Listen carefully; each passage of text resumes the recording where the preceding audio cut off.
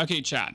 Let's begin. This is the first endgame day of the Sorc. So 7.5 hours was until level 100. We just got to 100. We obviously have our Harlequin Crest 8 times masterwork, but now we're going to first time be masterworking the pieces of gear that are all not something special. They're all kind of weird, but we're going to do the 4 times masterwork on all of them to push them a little bit further forward, right? To get some power boost. So at least the basic thing is done, right? On the boots, on everything. So just all of that and the chest too. And we're just feeling like a little bit more empowered. We already cleared a tier 61. So that was our first thing of the day was I wanted to get a tier 61 knocked out. And that worked quite well. So let's get warmed up and do another one. Chat said I need the attack speed potion. So we're going to take that. And see where that truly leads us today in terms of what can we do. Then we're going to be trying to kill more tormented bosses. The Uber bosses are obviously normal, and we want to kill Lilith. And I'm not sure what it will take for Frozen Orb to do that. I guess masterworking my weapon is the most mandatory thing, so we get like bonus so we get the bonus casting, because right now, correct, I just need my Frost Orb to essentially cast out more often. How I died because I'm a bot and didn't cooldown reduction enough. So we need to get to the point where what I wanted to say now.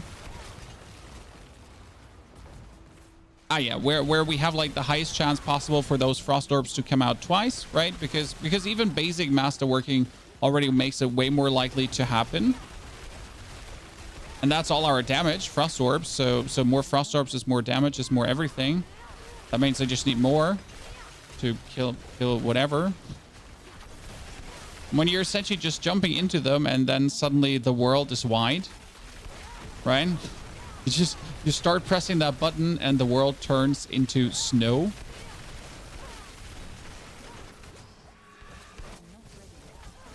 Oops. I guess we do need the chest augment, the chest thingy for damage reduction, because we're missing a chest aspect for damage reduction. I think that's another 20% when a conjuration is up. I think that's what it's called, right? So that one we're currently not having, because we gotta run Juggernaut for maximum armor. I'm not actually sure if we do have to run Juggernaut for maximum armor, but I just assume that I have to. Because I'm just used to that. You know what? I could probably run. I could run armor gems and a total armor roll. Okay, yeah, we could probably fix that relatively easy. Like if I go for armor gems and a total armor roll, then we should be done on that one. Yeah. Oh my god, good to see you there, brother.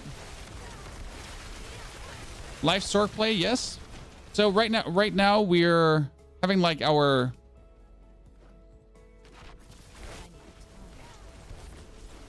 diamonds in, but we don't need diamonds because we have 1,500 in, right? So we're so heavily inted out that we're actually not in need of diamonds anymore. I guess we're gonna keep them out in a second. That should allow me to get the aspect. Maybe I gotta reroll until I'm hitting armor. That'd be a bit annoying, but we'll see. Yeah, Juggernaut is not... Obviously, Juggernaut will not be needed if I would get an armor roll on a piece of gear. That's like... My problem is my boots have, like, life per second or something, or my chest had life per second. So if I just get a single armor roll on gear, I would have it fixed already straight away. So that's like... It's not the problem. But I definitely need to get away from that because I feel like we're lacking a crucial piece of damage reduction that I would rather have.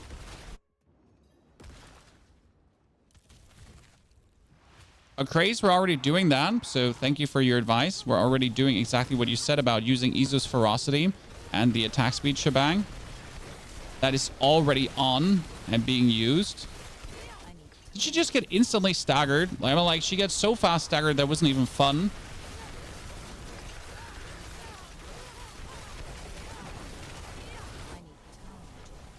Jesus Christ, that's going faster than yesterday with those, yeah. That's nice. That's nice. So I'm like, she just got eaten up. That's kind of good. Okay, Neil, what did you post me? Heard you like armor with some armor on top. Yeah, see that's like what we're looking for. Oh, Grace, no worries.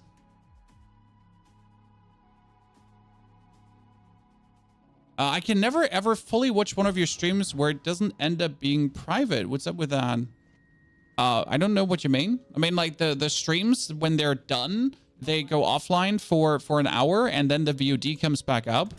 So that's kind of like how it works. But I'm like, they don't turn private and go away. I'm not sure what you're referring to. I think I want an offhand with cooldown reduction and crits, so we're gonna mambo gamble for focuses now. Yeah, these focuses ain't it. They don't have a greater affix. I don't want them. So right now, like essentially what we're gonna do is we're gonna masterwork the weapon 4 times, right? So that we get like just the chance to Frozen Orb up. That should inevitably just boost our damage, right? Okay, so this worked very well for the first 60 of the days, first 61. But let's put the armor thingies on. Maybe we can change something in the Paragon board too. Because if I'm looking currently at my bonus, we're currently, what is this? 36% over, right? I'm at 36% over any kind of resistance. It's like, okay, might as well just yoink them out because we're still 18.4% over any resistance. That gives me the chance to slam in skulls. So we're going to make 3 skulls. Problem is, even with these 3 skulls, if I now remove the Juggernaut, I would be at 6,000 armor. So if I now get rid of this, I'm at 6,000 armor. So that wouldn't be enough. And that's what I was saying. I either need on my chest an armor roll, and currently I have like 2 ranks and teleport on there. But I've been trying to get the armor, and he's not just giving me any armor. I'm being robbed here. Like, see, but there's armor. Good. As you can see, I am being robbed here, chat. Okay, listen. Robbery.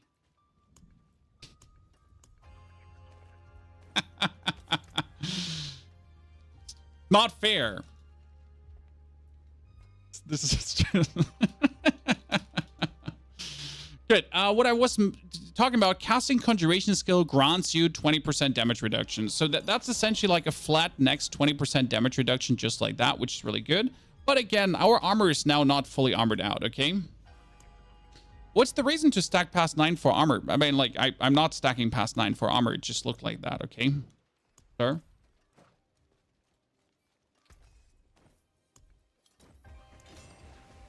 Here, can you hit the armor, Masterwork? No, well, I'm not sure if that lucky hit chance 31.5% to do things is anything I actually want. Just saying, sir. Okay, so my feeling right now is that I'm missing 1,000 armor, and it should make me like super squishy. But I'm unwilling to reroll my boots until, like, I mean, technically, in order to just make sure that I get the armor, I should reroll this intelligence now until I actually hit armor too. But for some reason, as you notice,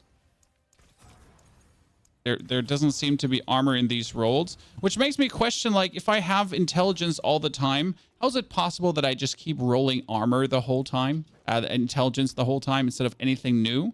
So we did a 61. Let's do a 69 because why not? Oh, we need more materials.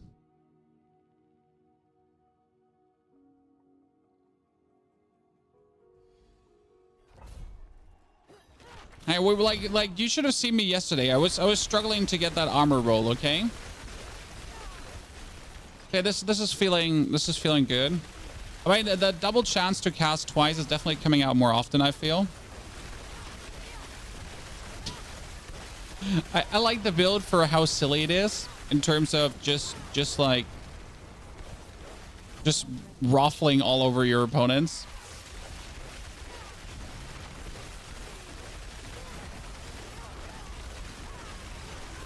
My only complaint would be I see shit. Absolutely nothing. I don't know what's going on, right? I don't know if my opponents are using an ability. I don't know if anyone is pulling out a gun to like shoot at me or whatever. No vision. It's like Dust Devil Barbarian, just without Dust Devils.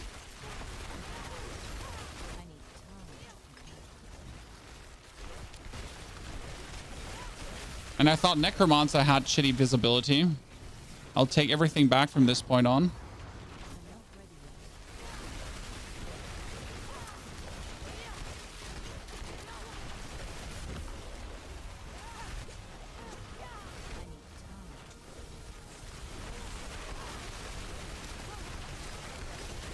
Okay, everything dead. You suck.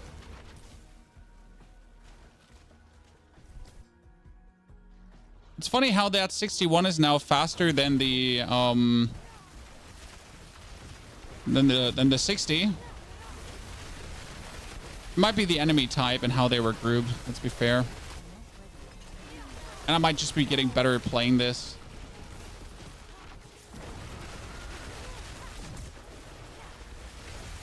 Slowly. Especially if I'm not dying. That helps. Okay, so someone said that after 65, I'm not going to be able to do anything anymore. So in my comments, I said, like, I beat a 61 with a fresh 100 character. And someone said, yeah, haha, you're not going to be able to do a 65 plus. That were his words.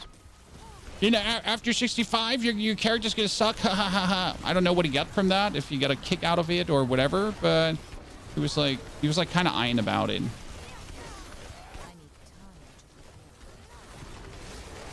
This seemed like bro was wrong. Like, the amount of stagger we're dealing is quite something. We'll say it.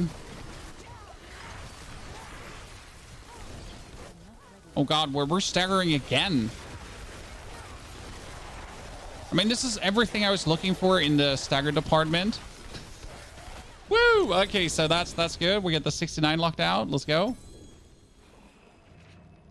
Stagger's growing so fast. So why is Stagger growing so fast? It's all the Frost Orbs. They chill, right?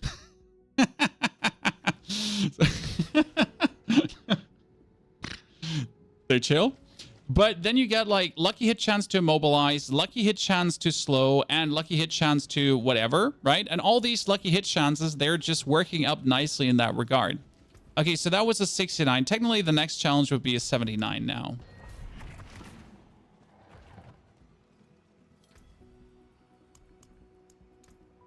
Let's take more Ingolith, and we're going to use the Ingolith to essentially masterwork our weapons further. Because again, that's where the main improvement comes in, right? Frozen Orb chance just goes higher. Every percentage is good.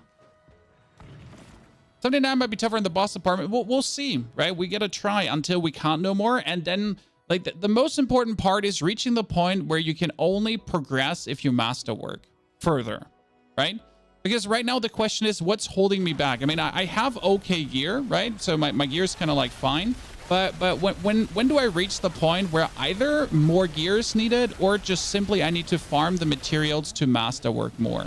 And that's like the point we're trying to find right now. I mean, I'm already noticing how the common rabble here is not dying instantly anymore.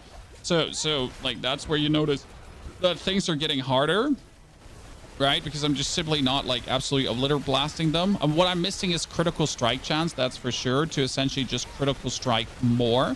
Because if I would crit strike more, that's more DPS, simple as it is. So that's something missing, and I'm definitely missing attack speed. So these are like two factors that are holding me back essentially, because my mana department is good, right? I would just have to cast more. Oops, I don't know what I died to. I just have to cast more in the attack speed, and then I just have to make sure that I also crit more potentially to just do more damage.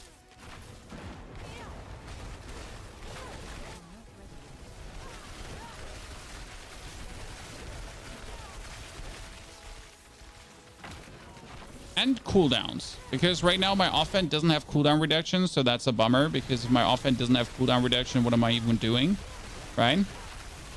Since you kind of want to have like your cooldowns always that far up. Also, how are you getting this much cooldown reductions has to do with ice blades, because ice blades are hitting vulnerable enemies, and if ice blades are hitting vulnerable enemies, then I get global cooldown reduction, or there's a chance for global cooldown reduction.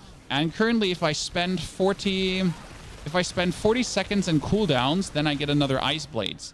So I'm essentially making ice blades, and I'm making more ice blades, and these ice blades are hitting, and then and that's kind of like how you're stacking ice blades up to essentially do you good.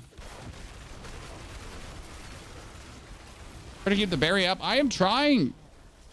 Tell that my cooldowns.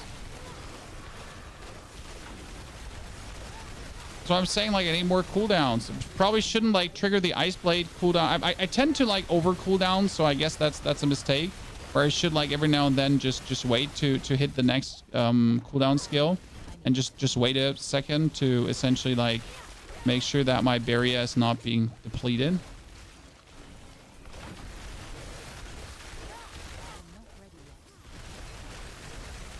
I'm not sure about that rotation yet, so it's something for me to still improve on a gameplay perspective, because right, I don't simply know what you should do. If I should like proc my Ice Blades straight after I already proc my Ice Armor, if I should proc my Ice Armor whenever it's up, right?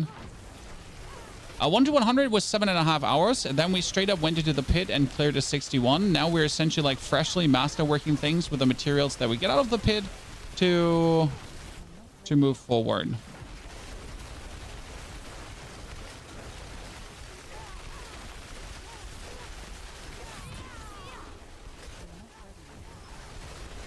Biggest problem is we need to essentially make sure that our Fractured Winter Glass is masterworked as good as possible, because the Fractured Winter Glass essentially has to hit the Conjuration Mastery one single time with the Masterwork to actually get a bonus rank, and if it's not getting a bonus rank, that would be a failure on that item.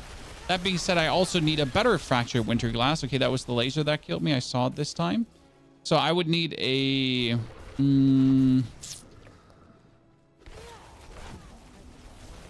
I would need a better Fractured Winter Glass, so that's kind of like on my top priority to farm, because my Fractured Winter Glass that I have is like okay, but that's about it. Right? It's not a great one. But it has the Conjuration Mastery rank, so that's nice. We died 2 times due to not like rotating our rotations good enough, I guess. But I'm not sure. But we also lack, you know, we're not lacking the armor. I thought we were still lacking armor.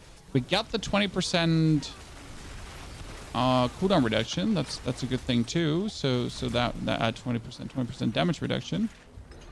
We gotta see where we're like lacking in the survivability department. I think it's mostly like gameplay at this point. You know, that I just stink with Sorc yet.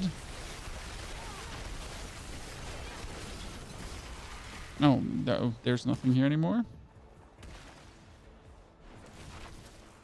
Hive Master.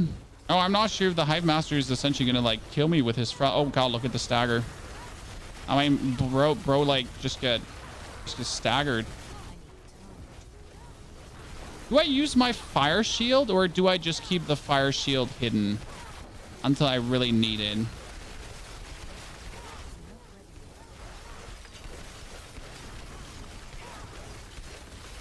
I'm gonna have my other cooldown, so I don't actually need the fire shield here right now. So I guess I'll just use it when I really have to use it.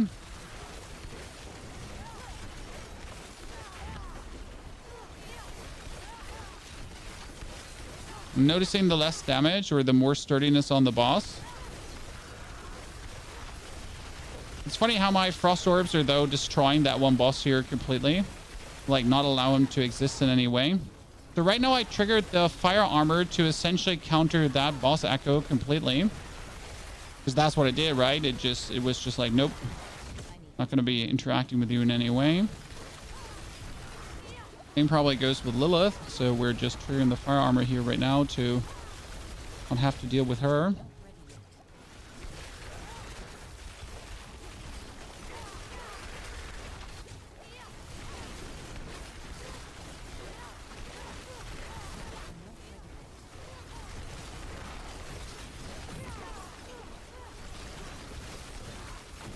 What are we doing? Oh, we're just spamming all our skills. If I'm honest with you, I'm just essentially spamming 2, 3, 4, 5, 2, 3, 2, 3, 4, 5, 2, 2, 2, 2, 2, 2, 3, 3, 3, 3, 4, 4, 4, 5, 2, 3, 4, 5, 2, 3, 4, 5, 2, 3, 4, 5, 4, 4, 4, 4. So that's kind of like what I'm doing. In case you actually wonder. I'm just ruffling my fingers. It's like playing keyboard. Just like the hardcore version. Ladies and gentlemen, 79. Let's go. Feels good. You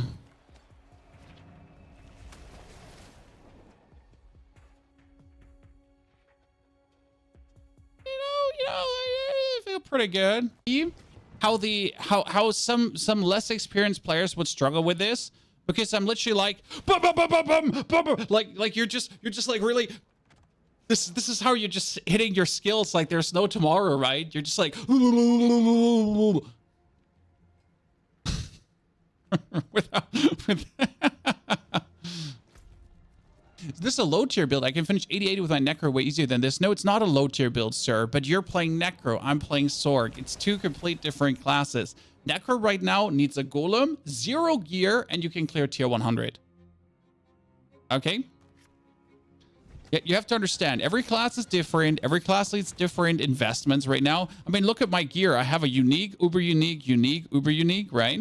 And I am able to do this with Frost Orbs. But you as the Necro, you essentially just need to be the Necro, and that's it. And you're already doing this. Right? Because you're the Necro, right? Are doing a bash build? We might be doing a bash build in the coming days, or Dust Devils. I haven't decided yet. Right now, I'm like more just having fun with the Sorc. So just enjoying myself, seeing how far I can push that. My goal today is killing tormented bosses. So I want to see what it takes for me to kill a tormented boss.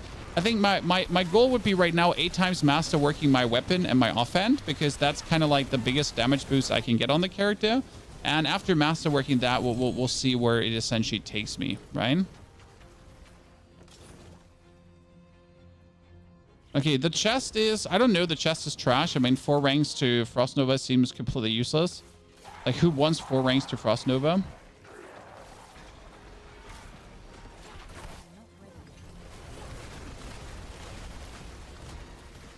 No one?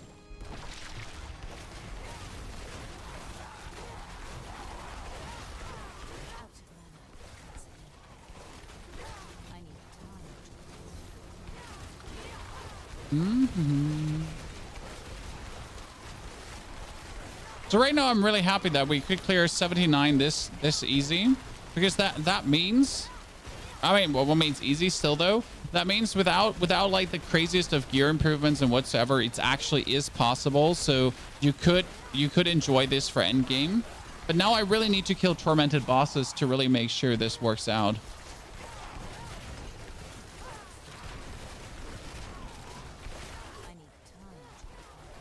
I keep the Frost Nova for a new build. I don't think any build like relies on Frost Nova at the point. Like, you know, the 4 ranks of Frost Nova don't do anything for you. Like, currently, the best way to stagger things and to apply stagger and vulnerable is just simply through other means. But it's also like with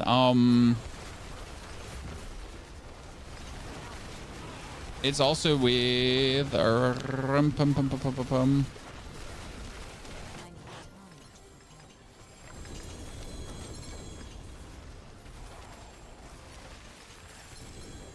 Come on, brain, say it, or I'm gonna punch you inside your brain. What did I need to do? Collect cinders. 250 cinders. So, where was I stuck?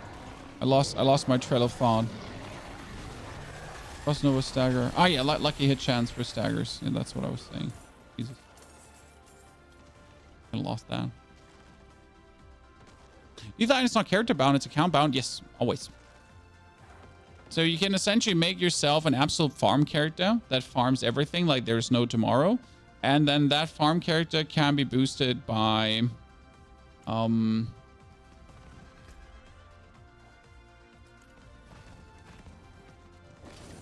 can be boosting all your other characters. That's what I'm technically doing. So if I need any pit materials, I will not play my Necro. I will always play my Rogue.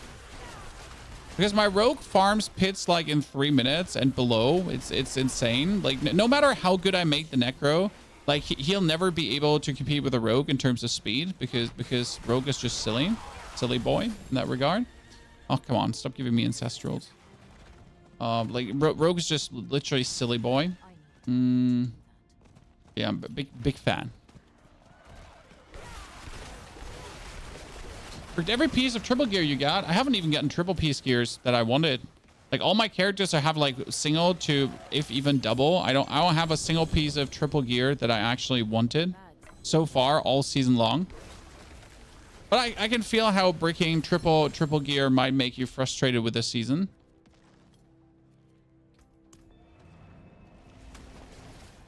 Which rogue build do you use for the pit? Heartseeker. I just uploaded a guide for it. So if you haven't seen it, it's like, it's the best build to solo everything. Because, so the thing you have to understand about my Heartseeker build right now is that I have trash gear. And what I mean trash gear is I have no greater affix attack speeds. I have no greater affix weapons with vulnerables or whatsoever. Like I've literally like the most basic billow gear possible on the rogue. And yet I'm able to farm like the pits 100s in 3 minutes and so on. Like despite not even having good gear. So that might, and Uber Lilith and tormented bosses and everything. And that might make you think, well, if your gear is already trash, right? And you're still able to do that, how would it look like if you actually had good gear? How do you deal with stash space running 3 classes?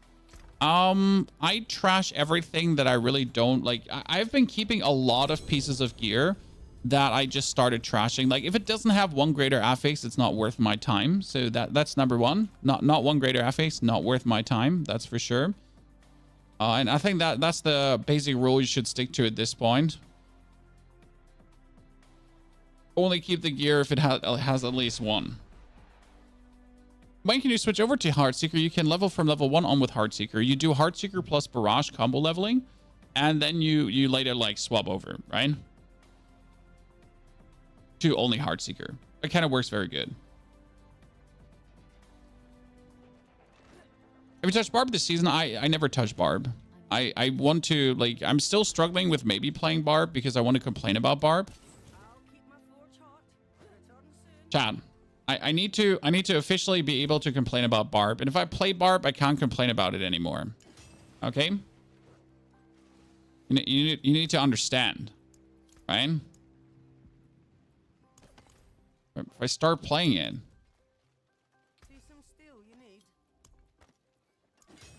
how am I going to complain about it? Okay, so we had this heavily worked up, so that's good. I mean, I guess my next rank would technically be getting Frozen Orb to 5.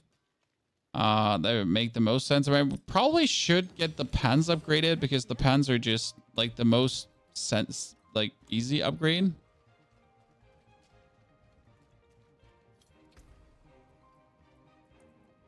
So another 79.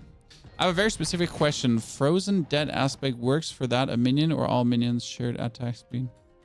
Which one is the Frozen? What? Magina? Which one is the Frozen Dead? Necro's very nice to need. Necro's so nice because you don't need to do anything for it. Right? Like, again, Necro with the most basic gear is... No, I don't know how she just booped me there with a 1 hit. So Necro with the most basic gear is powerful straight out of the house. And the better gear you get, the more powerful it gets. But that's already like you come out of the house swinging. Okay, sir. I'm not sure why we're suddenly so squishy in comparison to just the first time we did this. What's hitting me that's just like killing me there straight away? So yeah, Necro like out of the house is like extremely powerful. And the Golem makes it like so much easier, especially since you technically don't really have to look that much for survivability, because like if you're playing the Sorc here right now, correct? I need to have a certain level of gear because I'm essentially like going into the opponents. Also, ow, these wolves feel bad. I don't want to kill the wolves again.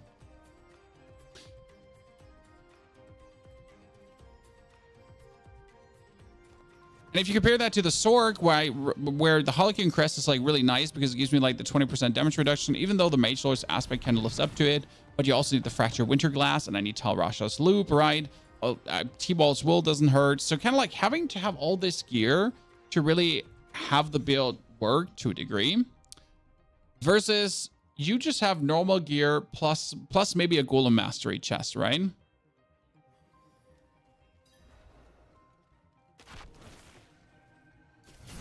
The best Necro build with a 2 billion budget to build it, you just literally need a Golem Mastery chest and an amulet with what was it called again? Golem Mastery chest and an amulet with the Commander Respect Hellbent. If you have that, you're good to go. So if you find that cheap, that's nice. I mean, you don't even need to have them greater affix or whatsoever, right? I mean, literally a normal Golem Mastery chest is already everything you could be asking for. Like, these wolves were so weird where this one, like, doesn't one-hit you right now straight away. That wolf just looked at me and I died. Why ever that is.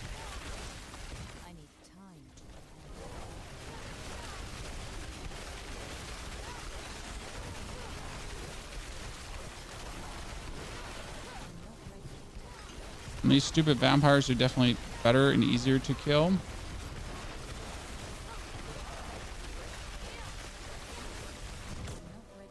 Apart from the snakes.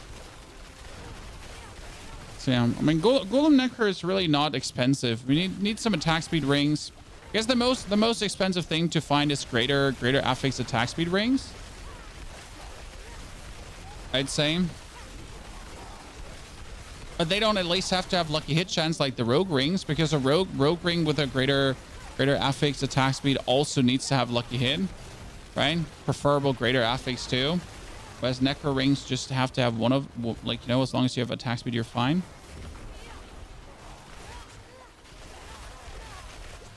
And one thing I do forget to use with my Sorc is potions, because I'm like so reliant on my Barrier that I don't even look at the potion. Now, I did see someone actually going for a masterwork on heal. So he went for like a 5% chance to heal, and I kind of like that one. It was so funny because, like, you know, you do the barrier all the time and then you have like the very slim % chance to actually heal. And it kind of worked out.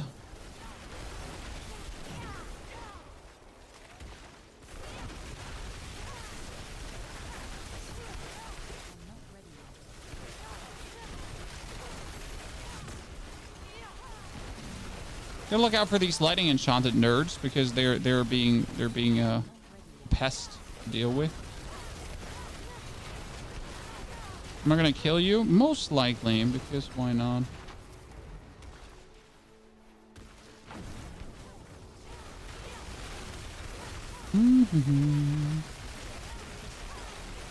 Oh, that's triple frozen.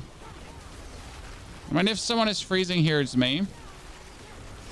That's for sure. This is definitely not a chill play style, that's for sure. Because if you're not keeping like your barrier up, you kind of suck. So would I even recommend the Sorc, right, to be played? Jesus, Sorc is very busy. I thought my rogue was busy, but my rogue ain't busy at all. Like seriously, if you're not face ruffling, like if you're not popping your cooldowns all the time, you're essentially not keeping your barrier up. And if you're not keeping your barrier up, you die. Sorc is really not for the faint of heart. No clue why so many people enjoy playing Sorc. This is very active, right? I mean, with a rogue, I essentially use my cooldowns, sure, but I mostly just hold down right click and that's it. And I mean, don't get me started about the necro, where you're essentially just holding down 1 and then you press 2 in between and then you hold down the right click too. Right? When in comparison, my rogue, my necro does nothing. Very sedate gameplay. We're playing this and it's like ultra ADHD needed.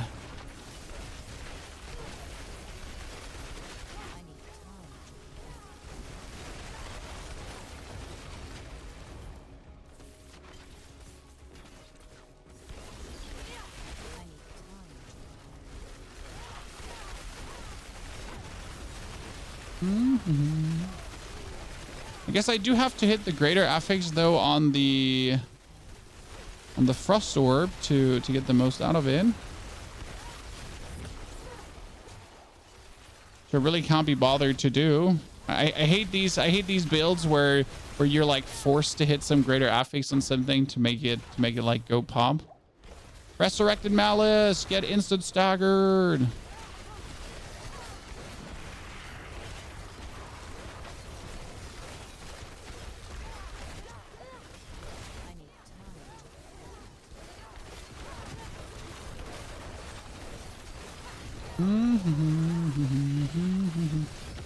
Why do we also stand close? Because my frost armor actually periodically chills, and the periodically chilling from the frost armor essentially leads up to even more stagger. So I kind of like even have to stand close because I want to get like the most amount of stagger possible, since staggered opponents just take more damage from all kind of things, right? I mean, we almost have him staggered again, which is kind of like funny.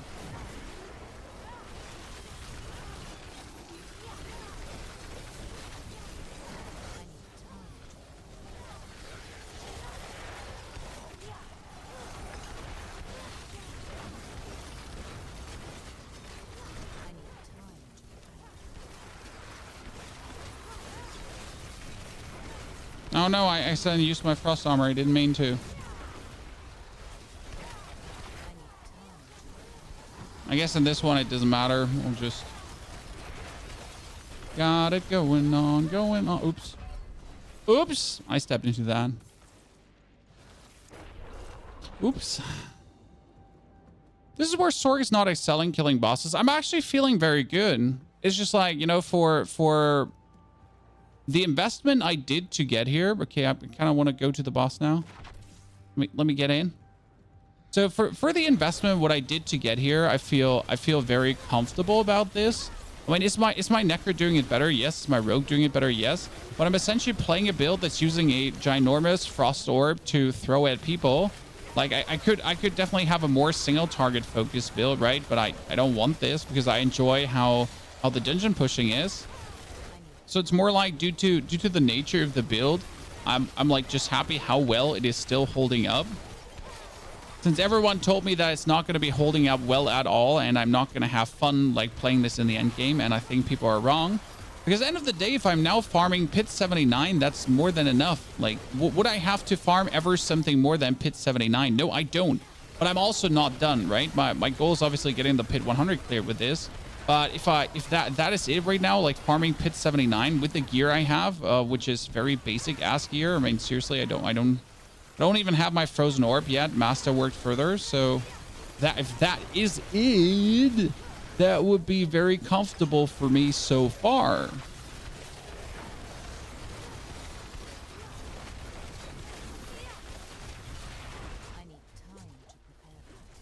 I mean, it's not like this is horrible, right? It's working. You're having your good time. You're blasting your opponents into pieces. And there's still a greater ceiling to aim for. I think that's the more interesting part. Like we're not at the top of the food chain yet, right? We're not done yet. When I don't even have my fractured winter glass yet updated to essentially get more ranks into the conjuration, which is a lot of my damage. So ta-da, and done. But the question rather is, can I kill a tormented now?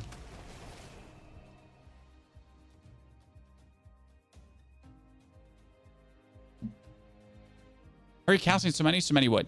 So many ice orbs? I'm spamming. I'm hitting my head against the keyboard, or I'm not sure what you're asking.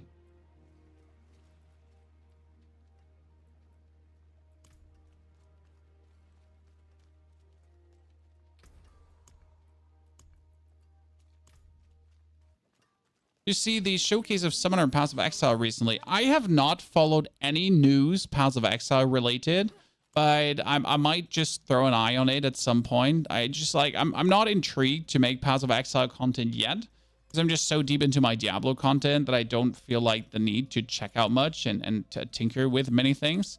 Okay, we would need essentially another 2 levels on this to make it more powerful. We need to get this one up to make it more powerful, because there would be better damage. I mean, currently I just probably want this just masterwork to the max. Don't see a reason to not masterwork that one. And what we have to do on this item, though, is we have to reroll the damage it has into... we want critical damage or vulnerable damage. Technically, we want vulnerable damage, right? We'll take the crit damage. So how am I putting out so many ice orbs? So we have double cast, and kind of high rolled, so 20% and 20%, so almost 50%. Then we have the fractured winter glass at a 40%. Casting Frozen Orb has a 40% chance, so that's important that you actually have this at a high chance. What we could do now is we could try to beat a tormented Lord Zur, so I need Stygian stones for that. Give me a second. We could try to kill a tormented Zur. Neil, I'm gonna have to try to kill it first alone, but if I don't manage to, you can instantly join. Because Neil needs tormented Zur as well.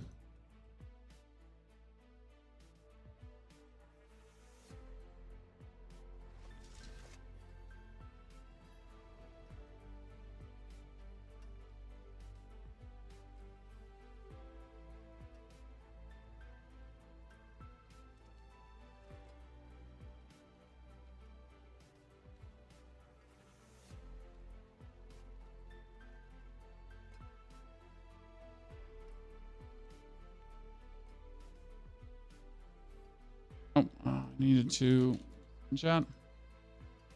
A tiny oopsie here. Still haven't updated that one. Oopsie.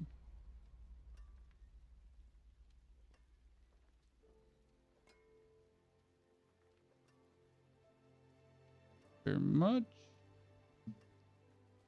Where's my tormented? Here we get some Stygians, so we get some more blood. I mean, you notice I have everything.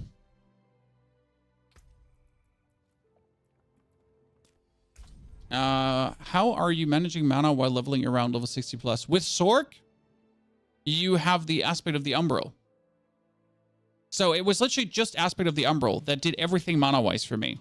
Like you're going here, and Umbral aspect gives you mana for crowd controlling enemies. And if you like your thingy chills everything, so that's crowd control. Your ice armor chilled, so that's crowd control. I don't know if these are actually chilling. No, they're just making vulnerable. And then you could play Prodigy on top of that for the bonus mana as well. So that's kind of like how we keep everything under control.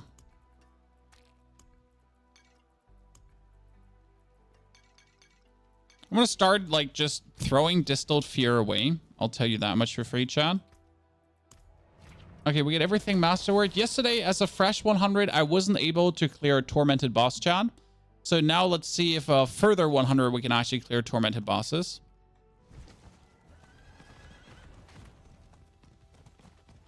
The biggest problem with Diablo is they need to balance the leveling process with abilities. I feel you should be able to pick something and run with all the way. I feel like you improve as you go. I mean, as a Heartseeker Rogue, you can do that. I don't think there is any balancing level progress needed. I can start as a Heartseeker Rogue and I can end as a Heartseeker Rogue. I can start as a Golem Necro. I can end as a Golem Necro. I mean, I started as a Frozen Orb. I can end as a Frozen Orb.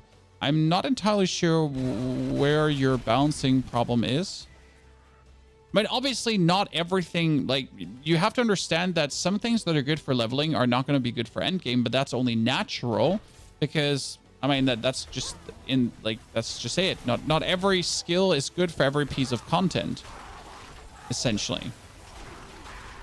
And for example, Blood Surge is good for killing masses of enemies, but it's not good for bossing. And if you're then somewhere where bosses have a lot of HP, then surprisingly it's bad. Correct?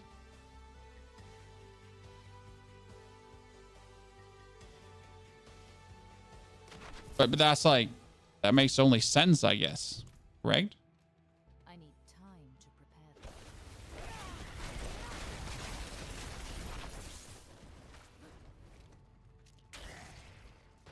Are you doing? I'm very well, thank you for asking. I mean, today I got a full day of stream ahead of me with some video editing in the evening, some thumbnailing too, while Christina's sister takes care of the children, so that's kind of good. Let's see, a Tormented Boss, Chad. After we masterworked a little bit, so we get our weapons up, we don't have them the way I wanted them to yet. Let's see if we can take down the Tormented Boss ourselves now, or if we still need help. That's the thing. Yesterday we couldn't kill a Tormented Boss. And if Frozen Orb cannot do it easy, then I'm just kind of sad. I mean, we know a Tormented Boss has like, what, 2 billion HP, so that's kind of like what you need to be able to overcome. And right now my Frozen Orbs are doing, what, millions of damage? So it's kind of like, this is gonna take a while. That's why you need more attack speed, I guess, because if you're only doing millions of damage, how are you going to overcome billions of HP? Right? You definitely need to look out to not get hit that much, because at some point, like, his damage is going to be multiplicative stacking, like, too hard, I guess.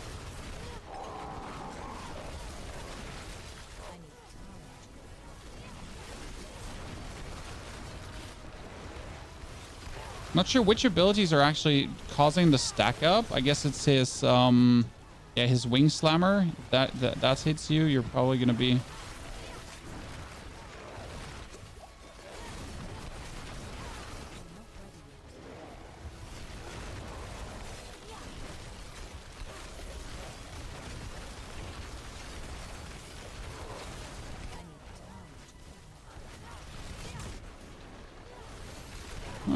This falls like under the probably possible to do department, but doesn't feel good.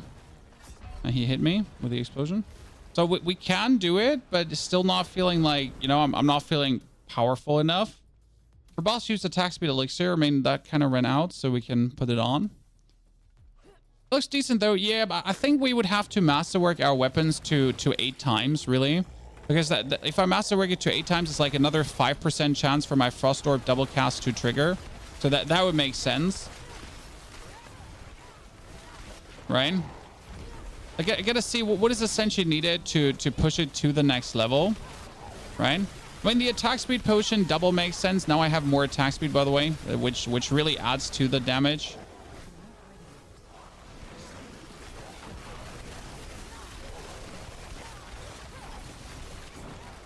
And also, if we're not getting hit by his cleave, then we're not taking the damage multipliers, so that's good. We get staggered again. That was really quick. That's the bonus lucky hit, by the way. See, if we're not getting hit by that cleave, then we're not suffering from like what he could do to us. You need to really make sure, because else all the damage like multiplies upwards, right? And that's going to sting.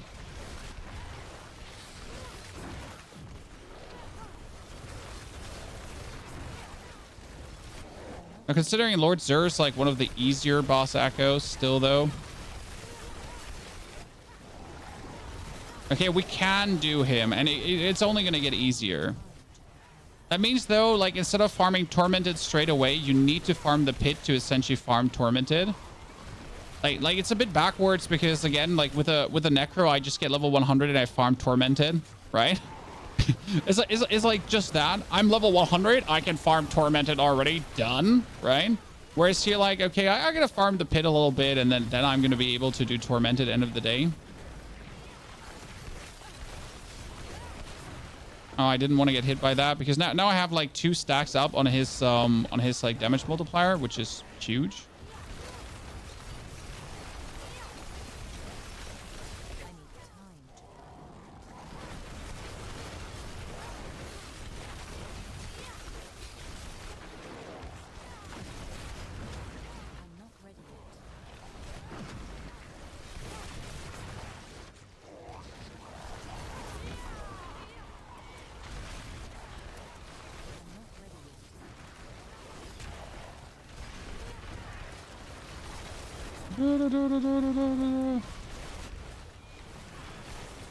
Okay, can we be happy about this, chat? Well, what do you think? Is this fine? Like, is this like enough to be like content with for now, that we at least are able to do it?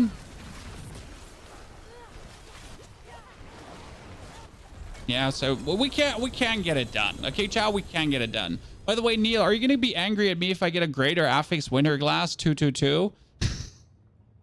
On my first Zur kill? Are you going to punch me in the throat? Because Neil's going to punch me in the throat. If this is a greater affix winter, he's just going to like straight up virtually abuse me. Yeah, it's gonna, we can't be friends anymore after this. So let's hope this is not a winter glass, chat. He's going to be mad at me for sure. I owe Neil a lot of Zurs though. So that's a winter glass, chat. Oh no! Oh no! So what do we want? Greater affixed? Actually, it doesn't matter what gets greater affixed. All is kind of like good. I guess you want greater affixed on the Conjuration Mastery. Don't be mad at me, chat. Okay, please. Are you using Hydras for your burning? Hydras are being triggered by the winter glass, and I'm burning people with my flame shield. That will then trigger Isu's ferocity, and then I get 50% attack speed bonus. Okay. Well, see, I'm robbed, chat, because Conjuration Mastery only 1 rank, and that's horrible. Right? This is actually horrible. So we're lucky because this is a terrible one. Like, it's actually like straight up for the vendor. But since someone in chat might need it at some point, I'll probably just keep it for the time being. That's actually a good razor plate. I'm gonna have to have that with me. I don't care about Ian's blessing. Ian's blessing can eat my booty hole. The rest can go to hell. That means, though, I have killed the Tormented Zur now. So, Neil, if you want to, I can invite you for another Zur. Just sell it instead. Yeah, probably someone is probably going to buy in.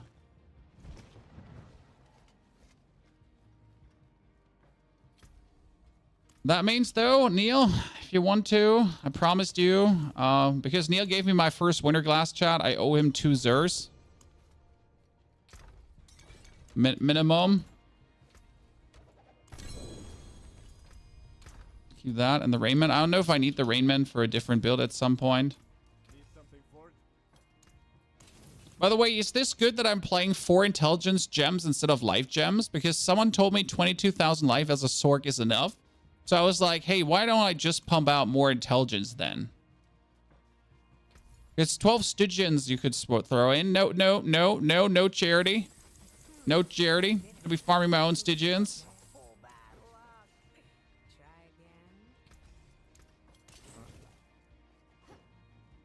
And yeah, let's reset the mother trucker. I got 13k HP. Yeah, but you're too extreme, Neil. I need my 22k HP at least, or I'm gonna be sad. I do acknowledge that it's all about resource reduction resource cooldown reduction end of the day. So the more cooldown reduction you have, the better it is, the easier it is. Just a quick question. In the build guide, you allocated Ver. Are you using Ezos? So there's, like, in the build guide, I allocated Ver's Mastery because there are 2 versions of this, okay? So there's the Ezos Ferocity version, which is using Ezos together with the Ancient Flame. Then you could play this with the Exhilarating aspect. If you play the Exhilarating aspect instead, you get less attack speed, but you could play Verse Mastery because Verse Mastery, as far as I'm aware, actually works with everything at this point and not just with shock skills. That being said, like right now I don't have a lot of attack speed, so I kind of need Ezos Ferocities for the attack speed. If you don't have Harlequin Crest, listen, if you don't have Harlequin Crest, then you're going to be playing the Mage Lord on the head. And the Mage Lord on the head is actually really nice because what does Mage Lord say? Mage Lord says, the Verse Mastery key passive also grants 9% damage reduction for each close enemy up to 27%. So if you actually play the Mage Lord aspect over the Harlequin Crest because you have a good helmet with greater affixes or whatsoever, you actually get more damage reduction. If you're not working on the perma uptime on the Flame Shield, you need HP. I don't even understand how to get the perma uptime on the Flame Shield. That's my thing, right? Like, I know you need cooldown reductions, so you need a very good Tarasha's Lube, and I think you need to masterwork the cooldown reduction on Tarasha's Lube. Then you need an offhand that has cooldown reduction too, right? That you masterwork that. The Harlequin Crest with cooldown reduction doesn't hurt, but it would be good, right? So I understand to some degree. I mean, currently we have 14 seconds and we have a 4-second uptime, so we're definitely not having it eternal. Yeah, I was like confused why you were a Chinese barbarian, but it seems like you're not. Hello, Shi, good to see you there. You need to max temper the duration as well. See, and that's what's never gonna happen. I mean, I don't even have max tempered my whatever, my Golem Mastery on my main necro. Correct? So I'm not even intending to get that up forever. I want to play, I want to play without losing my virginity, if that makes sense. I want to have some fun with the standard I can pull out with my minimal effort. Which boss drops a Winter Glass? Lord Zur can drop it. Okay, Neil, I got another 134 blood. I got quite some blood, but I only have 2 more stones after this. Okay, 2 Sorcs tried to kill Lord Zur, Chad. Two Frost Orb Sorcs tried to kill like the Vampire Lord. Let's see where that is going. Wow, he's staggering way less when you're with 2 people.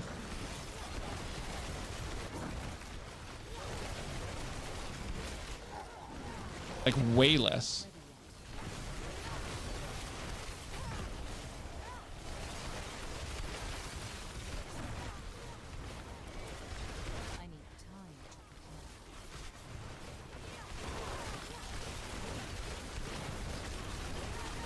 I like how you can literally though stay standing AFK without moving while spamming your skills. And if you then need to use your skills, okay, that was a really quick stagger. We're having like a surprisingly good progress going on. I was assuming this would go slower. Take this, Frozen Orb haters. Right, Chad? 2 Frozen Orb Sorcs meet up to beat Lord Zir's silly little ass. Let's go! Da da da da da da da da da.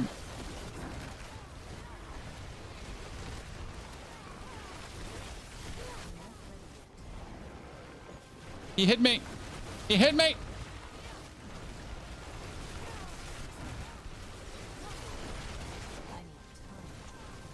He's on the ground. Beat him. Kick him in his wing, whatever, blah.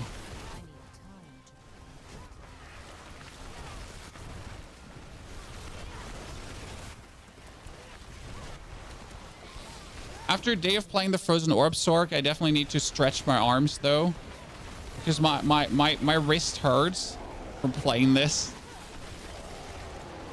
Definitely after you play this for a couple of hours, you're like, yeah, I know what I've been doing. I've been putting in the work, Chan. Aiming is kind of harsh.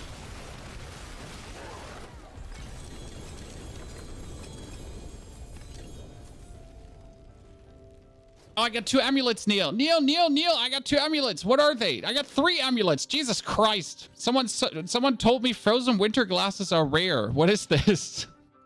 Neil, I got 3 amulets.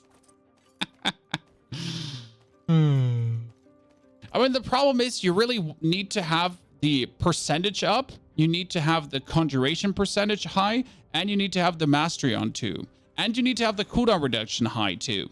Like right there, there's no opportunity to have anything of this low. It always needs to be like, this is conjuration mastery 1, it's trash. This is conjuration mastery 1, it's trash. This is melted heart of Selig, that's an uber unique, it's trash.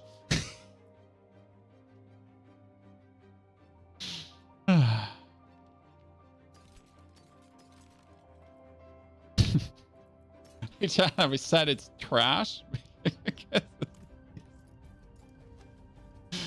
How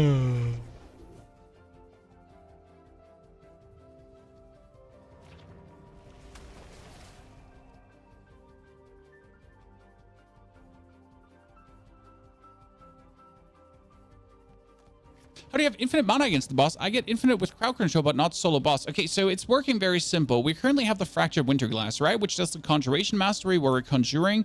As with every conjuration, we're getting mana regeneration, which leads to 8 to 10 conjurations for 100% mana regeneration. The interesting part is that we're currently having the Harlequin Crest. Harlequin Crest is resource generation as well, so we're getting a huge chunk of mana regeneration, plus we're at 18 currently because our boots are giving us 3 mana per second bonus. And then we have 30% mana regeneration, plus obviously like here, the resource generation bonus. Plus, we're running the Ring of Starless Skies, which reduces the resource cost of our Frozen Orb by 40%. A 40 mana, 40% reduction is quite cheap, right?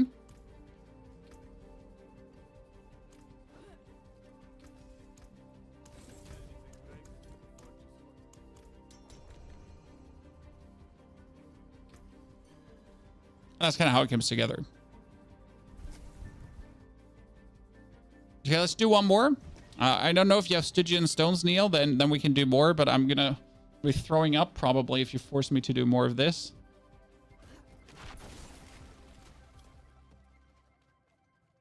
The sad part is, if I think about doing this with my rogue, right, I'll just go to the boss and 10 seconds later he's dead. And my rogue has worse gear than, I mean, my rogue has more masterwork gear, but the gear in total is worse than what my Sorc has. Right? I'll just go there, 10 seconds later, boss dead, done. It's crazy.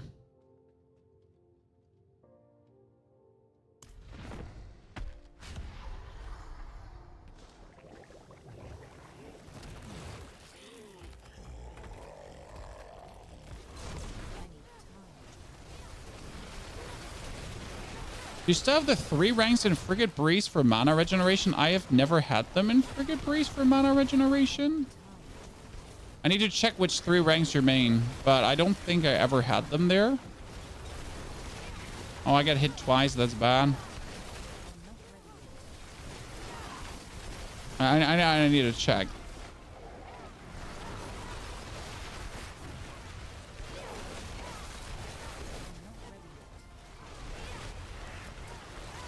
Can I hold down my 2 button and he just permacasts? He does, right?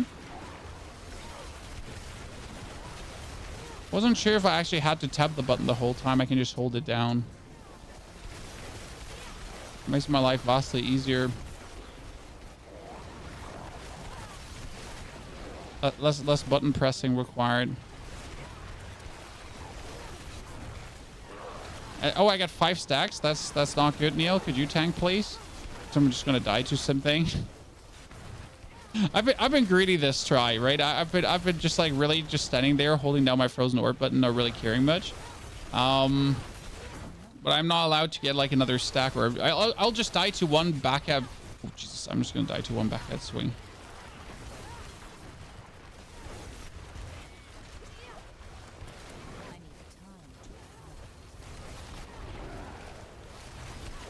Neil, where's the DPS? Neil, where's the DPS?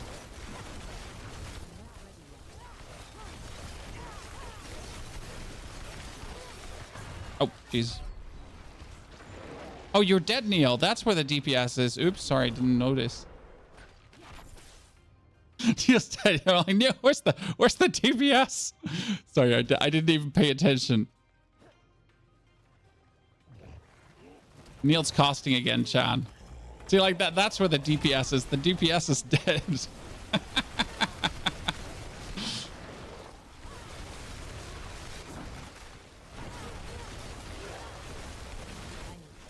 But at least I get my answer. But I was wondering, like, how is he not staggering like this time any quicker? Because he was like staggering so fast the last time, right? Like barely any staggers happening here, huh? Someone's slacking.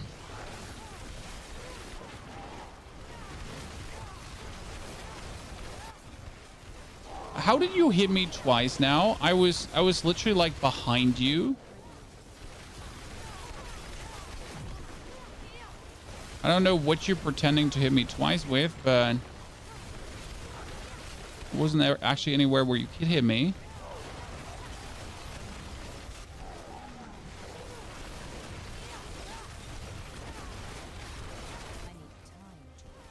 Mm-hmm.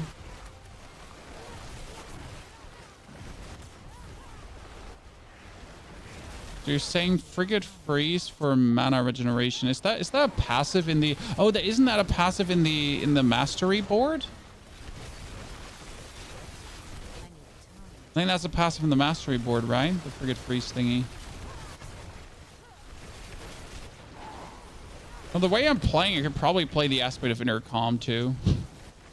Since my movement is just like non-existent. O'Neal, you turned him around. That's bad. I'm super dead. Oh, what? I'm inside of you. Robbery. Come on, Neil. Solo DPS. Solo DPS. Don't you rest me. You have 5 stacks? Honestly, I'm no wonder I have 5 stacks.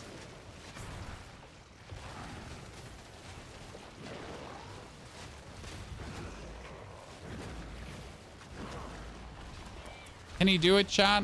Can Neil pull it off?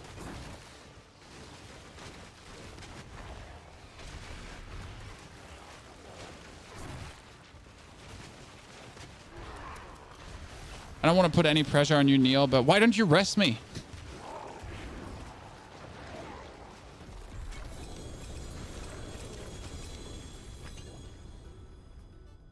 What's that frigate thingy you're talking about? Is it this one here? Icy Veil, Cold Front, Snap Freeze, no?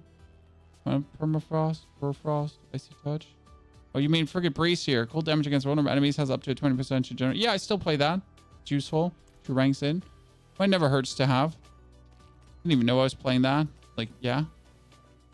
That's a lot of... Let's see what you get. Loop of the Expectant. No, that's Mexi. Int and vulnerable damage. I mean, yeah, that's pretty good. I like it. Let's see what we got here. We got a helmet with resistance. We got a dagger with damage that we don't want. We got Penitent Griefs that we really don't want. We get Yen's Blessing with a double greater affix. It feels like these are the worst things that Yen's Blessing could have. Like up to a 5% chance to restore resource and the damage reduction from close enemies. I know there are people that play Yen's Blessing. So I guess I'm going to try to sell that for I don't know when. Oh, that's critical strike damage and the chance to vulnerable. That would work on the That will work on the druid. I could probably sell this for a lot of money.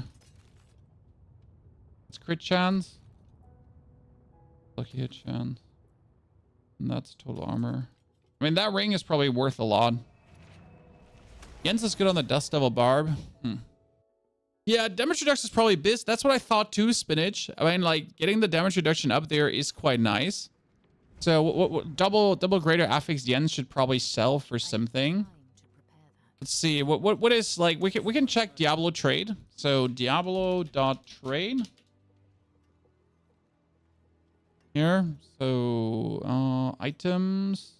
If the website is working, like, you never know. Filter. Equipment type. Foods.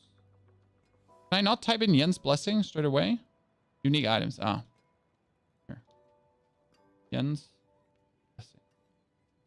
And we want... That's a triple Jens Blessing greater. Affixed. Without the damage reduction. Right? We are wanting to check filter, add a group.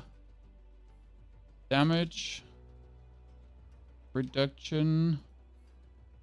Oh, it doesn't show on Jens Blessing. Okay, so we have damage reduction is offer. Damage reduction is 25 million. See, someone's selling it for 25. Nothing. Won't even get out of bed for 25 million. Damage reduction vulnerable for 500. So yeah, I won't even get bothered about that. All right, for 25 million, I'm not even stepping out of bed.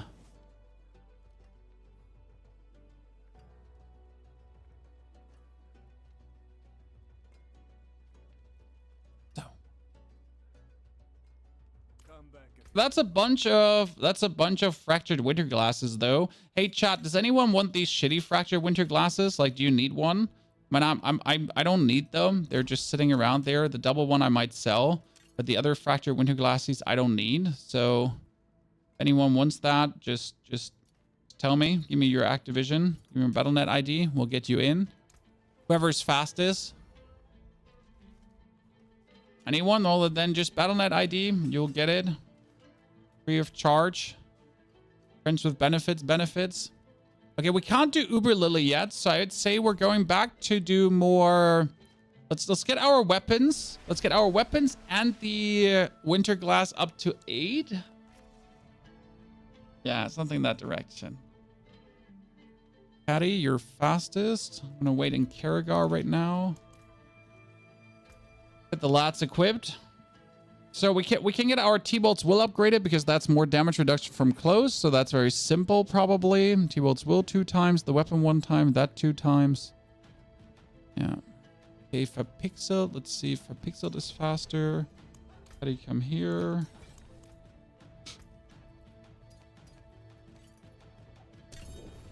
Fractured winter glass, fractured winter glass. I'm dancing around it. I'm dancing around it. Hello.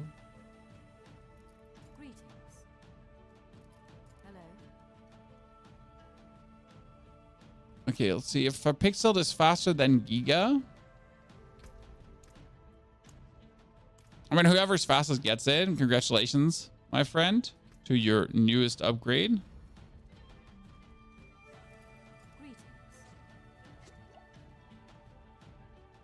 You have a pair of gloves for Frost Orb. Yep, I picked up something nice. I actually did pick up something very nice that I should probably masterwork upwards now. Right? So that one is a no-brainer. It's like, yeah.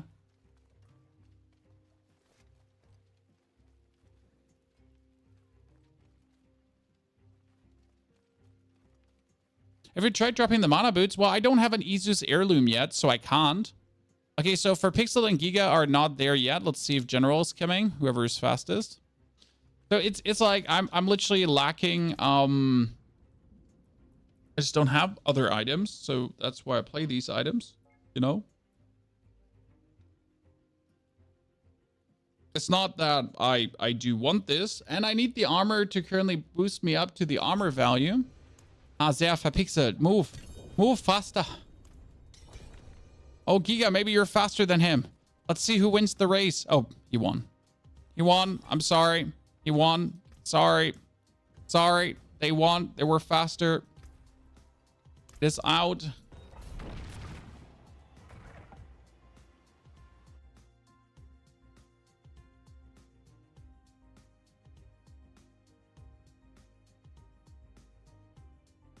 Is damage better for gloves or crit damage? I mean, technically crit damage wins, but on your gloves you want attack speed and Frozen Orb.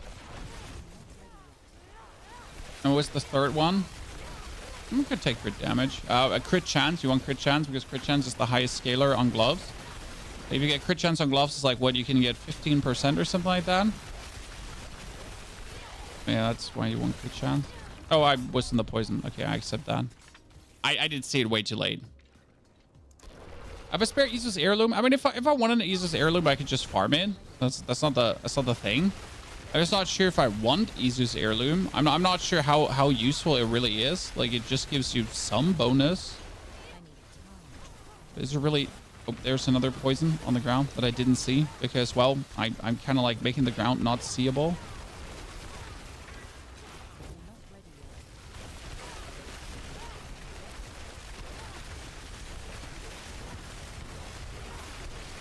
And Izu's heirloom seems so weirdly not good.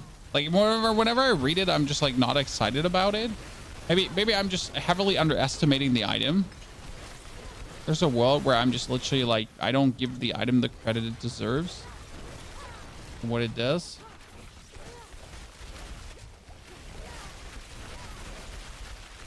Right?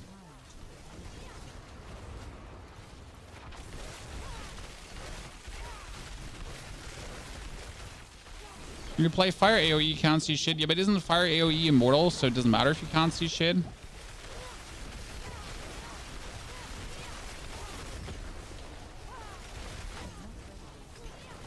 When you get the right things.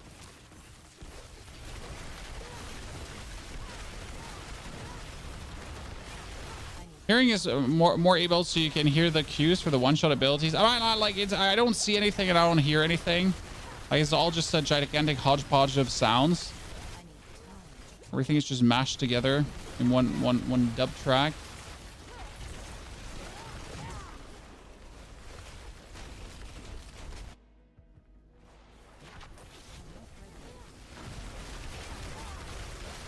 Meteor build. See, like, meteor build is like really cute, and I kind of like the idea of a meteor build. I don't know what killed me.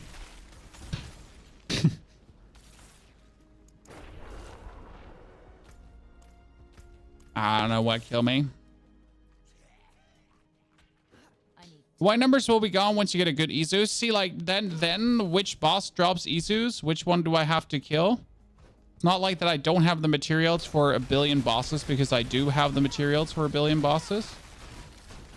I mean, seriously, I have like any boss you could imagine. I get the mats because I don't use them. Like, I personally don't actually do much of these bosses unless they're tormented for content reasons.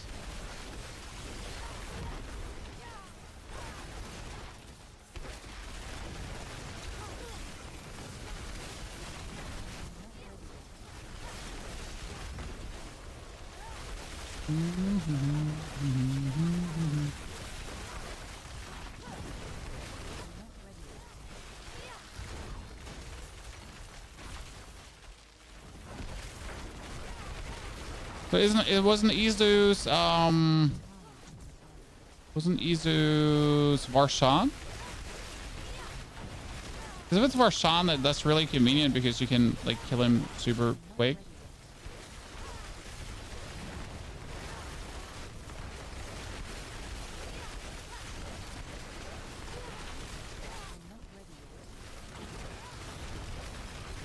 That's Varshan. Well, then we can kill a bunch of them.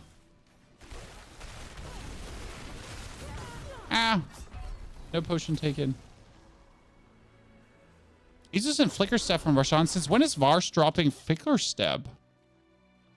Flicker Step was a Duriel thingy. Did they change that? It was such a Duriel thingy that like, since when?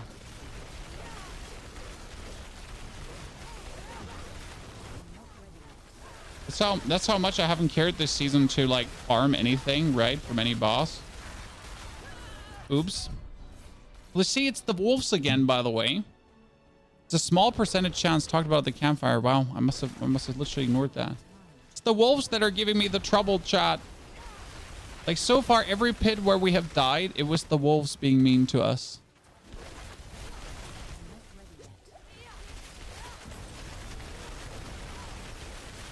We don't like you, wolves. That's why we tried to kill you. See, that kill me again. They hate me because they ain't me. Feeling the pressure. Seriously. Ow. Oh, ow. Again. Again, see? I guess then let me just get the Isu's boots, Chad. Off we go. But then I need to get armor from somewhere.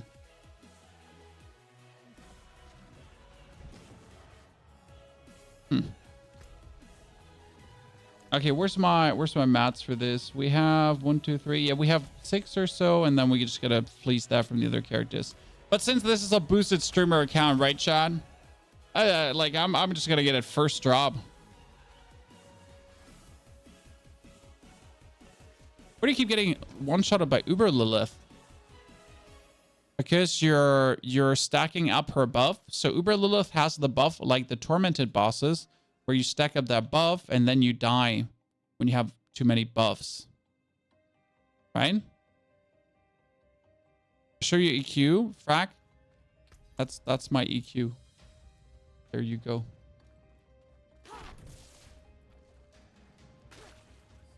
Double GA Isus to quad GA Isus incoming, obviously. Anything less is going to be disgusting. Sadly, we can't do him in Tormented because I don't have like any more Stygian stones.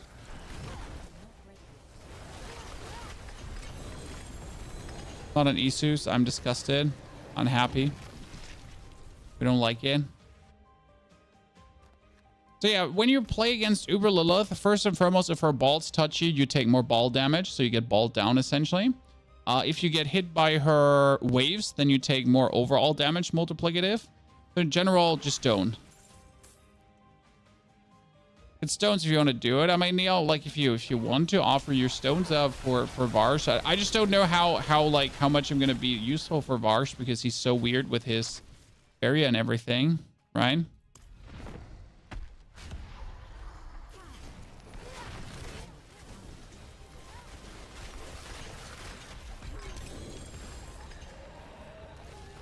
It's gonna take a while to get Isus. I could be getting another Tarashas though.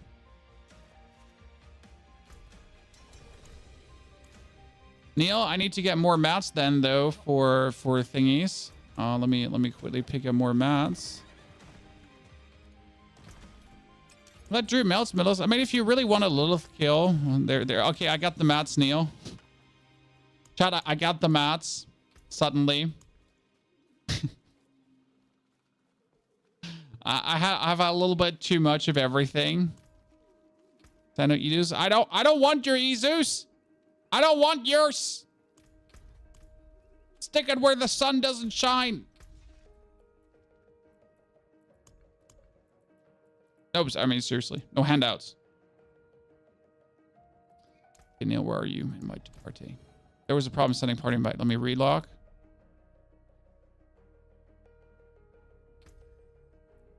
Don't get hit is really the strat with Lilith. I mean, or just burst her so hard that it doesn't matter. That's like the thing. Either don't get hit or just kill her so fast that it doesn't matter.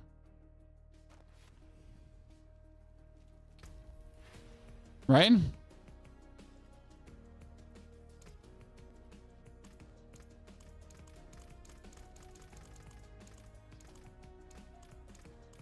Trying to invite Neil. I'm moving.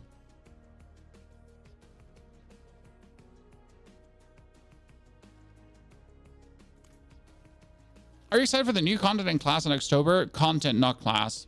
I mean, the class is like nice to have. Don't get me wrong, right? But the real thing I'm like excited for is just the new content, new endgame content, more Paragon boards, new skills, all that kind of stuff. Correct? That's like what I'm really looking forward to.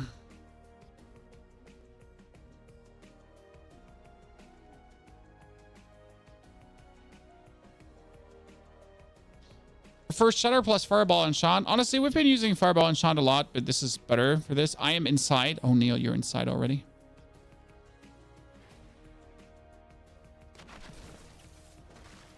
We're getting mercs, so that's also going to be intriguing or not. I mean, it's just like, what new possibilities do we have for builds, right? What can we change about builds? How can we have fun with builds? That kind of stuff. Okay, Neil, give me some stones here. I can't wear the other stuff anymore. Need to pick that up. Tormented Varsh. Let's see how Tormented Varsh turns out to be.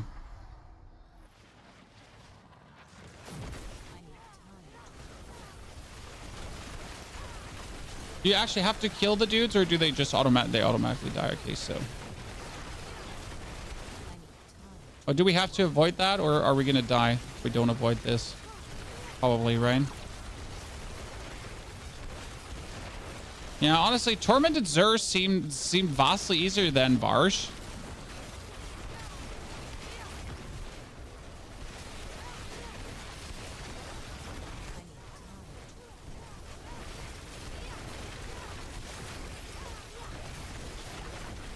Just saying.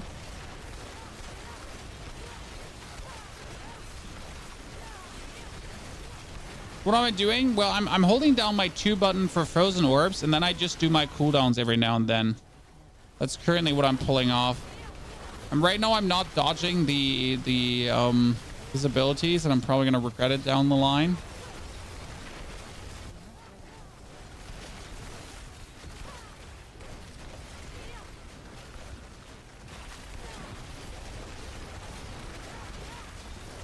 I'm essentially just I'm just essentially like hard holding down my 2 button. Finger on the button.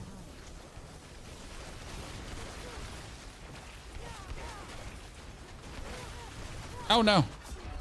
I walked in. Come on, Neil, you got this. You're the chosen one. But this time you should definitely rest me.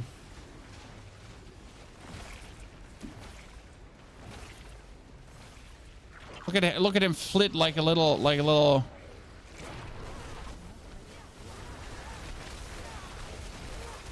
butterfly.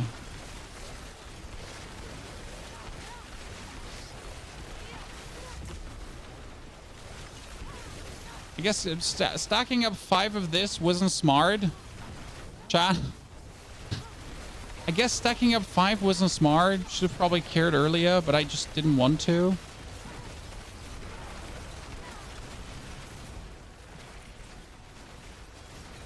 Right? Oh shit. Things you don't want to care about. Dodging.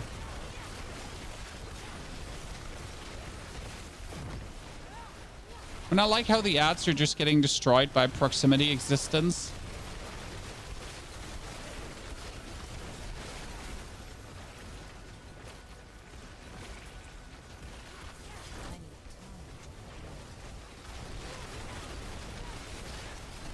Yeah, I'm not sure if in the time where we have done Tormented Xur right now, I could have done like, I could have done 5 Xurs too. 5 Xurs, 5 Varshans too, right?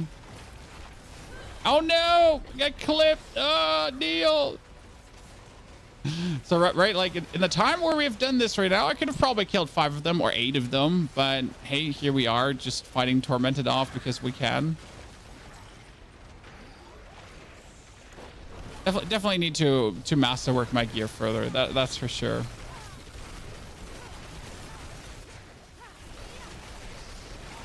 I guess you play Rogue this you play Sorc this season if you're looking for a challenge.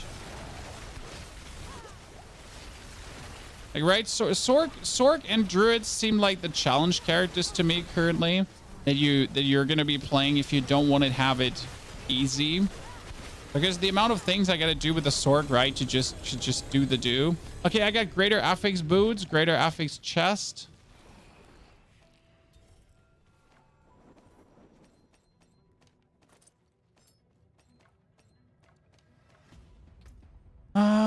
That's Izu's heirloom. 30/30 and mana cost reduction. That's actually really good. I kind of like this. And the movement speed is at an all-time high. Well, you know what? That's pretty good. And you got Tyrael's Might, Neil. Fantastic. Well, I guess we're done here. You can have your Stygians back. There you go.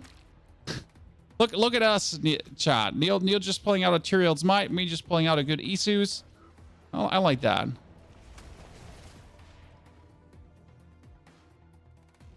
I mean, the fun part is the mana cost reduction, because now I get the mana cost reduction quite nice, even lower than before. But see, I'm not getting where Aegis is so good, because your critical strike chance is increased by 30% of your movement speed bonus, but my movement speed bonus isn't like really high, so it's like you're not really getting much out of it. I mean, that's a Raiment of the Infinite with a intelligence greater affix. That seems a little bit backwards and useless, but hey, maybe someone wants it.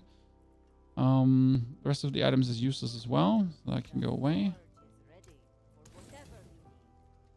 So we need Opticide to get this masterworked upwards. I guess the further I masterwork this upwards, the more crit chance you get. I guess you want to hit the movement. So you want to hit the movement speed with the upgrade, I would assume. Is that what you want? If you're masterworking it, you really want to hit the movement speed. Just dash and you have 200% movement speed. Ah, I see what you're saying. You have 8 grants bonus movement speed for 3 seconds, so to have that.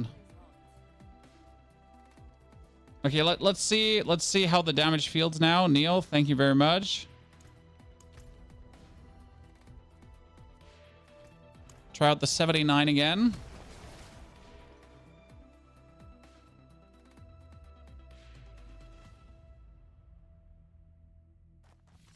Oh, did the Conjuration Mastery give us movement speed too? It did. I forgot. You're right. Huh. Interesting. I didn't actually think about that. That makes sense. I like that. That makes sense, because that actually does make sense.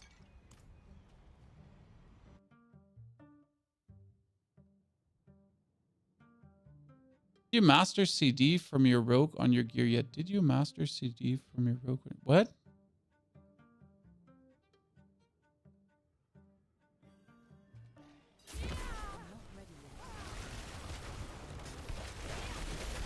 I might have underestimated Izu's heirloom. So you see, like, this is when like understanding meets or when theory meets reality, and you finally like start seeing the finer points. And that's why I always enjoy like leveling things up myself instead of just like merely theory crafting stuff, because then you get to this point where it's like, oh, it makes sense, and suddenly like it kind of becomes apparent, and you can explain this better to people. That's also why I level up all my characters myself without getting boosted, because you just simply reach a deeper level of understanding doing that, right? That you otherwise don't get. If you get all your characters boosted and you're kind of like, this is how it is on level 100. Nah, you need to go like through this like understanding arc where you're like, okay, sure, life makes sense suddenly, right? Things are good. And as chat said, I'm getting rid of the white numbers. Yes, I am. I'm only seeing yellow numbers. So it's only crits from that point on.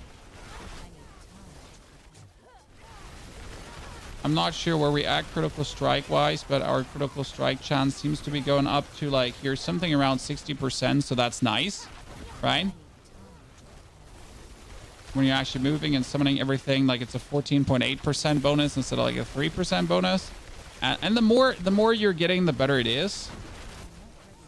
So it seems like an overall good buff, and I accept. I underestimated the item. I thought it was kind of like, you know, like why are people even playing it? Doesn't make sense. Well, I see it makes sense, like, right? I forget the Conjuration Mastery bonus, which makes it even more important now to masterwork Conjuration Mastery. You know what? I don't think about it, but now masterworking Conjuration Mastery on your amulet makes more sense than ever, because if you now get the Conjuration Mastery, then masterwork dub, then you're essentially like,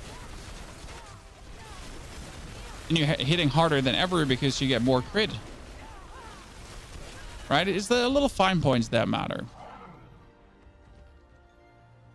The thing about Windshear Druid, I found the gameplay really boring.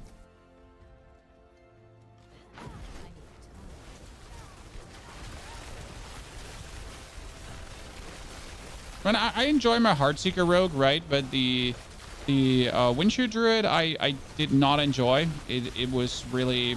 I mean, each to their own, obviously. Like, some people might find, like, spamming actual Frost Orbs kind of boring, right? I could totally see that, too. just like, well, only because some builds are strong doesn't make them fun to play. And the same kind of goes a little bit to Golem Necro. Golem Necro is not the most fun thing to play. Might have to turn numbers off for this build. Like, I actually had to turn numbers off for Golem Necro to kind of see things, right? And if I now consider, like, the amount of yellow I'm essentially summoning and I don't see, then that's kind of, like, apparent. The problem is, even if I see stuff, it's not like that I can react to it, right? Because the build kind of lives from just pushing as deep as possible into opponents and then just living inside of them. So if I, like, no matter if I see things or not, it's not like I can change the outcome of what I'm doing. I need to be inside my enemies to get the most out of it. We're 4 minutes in right now. Jeez, we're so much faster. Holy Christ, because of Isus. In terms of, like, of our killing speed in general right now, that's just like so much quicker. We're just pushing through.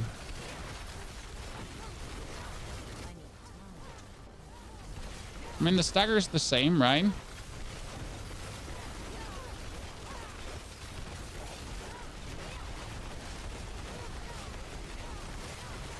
I'm not stopping to press the button. You can't make me. Oh no, I stood there. You can make me by hitting me. Okay, so for the Elias Echo, I want my Flame Shield, or do I want it for the... No, I want it for the Poop Ground, right? So in phase 2, for the Poop Ground, I essentially want my Elias Echo.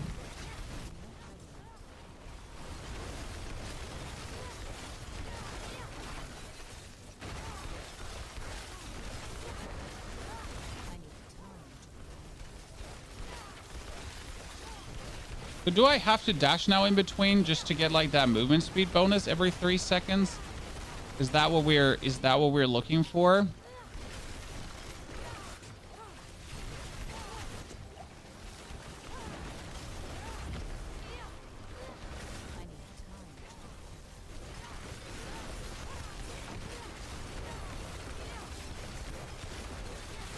I mean, it does make sense.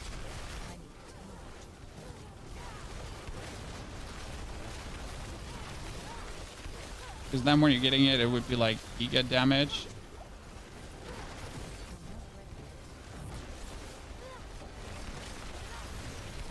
Dude, the damage is... Okay, I'm like... Jeez. Okay. I see. I underestimated Isus. Holy. That means we could try 79. Should we try it at 70, at 89? Should we try it at 89? Kelteras, when did you create the account? It's been a while. Oh, Kelteras, I can't check your account right now. How to get infinite mana? Well, so mana cost reduction, and Conjuration Mastery. The mana cost reduction here means that I'm essentially getting 12% and another 40%. So my orb just costs like way less. Correct? My orb costs nothing. Cast that for free. 79 is pretty low though. No, it's not. For Frozen Orb, freshly out of the run-of-the-mill, that's pretty insane. I'm really happy. So are we going to now reset the Fractured Winterglass until we get Conjuration Mastery straight away? Or are we happy having the cooldown reduction? That's the big question.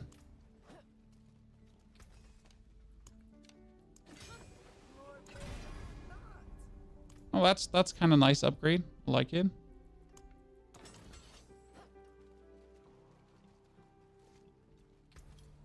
Yeah, you won 3 on the Conjuration Mastery at least. It's actually not at least. You can't go higher. Doesn't matter how hardcore you masterwork it. You can't go higher.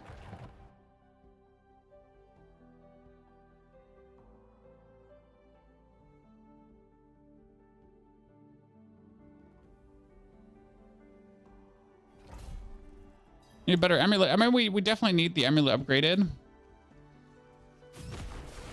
and we need a better version of the amulet because my lucky hit chances are not perfect on that one. Okay, this is an 89 right now. First time 89, ladies and gentlemen. Let's see how that feels. Oh, I'm stuck in a corner. Oh, you're a vampiric. That's kind of mean, and we don't appreciate it. So we're gonna shit on you. and your friends. This is a shitting party now. I can totally see how I just simply need a little bit more attack speed too, because we're still not running out of mana. That means we need more attack speed. So I like, how are we not running out of mana? It's essentially the whole mana cost reduction, right? Which is like a really big thing, but it's not actually that. It's also that we're in between using the teleport whenever it's available to get 50 mana back. Because whenever you get an unstoppable, you do actually get 50 mana back from T-Bolt's Will, and that's how you essentially like playing the whole thing. You're gonna be, you spam like all your abilities and you go crazy. By the way, let's actually turn off the damage numbers. Not sure what that's gonna do for us, but we'll see.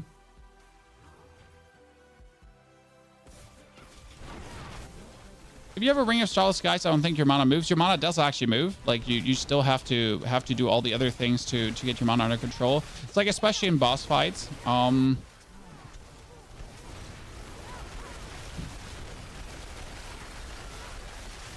You do every now and then have the moment where you're like, okay, cool.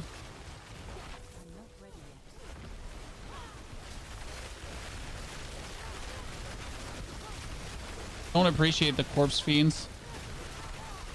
Like, I've never been a fan of the bloated corpses with like no class, to be honest.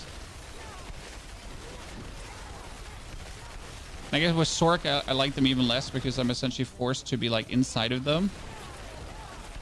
And they can do like a poison explosion while you're inside of them. I mean, finally we can see shit though, so this actually makes me happy right now. Because like turning off the damage numbers kind of fixed a little bit of the problem of not seeing things. Because of like the player outline I'm running, I think I have to change the color of my outline. What is a good contrast color to blue? It will probably be red, right? If I do the player outline, the enemy outline red, I might be able to see things a little bit easier. Probably red or orange, in that direction. Because I can see my own outline really good. Goodness Christ, the amount of melt we do now is nice. I guess the first thing I want to masterwork up is then Yen's Blessing too, like up to 8 instantly. Because if I'm getting like more crit with more movement speed, then I just want that like as high as possible, because it would be a stupid scaler that you can't say no to at any given point.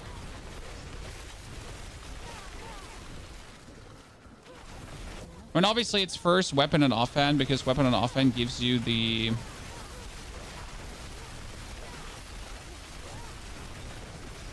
chance to cast Frozen Orb twice.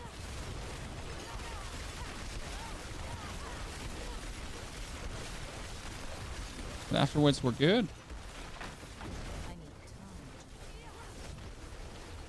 So that's quite interesting how fast like my fresh 100 character actually improves at this point. Like how we started with like this is going okay to like, oh yeah, let's go. I mean, still slower than the rogue, slower than the necro, but faster than the druid, chat. So my pulverized druid had technically better gear, I would say, than my Sorc, right? And the pulverized druid was not able to do what we're doing here right now by far.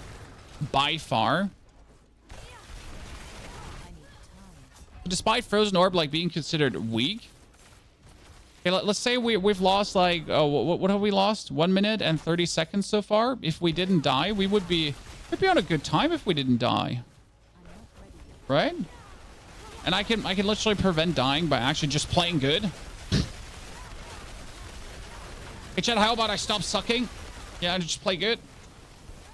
So I can prevent dying. There are actually hardcore players that play Sorc. I feel like this seems to be like a very like I wouldn't want to play hardcore with Sorc kind of thing. Wait till you play Whirlwind Barb. No, I'm not going to wait till I play Whirlwind Barb, because I have like no interest in playing Barb. Well, we all know Barb is silly OP. There's like nothing to witness there. Like, just like, you know, it's silly OP.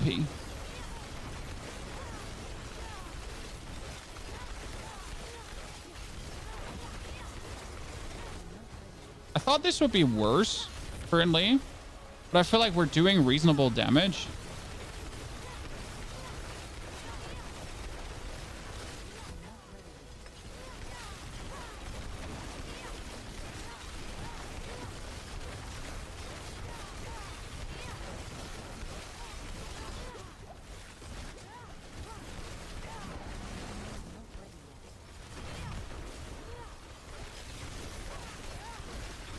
Right?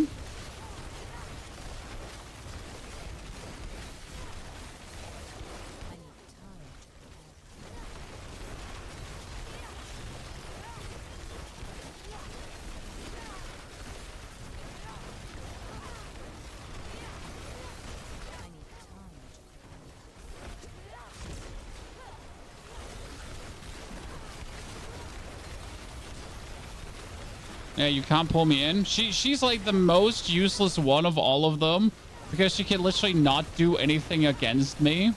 Right? How's she gonna hurt me? I'm permanently unstoppable and whatsoever. So it's kind of like, yeah, so you're gonna do what to me now? Right? It's like, so what's your plan? How do you want to hurt me? Poor thing. Can't do squat. Oh, I just got hit by all 3 of these balls and it didn't kill me. Interesting.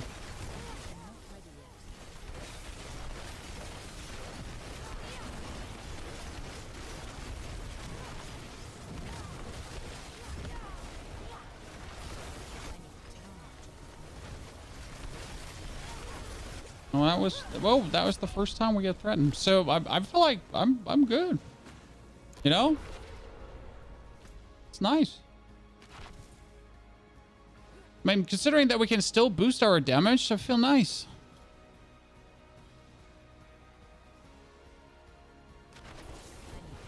So I thought this would be like I would be struggling harder. Right? I mean, it takes, right? It takes a while to get it killed, but it's not like I can't do it. You know what I mean? Yes, it takes a while.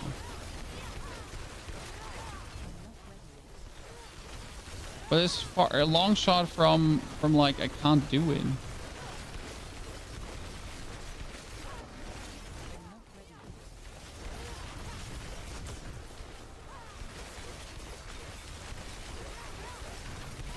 So essentially I want to stagger, and when I stagger, I want to technically get my unstable currents popping and also like my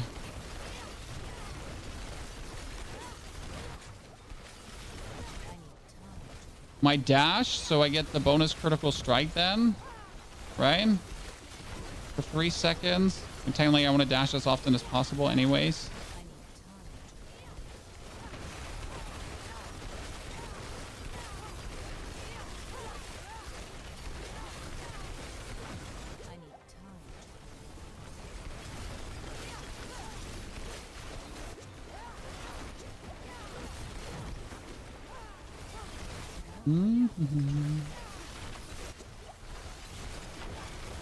Sorry, you're in between hitting like a train. Like Bramble is like the weirdest one of all the bosses because right now like he's like doing no damage and suddenly he's just like boom, half your HP gone.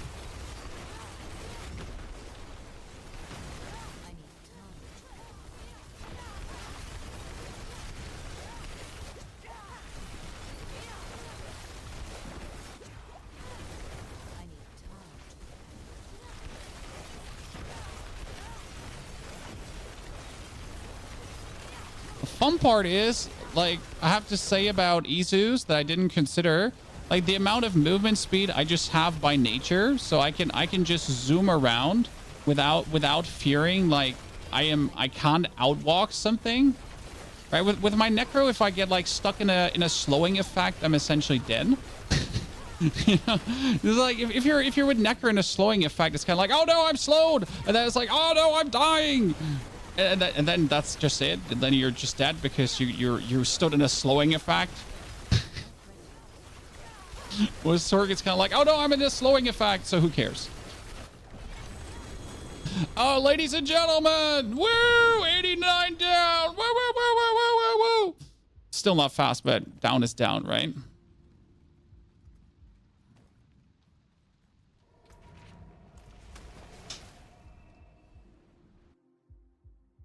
Triple GA ring. It's going to be impairment reduction, life per second, and what's the third one that's useless? So, chat, what are we hoping for? Impairment reduction, life per second, and resistance. Yeah. It's useless. I mean, actually, like, it's useless. Yeah, it's useless. Actually, like, it's useless. This is like, this is just like useless. It's probably the saddest triple greater affix item I've ever seen. It's like, it's not even funny. I'm gonna keep this because it's so useless. That's why I'm gonna keep it. Right, Foxy, thank you for the 13 months of support. Foxy, great to see you there. Great to have you with us. Thank you very much for the ongoing subscriptions. By the way, that reminds me that I wanted to get rid of the maximum life on this item and technically roll this into anything that's not maximum life.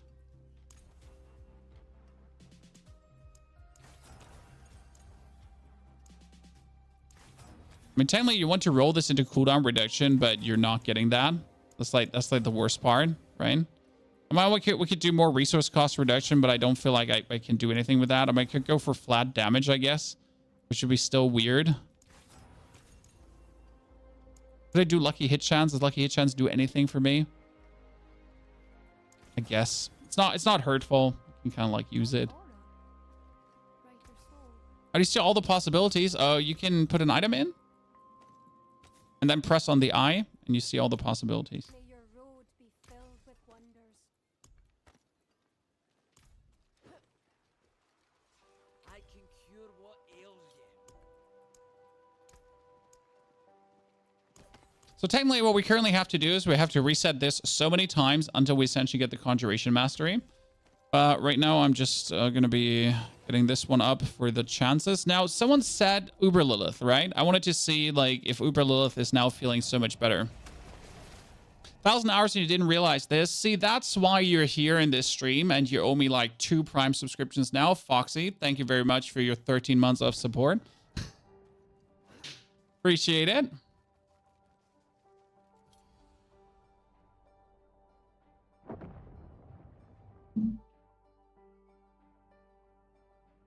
La la la la la la la la la.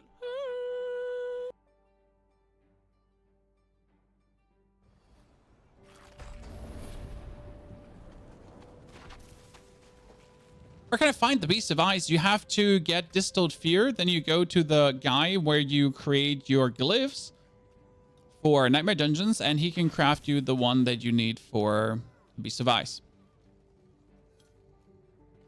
Can you try and improve on Tyrael's Might, Sorc? I don't have Tyrael's Might. Frozen Orb's lucky hit sucks, though. Well, you're not lucky hitting with Frozen Orb. You're lucky hitting with everything but Frozen Orb. I mean, you have your Teleport lucky hit. You have your Ice Blaze lucky hit. You have your Lightning Spear lucky hit. I mean, you seriously have like a billion possibilities for lucky hit. So it's not like that. You're actually like, you're not lucky hitting with that, right? You're lucky hitting with everything else but.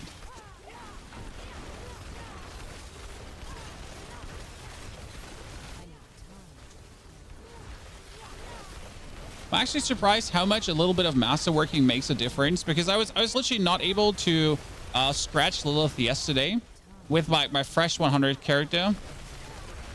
Couldn't essentially do her dirty at all, right?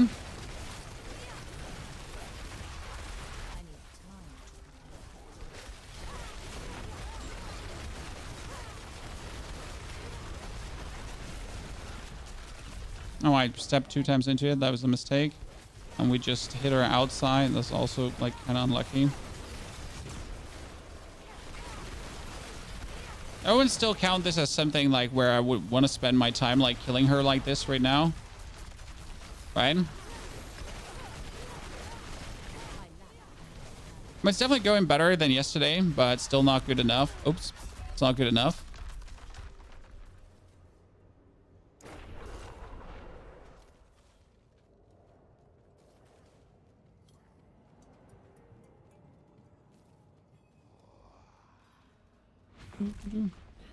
I've not beaten Lilith. I mean, if you really want to beat Lilith easy, you just make a Rogue, because Rogue has literally the easiest time this season. I mean, maybe Bard, but like you might need more gear. But Rogue with absolute minimal shitty gear can like just poops on her.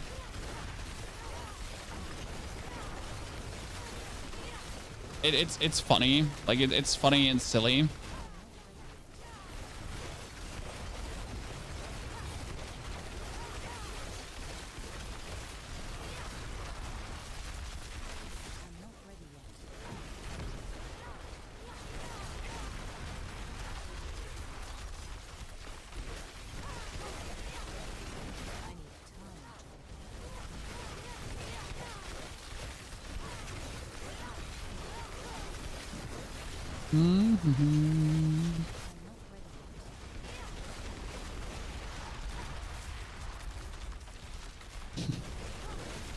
Just makes me question the existence of my Necro once again, because but like, you know, if I don't have Blood Mist, like even with Blood Mist, sometimes dodging these things is so annoying. Ow. Now I have a teleport and I suck at dodging that, huh? Come here, mommy.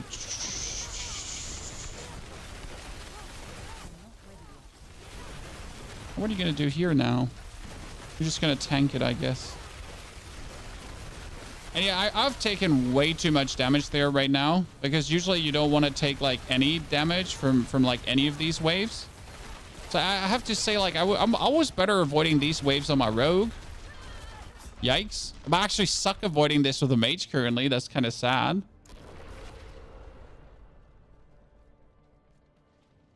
You know, I really stink with a mage avoiding that. Rogue is so much better. That's not the point. We need to be able to do it with a mage. But I guess I would probably masterwork further before I do this. You know, it's like we could probably get it done now. Not the point though, because I guess if I masterwork my gloves to aid, I get more movement speed, ergo more damage, right?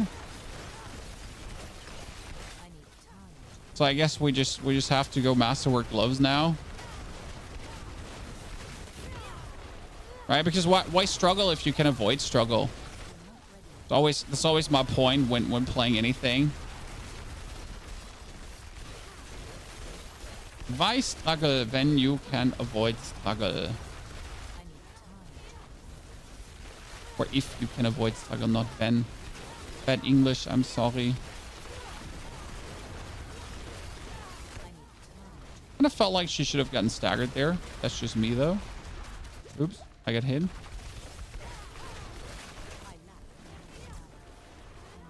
Lilith, are you okay? Are you not filling up your stagger meter anymore? Did I miss something, chat? Did she forget that she can get staggered?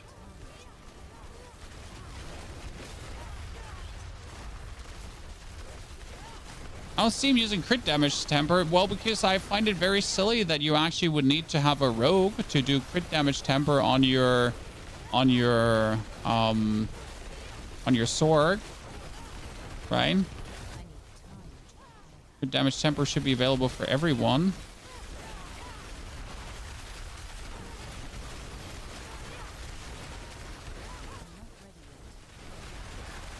Not when you have a certain class level. Oh, finally we could stagger her.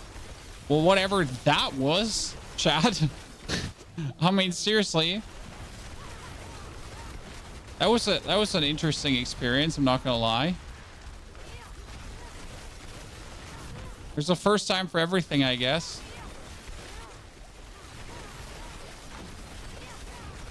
Okay, so we can do the phase 1.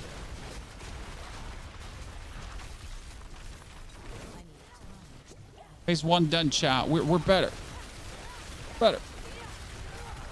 Thank you very much. Whee! I mean, it provides incentive to make all characters to have certain tempers tied to a class, but that's again stupid. Every class should have the basic tempers. One and done.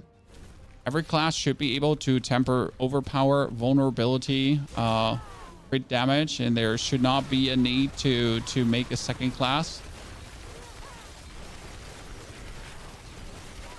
It's just not very, very friendly.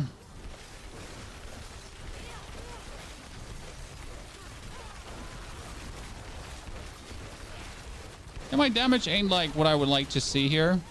You know, in this phase, because in this phase you kind of want to have her down, that you like can solely focus on the fireballs. But at least the fireballs can't catch me, so that's cool.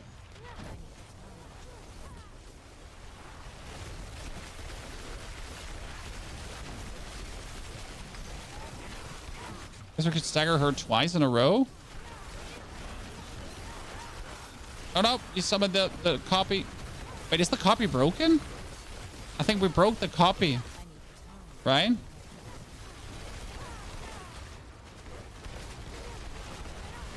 Oh no. It like, no, we broke her. Things are weird. I don't like this.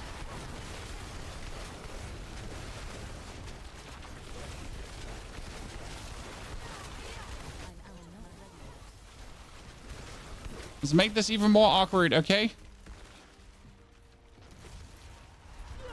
Oh, a ball of lightning hit me. Okay, great. Yeah, she bugged again. No more staggers. Honestly, like she's probably the most bugged fight of all the fights in existence. Okay, so step number 1 now. Get this one masterworked up 1 further. Get this one masterworked up 3 more times, and get this one masterworked another, yeah, like 2 to 8 as well. And then just do her again. I feel like that's like what I want to do before I do it, right? Like just move it forward before we can get that done. You get a GA on Isu, yeah, but it's mana cost reduction. It's not crazy. There's no 2 identical Lilith fights. Exactly. She's the most weird thing in the whole goddamn game. Let's do 89.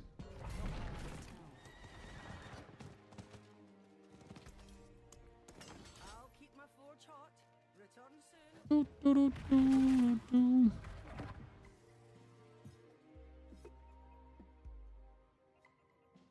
All classes can use crit damage and only 1 can temper. It's a bit silly. Yes. I mean, the Sorc has vulnerable damage too as a master, as a temper, right? But it would be kind of stupid for the rogue vulnerable if you would have to play the Sorc to essentially then be able to temper vulnerable, right? That would surely be kind of silly.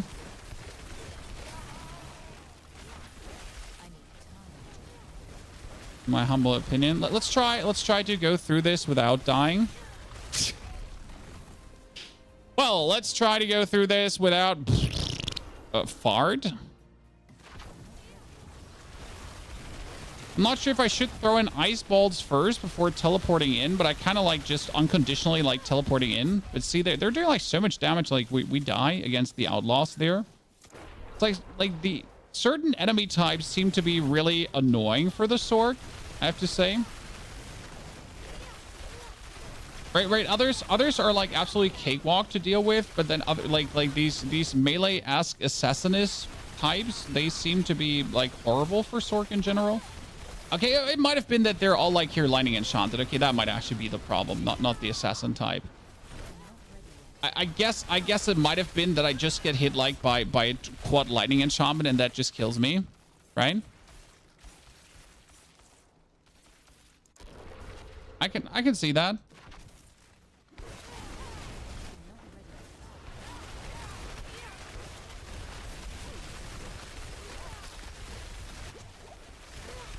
It's just really funny how in some like of these dungeons you feel like very untouchable, and then in others you're kind of like, oh yeah, I'm so squishy, I'm so dead. Like no other class has felt like that but Sorc. From like I am absolutely OP to this is bad, we're dying in 2 seconds, right?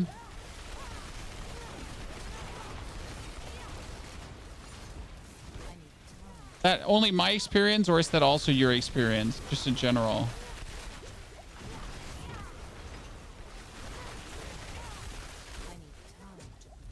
I guess I gotta get better at rotating my cooldowns to have this going on. Probably should like only teleport into packs if I start with a flame shield, I would assume. Maybe.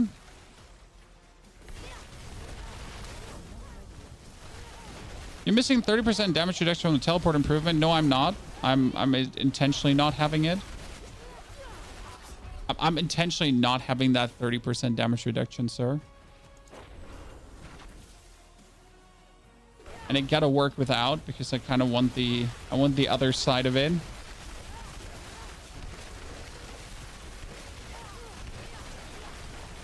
Because it gives me crackling energies, and crackling energies give me multiplicative damage bonus, which is nice. I mean, again, if you're dead, you can't deal damage, right? But I feel like they're going to be a different solution than not playing that. And we're trying to weasel out my damage reduction otherwise. But I could just masterwork up my T-Bolt's Will for more damage reduction, because that's more damage reduction from close. Right? I'm not ready yet.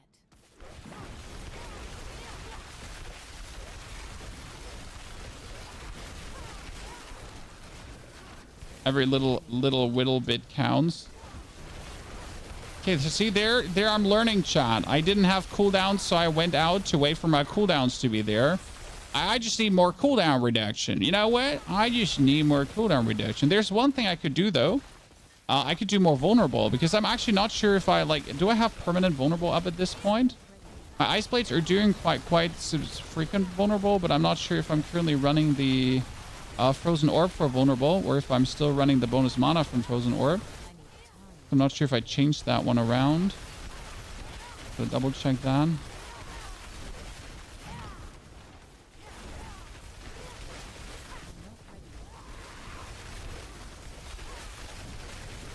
Yeah, but I feel like we have vulnerable up enough, so I might have swapped it. Ow, see, like, I don't know why that killed me. It felt like invincible. It felt invincible. You can't clear this in time because we need, like, currently, what, I think 2 minutes, 3 minutes for the boss. We're gonna do another one quickly where we don't die.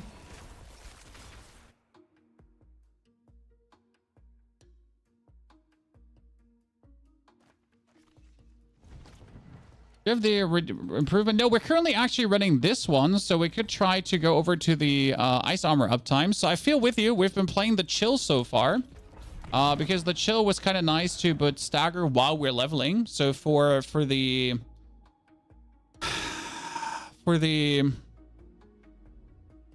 say it, brain.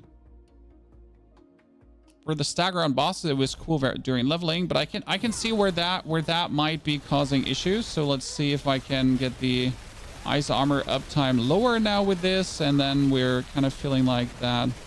Yeah, okay, I can already confidently say that. I see what you're saying. This does feel straight away better in terms of the ice armor. That makes sense. Thank you for putting that into my mind. They're still playing that from, like, essentially leveling because it just made sense, you know? During the leveling, the chill was better. Because if you actually chill with your ice armor too, you restore mana with your ice armor, and it essentially kept you, like, your ice armor up, right? Losing damage? Nah, it's fine. Damage loss is something I can equate for the time being. I gotta get used to, like, all my cooldowns and everything to essentially make sure that we're always cooldowned up. But I guess I could masterwork some. Oh god, the fire thingies are really annoying. Struggling creator, chat. Struggling creator currently.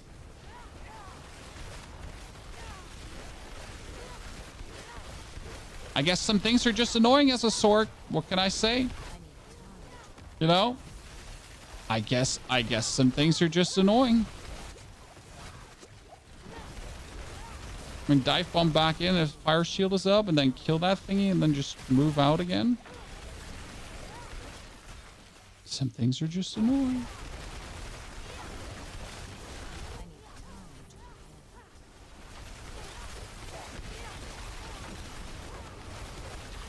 It's funny though how tier 89 seems to be like a magic point. I mean, some people were telling me that 65 is already the magic point where it feels hard. Nah, I think 79 was now a cakewalk. Like, in comparison, we could do 79 with the latest upgrades really fast.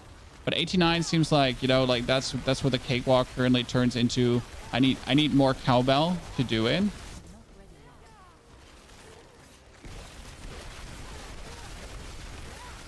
Definitely more cowbell.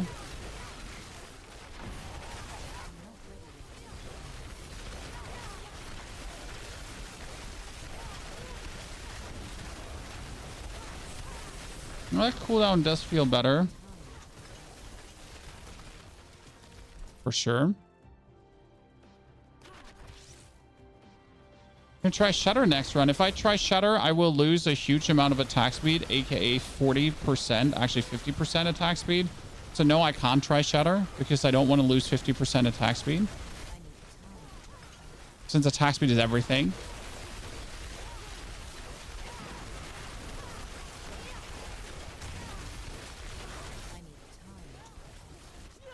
Ow! Like I'm not. I don't like it that you can hit me with a one hit like that.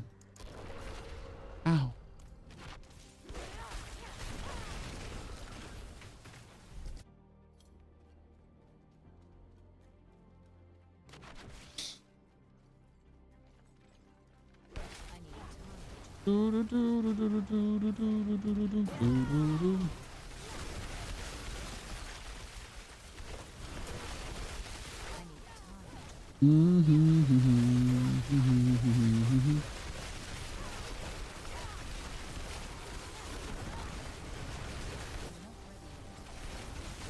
Ow.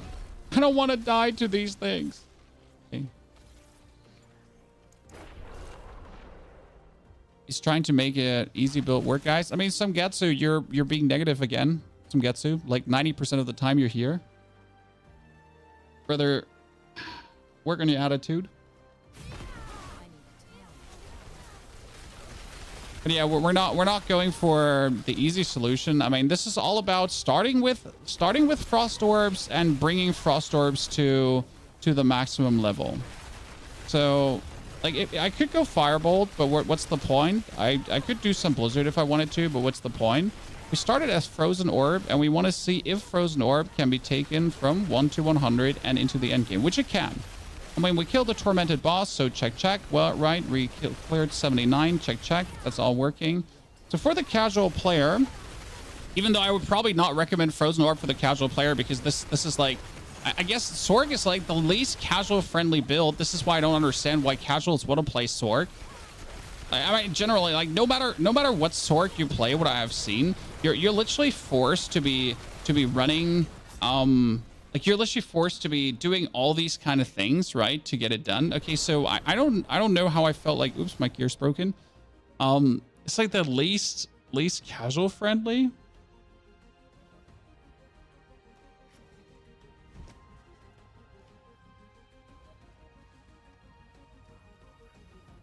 Of all the ones. I cannot do that here. Okay, let me see that 79 again that we did before. I mean, we have the 89 clear, right? But is Incinerate more casual friendly? I mean, Blizzard. I guess Blizzard is more. But Blizzard is more casual friendly in terms that you just drop blizzards and then go further. Barb is super easy. I mean, Barb has always been rather casual friendly, especially like since you can build up a safety net really easy with a bonus HP and everything. So Barb has never not been casual friendly. I think Necro is relatively casual friendly right now. You have to understand how it works, but like it's not too complicated to essentially understand how it works and the rotations as well. So that's kind of simple. I guess the only annoying thing about Necro is that you have to look at your buff bar. So when you're playing the Necromancer, you're actually not looking at the game, right? You're just looking at your skill bar and you're just making sure that you use your Army of the Dead whenever it's up. You like your Golem, like you have to look out when your Shadow Blight Key passive is popping, if your Flash Eater is up and what's on. So that's like you're more looking at your buff bar than actually looking at the game and what's going on at the game, right? Like zero attention paid to that. Just look at your buff bar and be good about it. Whereas with the, I guess the Rogue too. The Rogue actually looks at the play field, so I don't have to look at my skills as the Rogue. I just have to like right click at the right opponents and kill them. So Rogue and Barb, most casual friendly. Surprisingly, as the Rogue is technically considered squishy, but the Rogue has felt more tanky than Sorc by a long shot. Correct?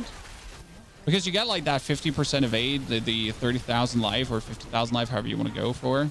Rogue has felt so tanky. I got betrayed by Rogue this season because I thought Rogue was meant to be like this kind of like squishy, shitty character, but he wasn't. You have to optimize way more to get the same results as other classes, but loving Sorc. See, that's exactly what I meant. It's kind of like the same with Druid. So with Druid, to essentially be able to do the base things, you gotta break your back, right? You gotta really go above and beyond to like do the basic things. Like, I want to kill a tormented boss. Okay, sir. In order to kill a tormented boss, you'll be having to masterwork your items 8 out of 12 times, and then you're maybe able to do a tormented boss if you're lucky and you have the right build. Unless you're playing Windshear. The same like it does feel with Sorc is to say like I need to already have like a certain set of gear together to be functional. But that can be exciting too. I mean, some people like to farm gear instead of completely relying on RNG. I mean, currently all the gear I have is farmable from certain bosses. So you have like a few key points to go for instead of waiting for like greater affix items, bonus skill rank items, or whatsoever, right? I mean, you want the Fractured Winterglass, you do Lord Zur. You want to have the Aegis Heirloom, you do Varshan, and so on, right? Whereas, like, if you're looking for a Golem Mastery chest, it's going to be like, okay, so if you want a Golem Mastery chest, you got to be very lucky, and that's it. Congratulations. You want greater attack speed, affix, rings? Well, good luck. Oh, the Spirit Caller of the Frost. Some people consider him like the thing you really want because the Spirit Caller of the Frost is the dude that I think, what was that? Does he have the lowest HP possible from all the ones?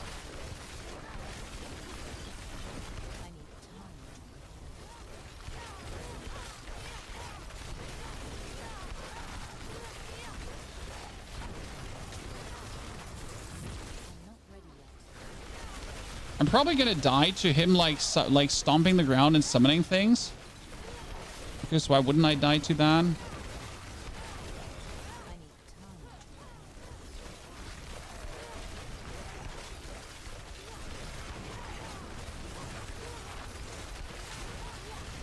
It's actually crazy how a 79 feels like so much simpler. Oh no, I was out. So 79 we could at least knock out in 5 minutes. That's cute. With the current state of our gear. I'm happy with that.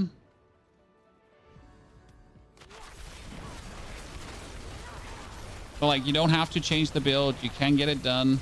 You still gotta play, right? It's like always, it's not a no-brainer. That's what I'm trying to say with Sorc. Sorc is like definitely not a no-brainer like the other classes, where you just don't even have to have a single worry of maybe I'm not able to do this. Nah, just press button and win. Oops, I kind of stood in that, I guess. Uber Lilith took me so much trial and error for different gear and build setup. I felt like I really had to learn ins and out. Really fun. Uber Lilith is the last actual challenge in the game. Because let's be fair, like the Uber bosses here, like 2 pit 100, it's all like very possible, right? If you min max with the right builds and whatsoever, like the pit ain't hard. Obviously it gets harder later, the more HP bosses have and whatsoever. But actually beating Uber Lilith, making sure that you like avoid her fireballs and all that kind of stuff, just like the last actual challenge left. I mean, sure, you can make yourself a rogue and then just absolutely obliterate her, right? And just no shits given. Still, though, I like that we have Uber Lilith. I think she's a good challenge to still have in the game. And as it seems, more people struggle with her than actually clearing pit 100. From a feeling, I would say more people struggle with Uber Lilith than probably clearing a pit 100. Might be wrong about that one.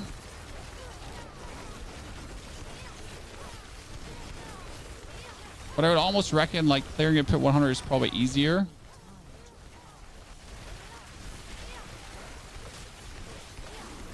For Uber Lilith, you still have to make sure that you have enough movement speed, right? so you don't get stuck on her.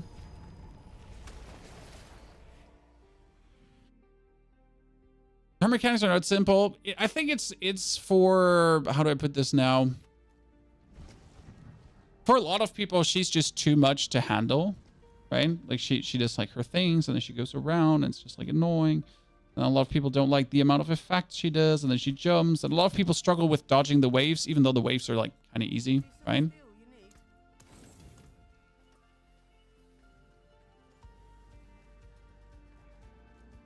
Her abilities are guaranteed one-shot. They're actually not a guaranteed one-shot anymore in the beginning.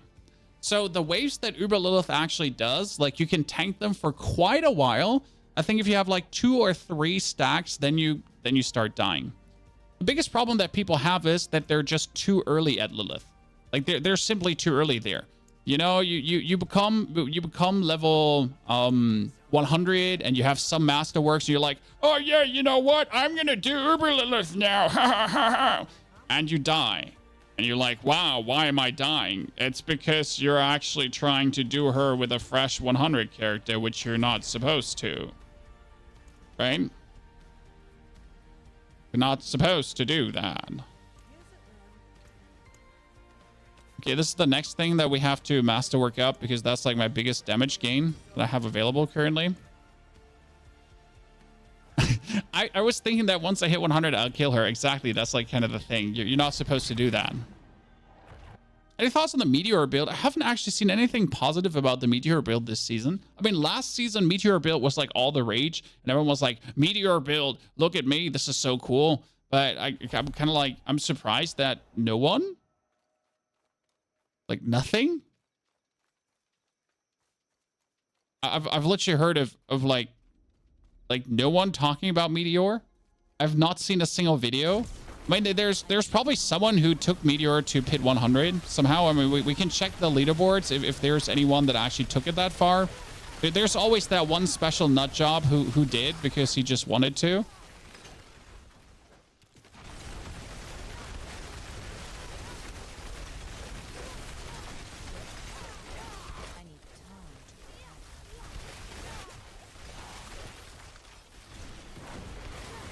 You can't kill bosses at that point. Okay. Might not make sense, but I guess it's a fun farm build. That's why I really want to see a armory happening. By the way, I don't know why I died there. I felt like I couldn't, but I still did. So that's why I want to see like an armory happening, correct? Because you would have like the chance to be like, okay, this is my build for farming Hell Tides because I really like Meteor. And then when you're going back into the pit, you're like, oh, sure. Like now that I'm in the pit, I'm actually like going to be playing my pit farming build because that makes also sense to have and so on, right? It's like the main reason I want an armory. Not to not waste the time reskilling, more like that I can have the respective build for the respective challenge. The tanky golem build did pit 1 to 8, but I guess with holy bolts, right? Otherwise, I would like to have your chest piece with a 7 greater golem mastery affixes. Thank you. Still though, like don't get me wrong. Like it should be doing that. Just you know, asking for confirmation because otherwise I want your chest piece with 7 golem mastery. Thank you. Now.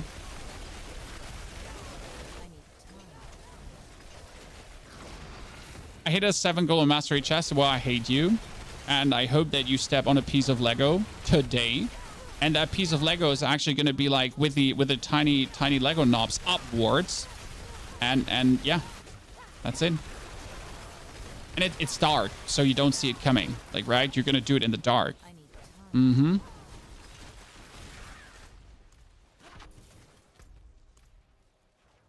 Apart from that, have a great day.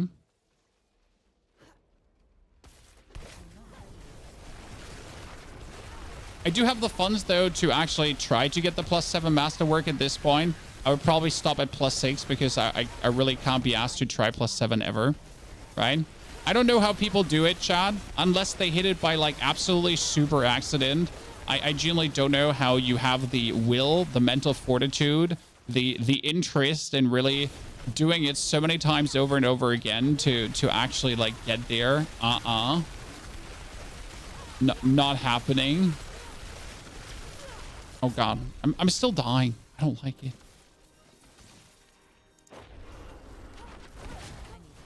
Does Sorc, by the way, have like any chance to get fortified? Asking for a friend who's not fortified at all.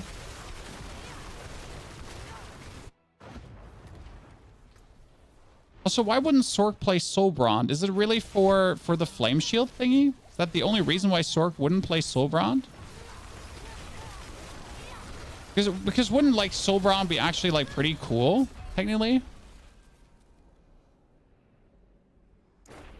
That's why tempering has to change. Oh, tempering has to change definitely, because I can't use like my cool items that I have on other builds for sure.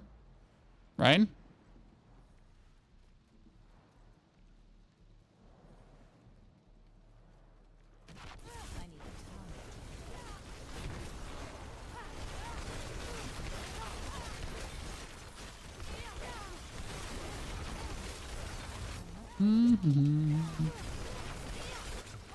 People who can run pits for 8 hours for mats or mental. I mean, like, some people just enjoy simple tasks, right? Also, you gotta always see like why are they doing it? I mean, if you're a content creator, running a pit for 8 hours for mats is like, it's your job. Like you're doing this to essentially like create more content. That makes these tasks always less daunting. That's at least I can speak from the experience of being a content creator myself, right? If you have to do a farm that is not the most interesting or very repetitive or whatever, like, right, not challenging kind of farm thingy, like you're doing it because, well, it's content, and content is always king.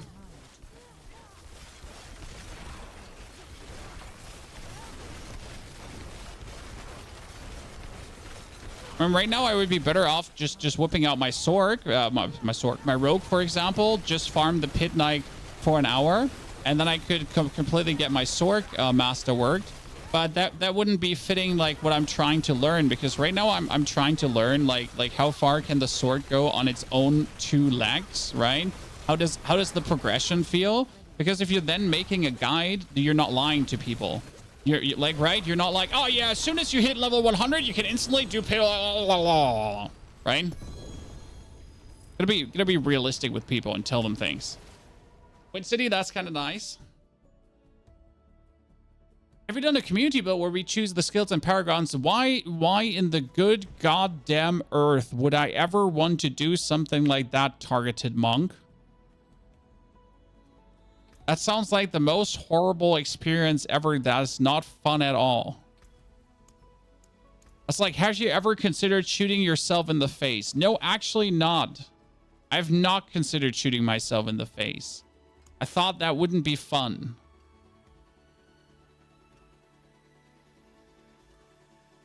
How long from 0 to 100? In 7 hours and 30 minutes. Can I kill level 100 Lilith with your Heartseeker Rogue? Well, I just uploaded this cool video here. Rogue is the best class, hands down, if you want to solo any piece of content. This would be a tormented. So where we essentially like, this is a tormented boss, right? And again, my Rogue has like shitty gear. Nothing special going on.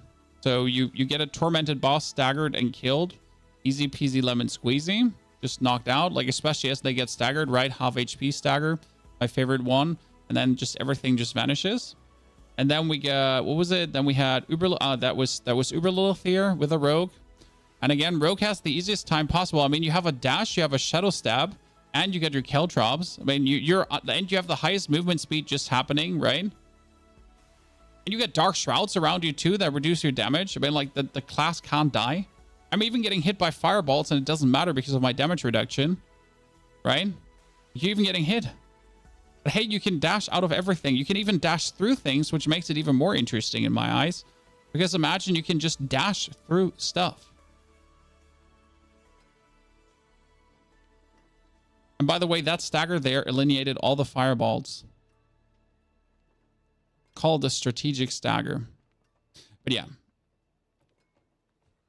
I mean, if you suck, you still won't be able to do it. So that's like the number one thing to learn. If you suck, okay, if you actually suck, you still won't be able to do it. No matter like how good your build is, no matter how one hit your golem, for example, is. Like, if you suck, you're still gonna have your issues getting through.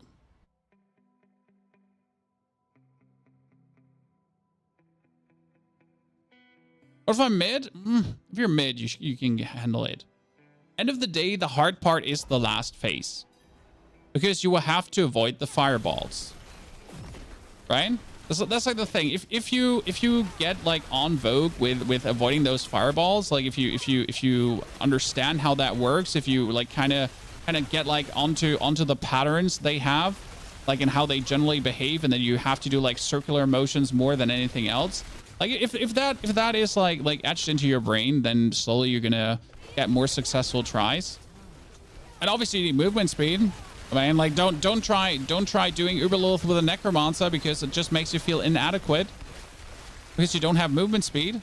Even with all the movement speed temperings in the world, and with summering, like even if you have 12 minions, which give you 12% movement speed, and you have the skill for movement speed, and you get boots with a greater affix of movement speed, and you actually are playing a movement speed tempering as well. So even if you have all of these things running as a Necromancer, you're still going to feel like extremely slow.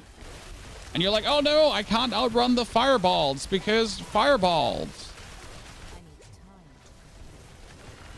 And then you're a rogue, and you essentially don't have a single movement speed thingy, like nothing, like so nothing movement speed, no tempering, nothing, like not even boots, like you're not even wearing boots, okay, like you don't even wear boots, like you don't have that item equipped, and you're just like, oh, fireballs, yeah, I'll just outrun them single-handedly.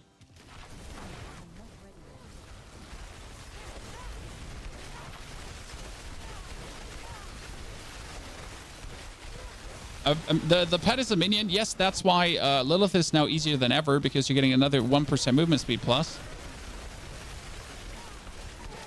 My Necro disagrees with you. 200% movement speed. Even with 200% movement speed, you're slow in comparison to Rogue, because the Necro class has a base movement speed of 0.4, where the Rogue has a base movement speed of 1.2. These numbers are absolutely accurate and totally not made up at the very moment here right now. So yes, a Necro with 200% movement speed is faster than without. But the base movement speed of Necro is actually still slower than everything in the game. And the reason for that is because...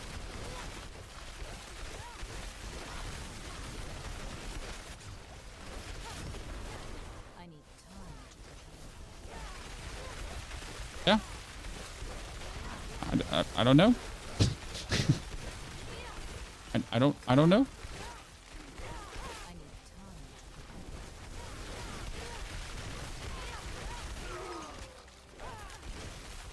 And we're even talking about the buff movement speed already, right? Because Necro has actually... Necro used to have even less movement speed, right? But it's like my favorite thing. Like, Necro used to have 50% less base movement speed than it has right now. I think it's actually more like 75% less base movement speed than it has right now. That's how slow Necro was. I mean, they even had to change one of our skills. Right? We used to have a skill that gave you bonus damage on distant enemies. Guess what? That skill had to be changed to bonus movement speed. I kid you not, chat. I kid you not. I wish I was. This is the reality we're living in.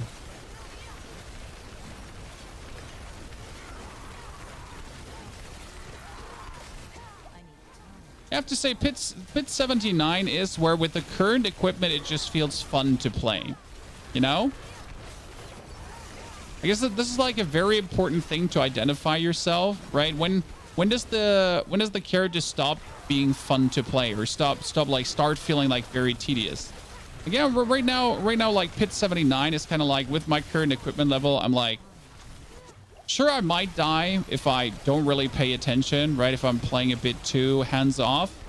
But I should be able to just really easy go through this. Like here you can see 5 minutes, right? And not feel like this is a hassle, right? This is bad. This is no fun. Nah. This is good. Now, obviously, to get higher pits to feel like that, we probably need to 12 things, right? I stopped at 85 or something with my Sorc. I think this is like definitely something to get used to, where you gotta decide if it's worth it for you to keep pushing further now, right? What is the What's the farm investment? And is that farm investment more fun? Or would it be more fun to make a new character level 100 now? Right? Would it be more fun if I make a new character 100 now to, you know, enjoy the pit from the... Oh, 5 at Frozen Orbs. Oh, ladies and gentlemen, look at me. I am the chosen one. Like, insert that thingy where witness me from Mad Max. Wait, in order to get a +6, it's now another upgrade, right? One more upgrade should be +6, or 2 more upgrades. I need the masterwork upgrade table. I thought 2 more, right? It's 2 more.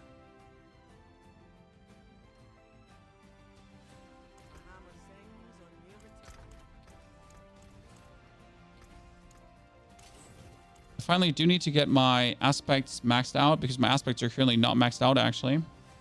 What am I looking for? I'm actually not sure what I'm... A chest, like a chest, because my chest is kind of shit, right?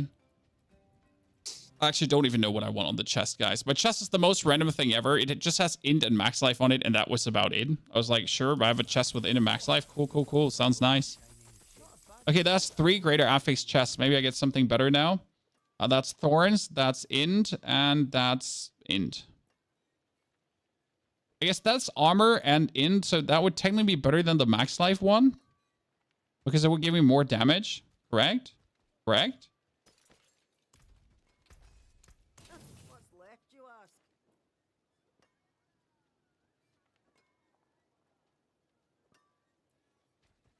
An armor cap? Yeah, so we're not armor cap because reasons. Oh, that explains everything. I've been wondering. Yeah, so there's that moment where we put off our boots, chat, and our boots were actually giving us plus 1,700 armor plus. Oops. Yeah. Yeah, so, like, technically, where we're supposed to... that explains so much right now, how we're suddenly feeling so much more squishy. Why is that, by the way? Just for you to understand, because we were doing an 89 without a problem. But why does 1,000 armor feel so much more squishy? And that's because, like, if you're not close to the armor cap, the damage is not rising like this, right? Or your damage or your life lost is not like this. It's like you're falling off a cliff.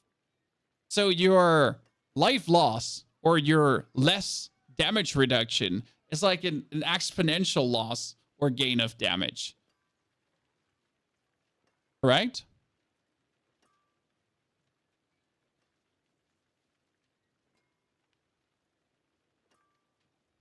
So, how do we get 1,000 more armor out of this? I could masterwork the chest. But how do I get more armor out of this now? Carlito, thank you very much for your 48 months of support, Carlito. Very much appreciated. Sehr good to have you there. Dankeschön. I could try to get it out of the Paragon board. Wait, did I rework the Paragon board? Oh, I think we're still playing... Wait, I think we're still playing the shitty old Am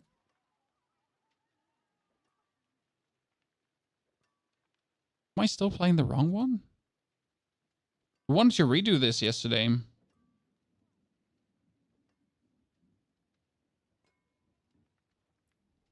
Oh, I'm playing the wrong one.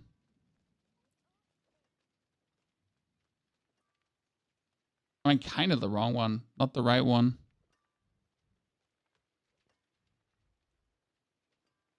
Yep. Good. Let's redo some stuff.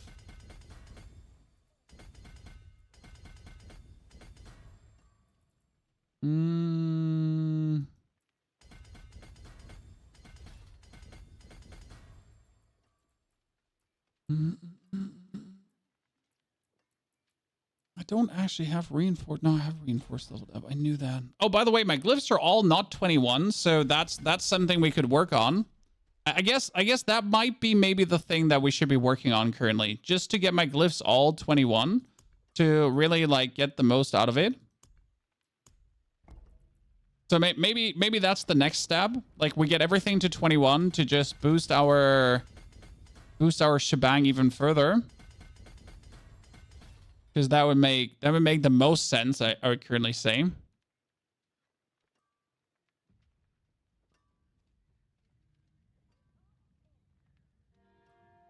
Anyone agree, disagree? A percentage armor tempering to hit the cap. Well, that wouldn't work because that would reduce my flame shield duration. I mean, due to the items I'm wearing, I don't actually have a single tempering available for that. So I couldn't go for a percentage armor tempering. That's Elementalist. Like I simply don't have it, if that makes sense to you. We could go for damage to elites, non-physical damage if I wanted to. Need to check if I have the points for that.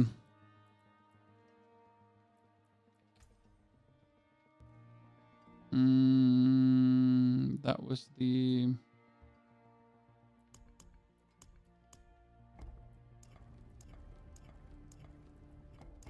Yeah, we could knock out some tier 100s because why not? I mean, getting these to 21 is like the easiest thing in the world, right? Knocking out tier 100s is like so simple. By the way, this is damage reduction from elites. It's like super useful, right? For overall survival. And then you get damage reduction from burning enemies too, which I kind of like. Addition.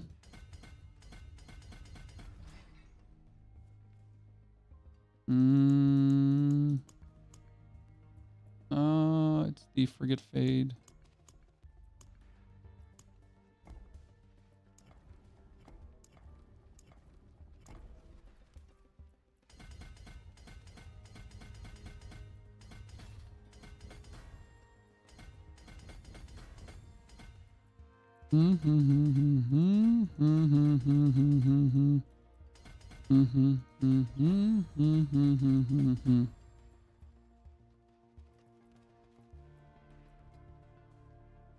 Yeah, that adds like a bit more damage reduction to the build in general.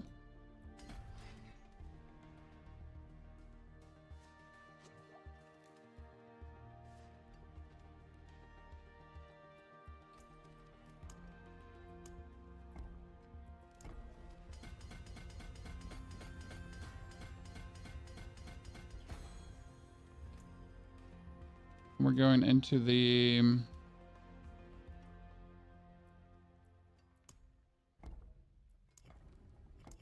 Not sure if I'm like... I have multiple Paragon boards for this, and I'm not sure which one I'm following right now. If that's the right...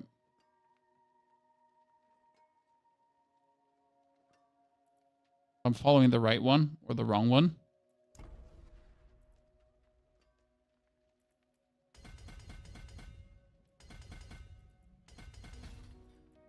I might not have Flame Feeder leveled up. Flame Feeder.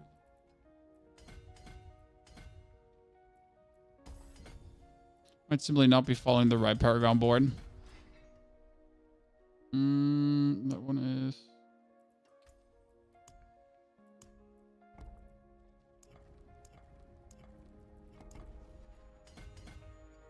One is Destruction.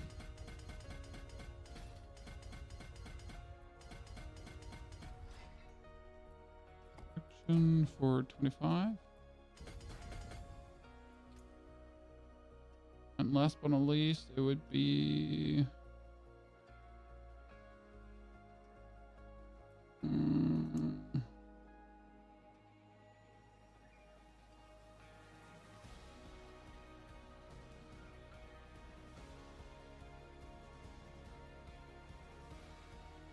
We play Elemental Summoner last time? I think we did play Elemental Summoner last time. Why don't you rock that with... Oh, yeah, we did get some attack speed out of that with this. And technically we could be going for one more glyph, but I think we just rocked that one. I'm fine with this. We'll just weasel out more life, but we don't need that. Let me see where I put these points quickly. Oh, we could actually put them back here. Almost could put them back there if I try hard enough. Just fill out some notes quickly. I mean, we can get the armor that I needed, Chad. Just get the armor that I really needed. So I think we changed some things. We're happy. I mean, that still has me miss 500 armor.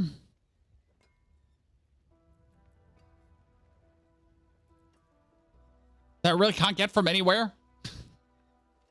There was more. Wait, where was more armor? Near a node.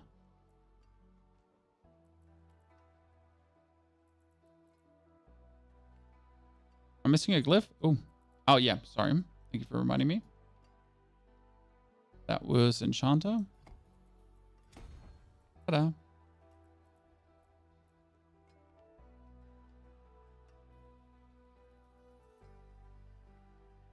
Mains are changed away from charged. Then we can squeeze in the 30% more damage reduction. There's some more armor near that.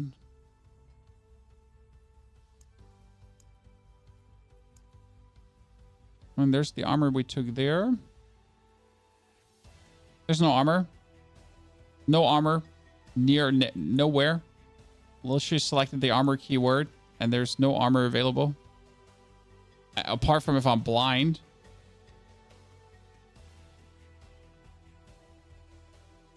Right? No more armor. Or it would show. That's it. We get all the armor. This is cult resistance, not armor.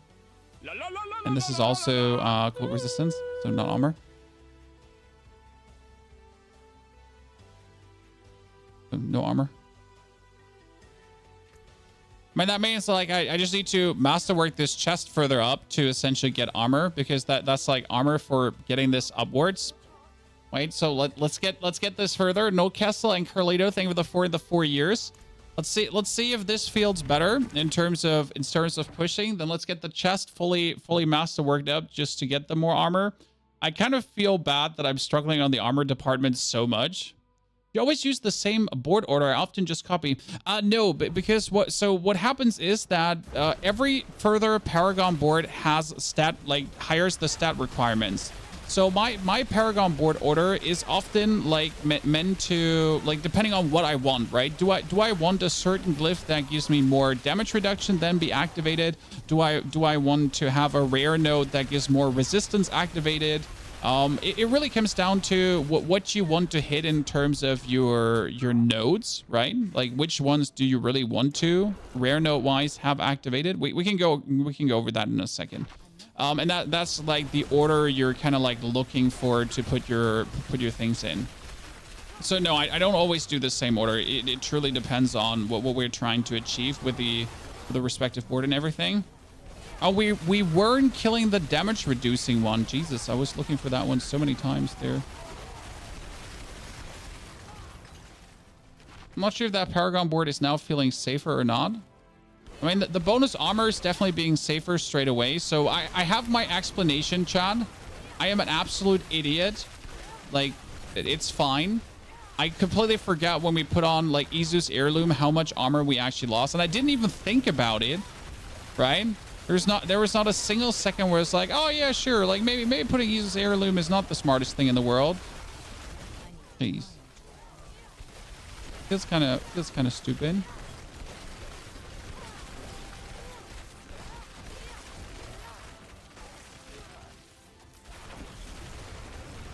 Interesting to notice that I almost feel like my old Paragon board was doing more damage. But it's technically not the intended Paragon board for the build. It was like still the leveling Paragon board that we just threw together like that. So it wasn't even like a Paragon board that made much sense, right? That was the inefficient leveling Paragon board. Maybe it's just the FOMO effect, Chad. Let's call it the FOMO.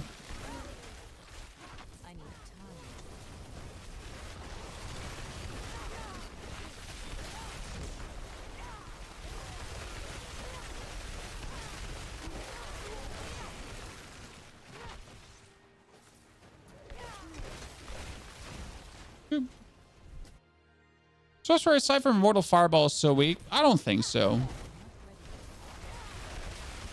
I am very happy with Ice Orb. I mean, like, so weak compared to yes, but no, I don't think it's weak. It's like, as soon as you start the comparison game to other classes, sure, you're gonna start feeling inadequate. But that's like literally you're doing that to yourself, right? Instead of just enjoying the Sorc as what it is, or like your Frozen Orb build, for example, you're like looking at Barb or something, and you're like, oh no, Barb. Nah, you're good enough. Are you at armor cap? No, I'm currently not at armor cap. That's the thing. I mean, again, we did like 85. We did an 89 before, and we felt like super tanky. And we also did 79s and felt super tanky, but then we swapped over to Izu's Heirloom, and Izu's Heirloom kind of stole our armor cap away. So I guess the simplest thing I could do right now is get rid of the chest piece and put a chest piece on that has a total armor percentage roll, just so that I'm armored out. Because right now my chest piece is running the duration for the flame shield, which you obviously also want, but probably it would make sense to run a chest piece with a total armor duration until you have a masterworked enough chest to fill your armor needs. That would make sense. I mean, also, if I would drop the Harlequin crest and play the Mage Lords, then I could at the same time make sure that I have the armor, because if we drop the Harlequin crest, then we would get another tempering, and that tempering could just be total armor percentage, right? And technically, if you play Mage Lords, you're also very good off, so... Yeah, I'm feeling the random deathies. Best way to level from 90 to 100. Oops, my gear's broken. So the best way to level from 90 to 100 is Nightmare Dungeons. I will always stay in Nightmare Dungeon. Your mana cannot keep up. In order for your mana to keep up, you do need the aspect of the Umbra in the beginning, or the Prodigious aspect. Later, you could try to get a Ring of Starless Skies, which is amazing, right? Ring of Starless Skies is just brilliant. The Izu's boots are also nice because they have mana cost reduction running. So everything that essentially makes your Frozen Orb cost less. Because my Frozen Orb only costs 35 right now, which is amazing. You do have Starless. Well, then you shouldn't have a problem.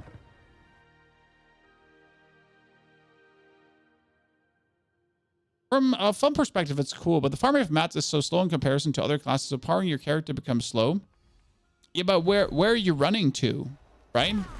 I mean, if you care about powering up your character and speed, then you just simply make yourself a rogue and power up with that, right?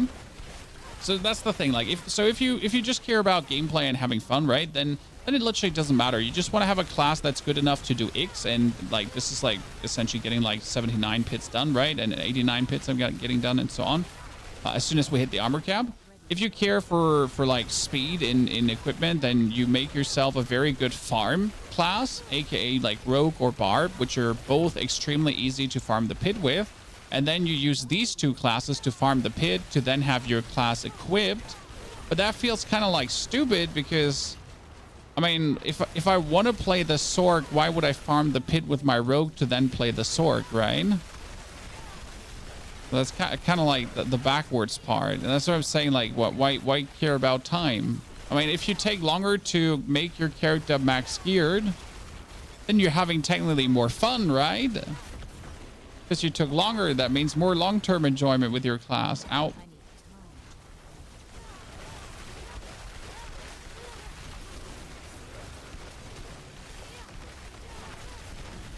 But comparison will always be the death of fun. Comparison is the death of fun.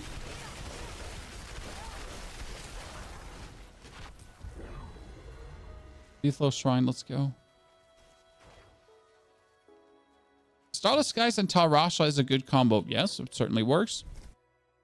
The only thing you're losing is your elemental, your unstable currents cooldown reduction, and that one is actually a significant loss because right now with all the cooldown reduction you're having, like you're kind of like ending up with currents like having to wait for it a jiffy. So yeah. And you do lose a greater affix for attack speed. But the thing is, you get infinite mana. So that's like a little bit. Obviously, if you get used to the gameplay and the cooldown and everything, the infinite mana that you're getting due to this might not be needed anymore. Correct? Because you're simply, end of the day, like, should be good enough to have infinite mana anyways, the way you play the build. That it doesn't make sense if you have Starless or not. But Starless is just a simple, sexy solution, especially during leveling. Any suggestion how to get better gear? Helltide, Helltide, Helltide, Helltide, Helltide, Helltide, Helltide, Helltide, Helltide, Helltide. That's it. If I need new gear pieces, I do Helltides and Obel Gambling. Right? I don't farm the pit for gear, even though I feel like they buff drops. So FYI, chat. Generally speaking, I feel like they buff drops all the way around. Because I usually get barely any double greater affix or even triple greater affix, very rarely, like non-existent. But in my past 2 days since like the patch essentially has been there, it just feels like that the greater affix items get tremendously buffed. Especially when you do tormented bosses, this feels like they only have greater affix items with them sometimes. And obviously getting greater affix uniques is finally possible, or easier possible than it was before, because it was impossible on the tormented bosses because they were just simply not dropping them. Okay, how can it be that my current Paragon board feels so much weaker than my Paragon board from before? Explain, Chad. What did I change?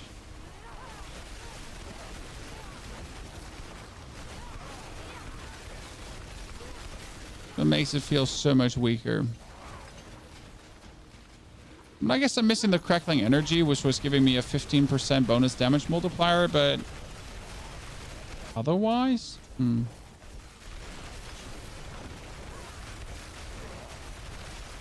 Oh, we got more damage reduction from what we have done now because we felt like we need more damage reduction, right?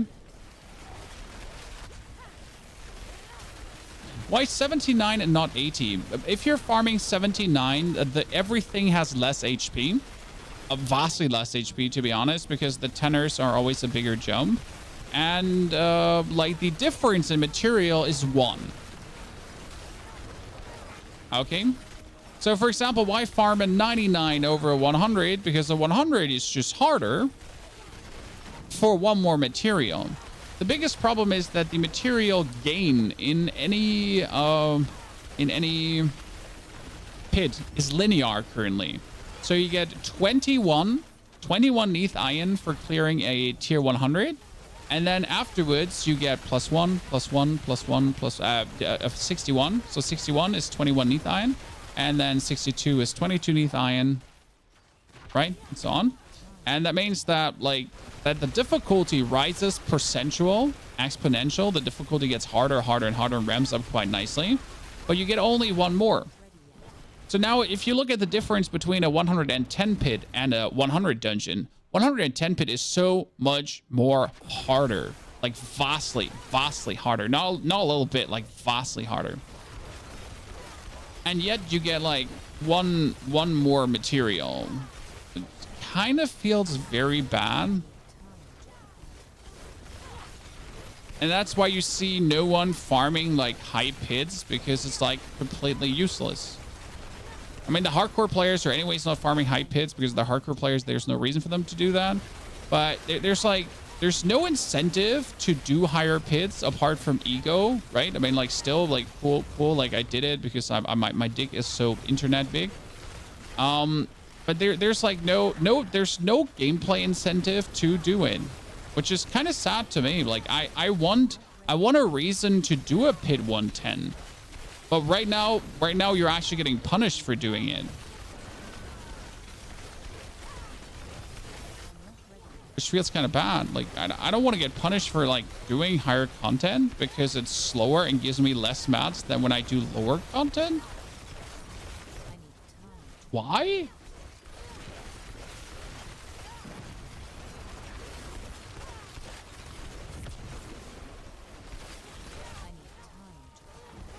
Like, why are you being punished for, like, you know, trying to push the limits? Okay, for some reason this feels like so much weaker. I'm bamboozled.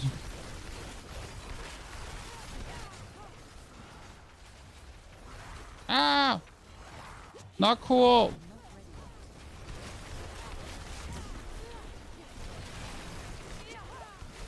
What did I do, Chan?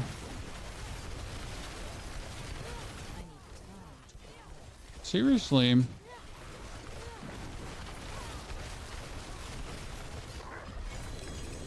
Interesting. Oh, a change in Paragon board can be such a down twist. I mean, I know, but still. I am not yet doing very high pits yet, not even 100. What makes you feel like you need bolts? What does bolts do? Bolts destroys everything. So what happens? Oh, we can... Okay, so what does bolts do? Put on bolts. My bolts is a vast difference in everything because it makes everything explode. Don't pit bosses stupid HP though? Did they change something with pits? No, they don't have, like, I mean, they always had this amount of HP as they should have, because I mean, it would be silly if the pit boss was just, you know. So that's with bolts now. Everything explodes way faster, right? Like when essentially like the ads die, the tiny ads, they explode, and the holy bolts explosion does a lot of damage. So it makes my progress easier because these elites, they just essentially die from being in the proximity of normal shitty mobs. So everything, like, see that one just lost half his HP because of the holy bolt elixir. And these lads are standing close to their friends. Boom, boom, boom. Everyone dead. So that would be holy bolts. It's also the reason why I don't do holy bolts, because sure, I mean, like, sure, holy bolts would now allow me to farm faster, right? But it kind of just doesn't realistically review how good your build is, right? This is a false sense of my build is actually good, because it's not. Since if you now reach the boss and the boss doesn't have ads, then you're like, oh no, my build is actually not good, right? Like here right now, you'd be like, oh man, I'm blasting, I'm the master blaster. You would feel like you're doing something right, correct, and everything is good. And then you're at the boss and you're like, hold on, my build is actually shit, right? Oh, hold on, wait a minute. Where's my damage? Oh yeah, guess what? You actually never did damage.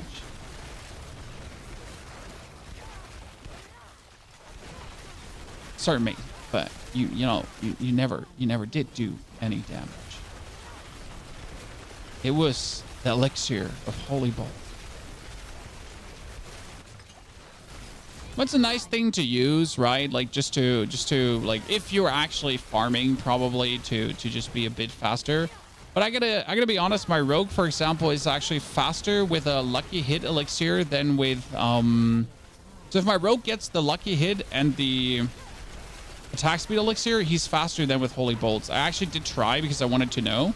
And yeah, because he just profits more from that, right? The build just does better. The rogue's anyways crazy, but that's now currently with holy bolts. Now, obviously, if you do want to use holy bolts, don't feel bad about doing that. Don't let the internet tell you you shouldn't use it, because it's in the game. Like, right? If you're having more fun farming, if your farm is faster, then use it. Don't let any weirdo in the internet tell you that you didn't earn your achievement. Like, fuck these weirdos, right? The same as when you're playing Elden Ring and using summons and you're having more fun doing that. Well, guess what? You're doing the right thing. So I'm essentially now, I took only 3 minutes to go through. So it's alone 5 minutes faster to go through the dungeon. Now, obviously for the boss, the holy bolt is completely useless because, well, it doesn't do anything, right? Like, so right now we have exactly this situation where I master blaster through the dungeon. But now that I arrive at the boss, there's no profit from the holy bolts anymore. So if my build would be shit and if I wouldn't be good at playing my build, then we would actually not be able to do the pit end boss, right?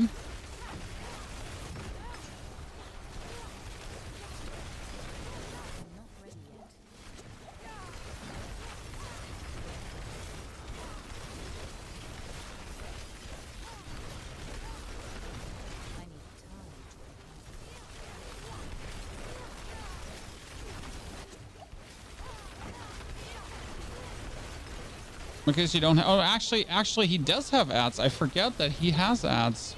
So the holy bolt actually does something for this fight. I'm wrong, chat. I'm wrong. I take back everything I said. The holy bolt works for this fight.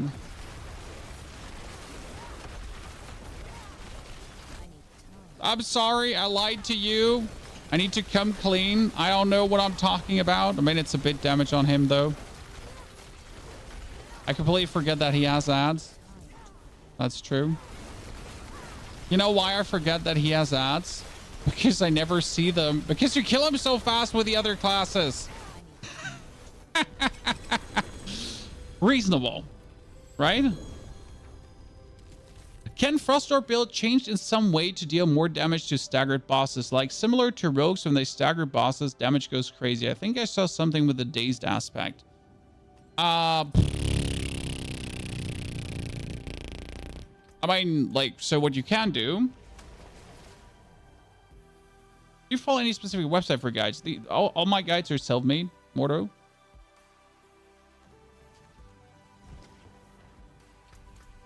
So, what you could technically do, you could take your chest piece and you could say, I don't want the 20% damage reduction because you're crazy, right? And we could go for the utility aspects. And sure, you could be playing aspect of concussive strikes. You deal 20% increased damage to dazed enemies. So that would be another damage boost. Sure, possible. Wouldn't recommend doing that, but technically you could.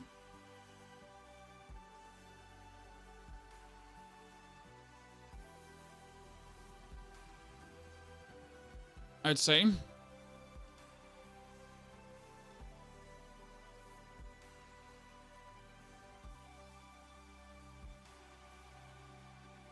Oh, the retribution double dip.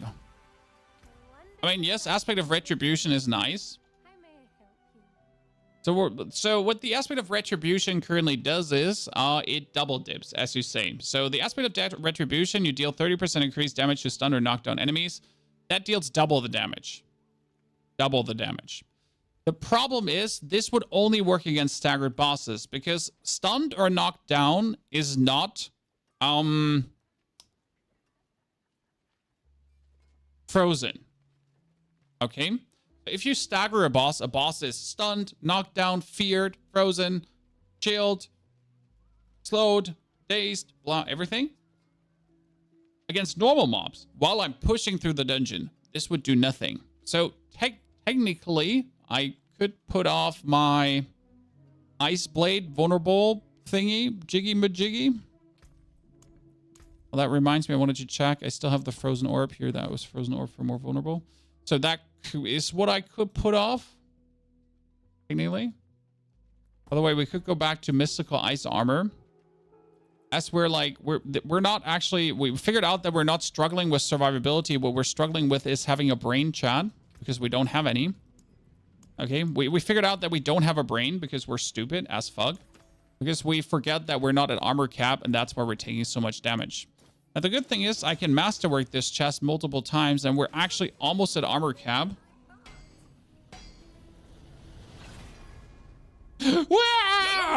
Flame shield duration. Look at me, chat. I'm a real Sorc now. Castiel, thank you for the 40 months of support. Castiel, very appreciated. Hope you're doing well. The problem is, where am I getting this armor from? I mean, seriously, where am I now getting the last armor from?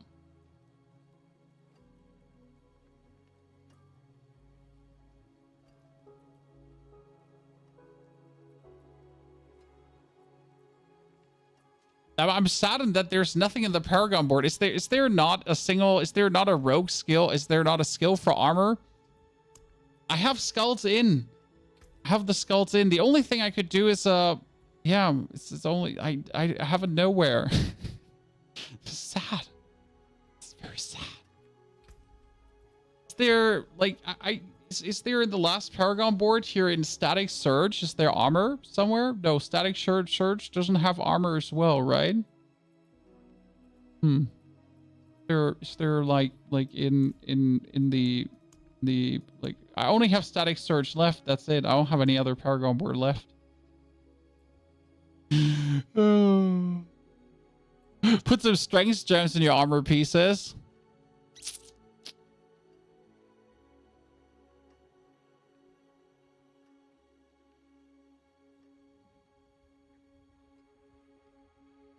We could reroll armor. Yeah, sure. We could go to this armor piece. And now what we could do is we could reroll this armor until we have this plus 300. So technically, that's what you could do. Yes, yes, Chad. Look at me now. Look at me now.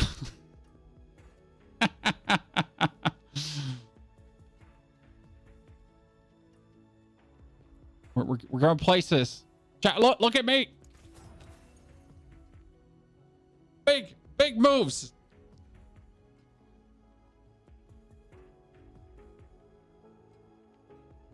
Big moves.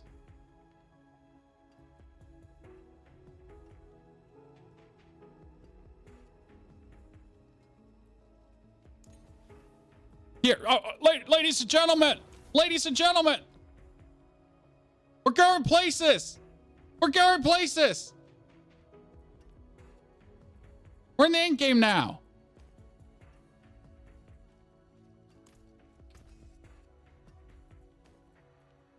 Don't force it. I mean, what means don't force it? We're forced it all the way already.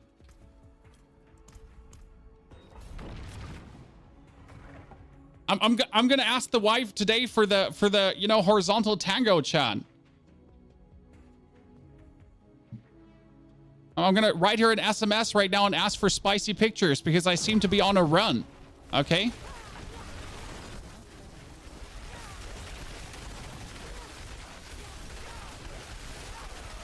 It's on.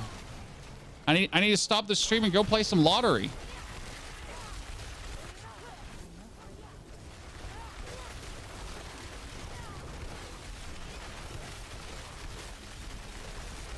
I mean, it's like we need to essentially like let's really put a strength gem on, okay? Just to get my armor up, because I want to go back to the 89 dungeon, because we have done the 89 dungeon before, right? And the 89 dungeon felt so good and I was feeling so nice and nothing was a problem. But then when we put on the wrong boots, suddenly it felt like really bad and we were dying and it was like kind of shit and I hated it. So now that we are actually going closer to armor, we're losing exponentially less HP, which makes us way more tanky, which like helps us essentially to stay alive straight away. And suddenly everything is more fun again. It just shows how a little thing that you kind of forget about can immensely dip into your game fun, because you kind of feel like your build was shit and you're doing things wrong. But the only thing that shit is you and like your attention span, because that one doesn't seem to exist. Since who forgets if he's at armor cap or not? I mean, seriously, how could I forget that? Like, see, right now I wasn't even close to dying. I'm not ready yet.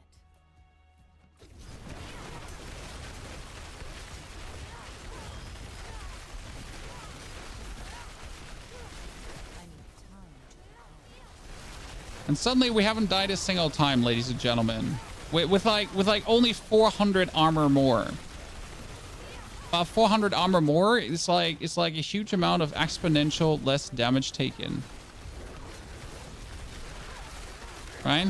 Also, we do still have the holy bolt on. I'm very sorry, chat. I'll make sure to take it off after this one. So we just get this one zoomed down quickly. And shouldn't I be getting like a little bit more armor if I masterwork more items now? I should, right? So if I push more items towards 1212, I should be getting more. Isn't it like 30 per armor piece or something like this? 30, 40 per armor piece? Not much, but hey, like it should be enough.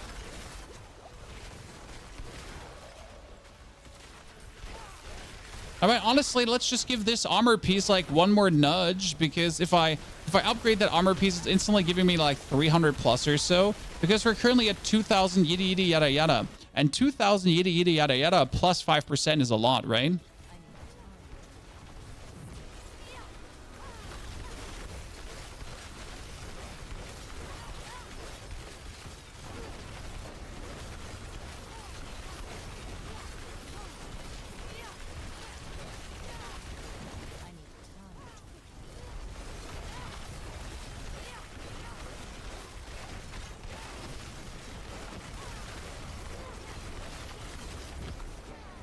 Do we have here the wind girl? I dislike the wind girl so much because it could just kill me, but Now I just put on ice armor and then I'm good.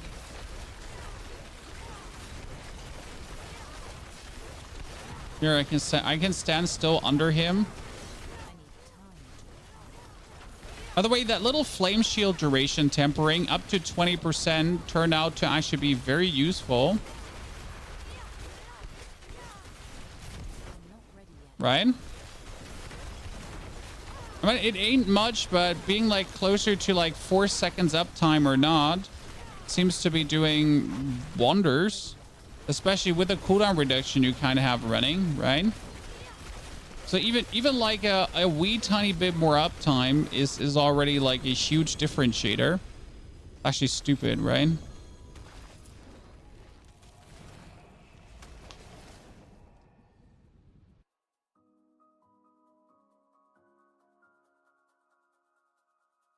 Okay, we were talking about Nightmare Dungeons though, chat. So before we do an 89, we have to do Nightmare Dungeons now, correct?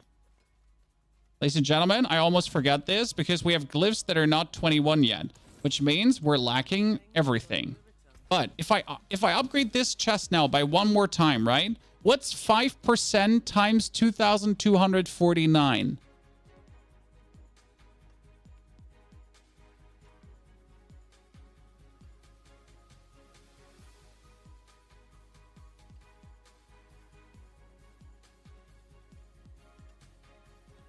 So if I upgrade this item 2 more times, which will be a 10% increase, right? If I take 2,249 times 1.1, so 10, like, take 2,249 times 1.1.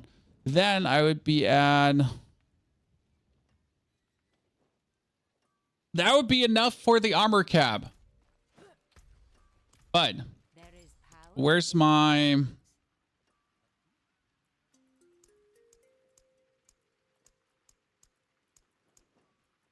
Which gem gives strength?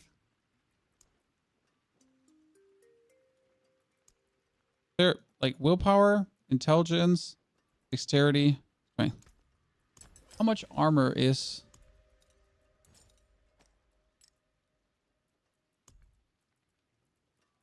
Shh. Shh. Shh. Okay, Chad. Listen. Listen. Shh.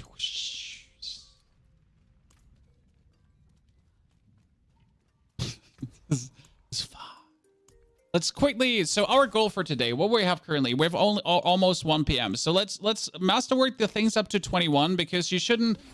Like I see people essentially complaining, I can't push deeper into the pit, and that's like, what level are your glyphs at? And they're like, yeah, my glyphs are like level 15. I was like, okay. Why do you suck?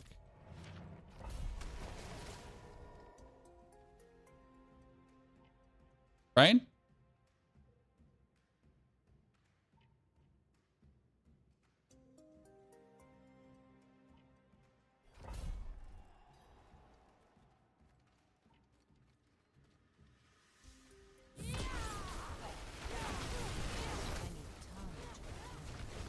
Gotta have those beautiful glyphs on 21.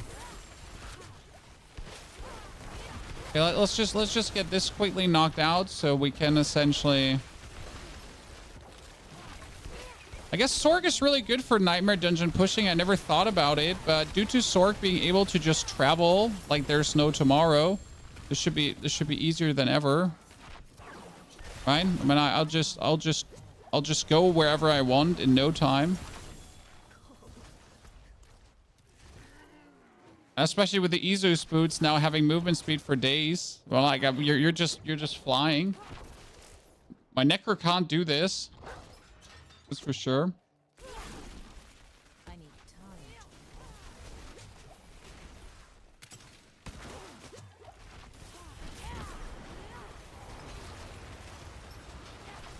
I need time.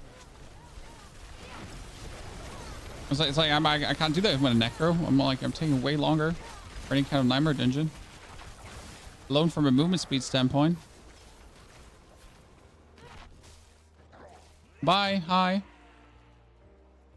I need time to prepare that. The ice blades because they make me faster. To check the price of an item, you go on Diablo.trade and then you just check if the item that you have available is available there too, and then you just compare.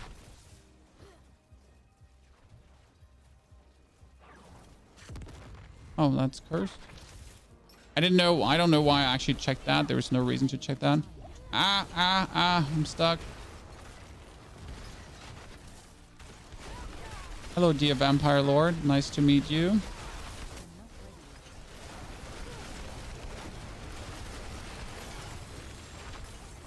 Oh, I need that elixir of resourcefulness. That's an event. I don't want an event. Sorry, lads. I'm only here to find the Vampire Lords. Let's get the glyphs to 21 and then try to... So what's the goal today? Pit 90? Chat? I mean, we have cleared an 89 already. So is the goal Pit 100? The self-proclaimed goal, Pit 100? That'd be kind of rough for a fresh character. I mean, like we got 100 yesterday, but I guess let's see.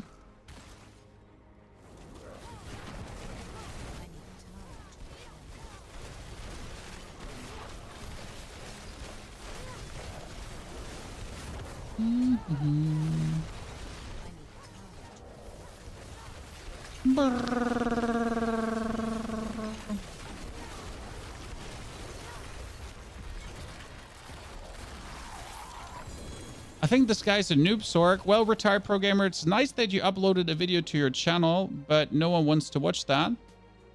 I hate to do this to you, but self-promoting yourself somewhere else is always the worst thing you can do as a content creator. So good riddance. May you please never return.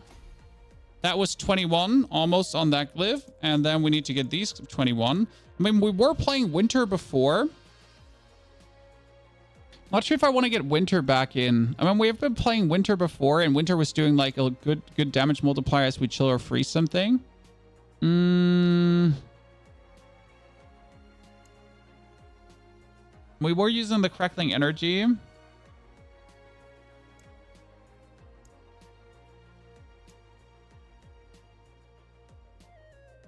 Might actually have to kick Flame Feeder out again. Not sure if I want to keep playing Flame Eater. Well, we need Reinforce, obviously, because Reinforce is doing well. Okay, that's Aken's Grasp with second time. Aken's Grasp was really quick. Path of the Blind, Channel House, Collapse Vault. They're all, like, shitty. Path of the Blinds was, like, 10 times shitty. You pulled a 2 GA Godslayer. That's amazing. Congratulations. Pit 100 is easy on Sorc. No, so again, Pit 100 with Frozen Orb. Not like can you do Pit 100? It's like Pit 100 Frozen Orb, okay? That's it. If we're not doing it with Frozen Orb, then that's not worth it.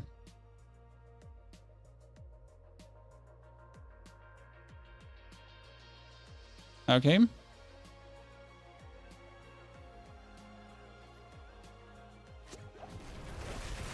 Is Orc Sorb better than Bliss Sorc? I don't know.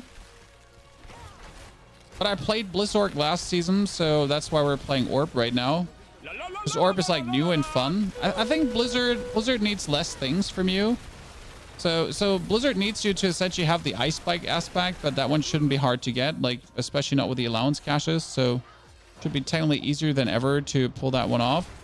Whereas for the Frost Orb, end of the day, you'll need the Fractured Winter Glass, and if you don't get the Fractured Winter Glass, you're going to be lacking, right? That's something to kind of keep in mind.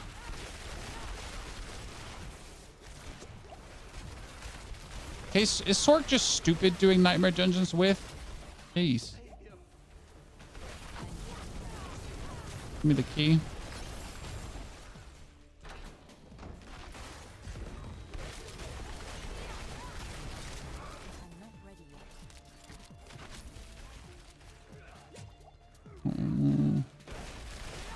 Out of my way, nerds.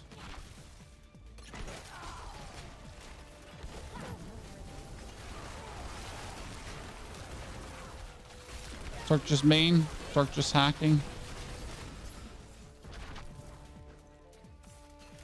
Oh, isn't this one with like... Yeah, with the corpse piles.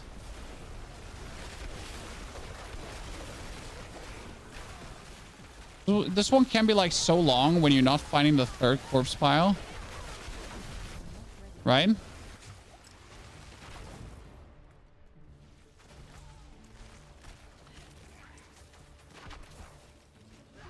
But I should have the travel speed to...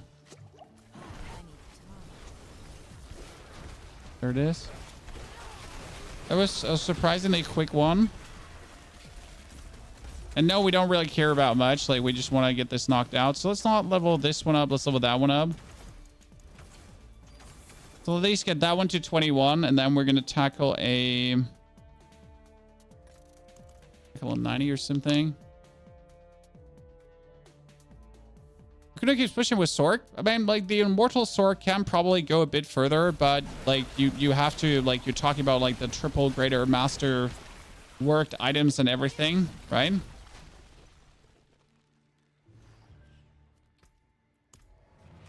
As much as I admire people doing the higher pits, I really have no interest. Detroit, thank you for joining, by the way, as a member on YouTube. I personally have zero ambition to, like, try to get like triple greater affix items, masterwork, whatever, right? I just want to make good builds that work, and then you can go and try to absolutely try hard that, right? It's kind of like where fun just simply ends for me. Like if I would genuinely try to get like all these greater affix items and then rework every single item until it has the perfect things going on, it would just kill my fun. Simple as that. Like the extent where I just simply stop. I don't know how you're feeling about that. What your ambitions are this season. But for me, it is to get every build to essentially just beat Pit 100. You know, give you guides for exactly doing that. You know how to do it, and then we're good. And we're fine. Obviously, for my Necro, I kind of want to still do the Pit 120. But for that, I need to invest quite some resources. Pit 120 without Holy Bolt, obviously. Not with Holy Bolt, without. So I need to invest some resources into that to get my thing masterwork. But that's like for next week, probably. No, we're going to do a farm day with a rogue, probably.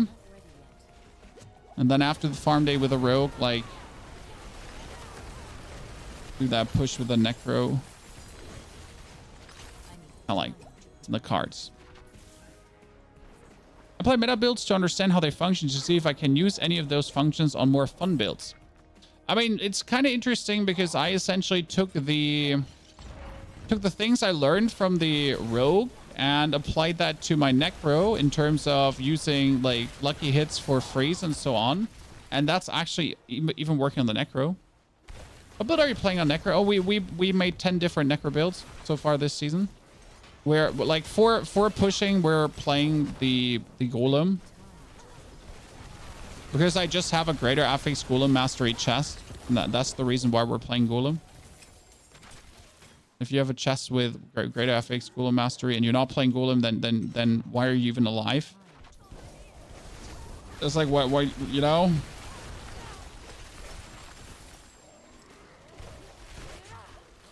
You get blessed by the RNG. You gotta do the do. Out of my way, nerds.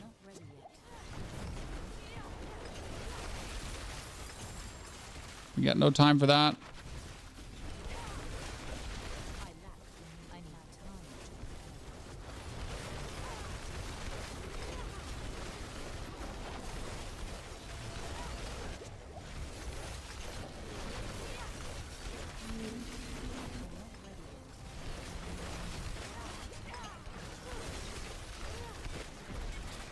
Good. 1, 2, 3. Bulwark. I don't remember which one Bulwark is. I'm back to Blight Necro to finish the last 2 wolf tiers to the spark to get Shaker for my rogue, and I just dropped greater affix golem chest. Is this a sign? I mean, there you go, sir. You got your answer.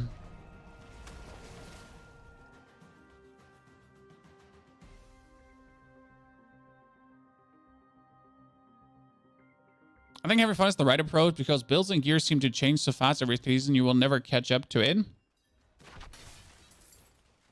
The biggest problem, I guess, is with ambition that you can't force it.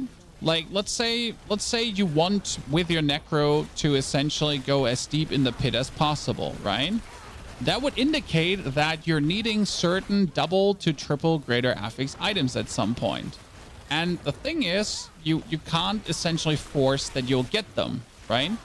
So at some point you'll reach this level where, okay, unless I'm now finding a ring that has intelligence greater affix, that has that has like attack speed greater affix, and then it's supposedly also having like crit chance greater affix, and then on top of having these 3 greater affixes, I need to also roll the max rolling golem damage, and if I don't hit that, it's actually bricked.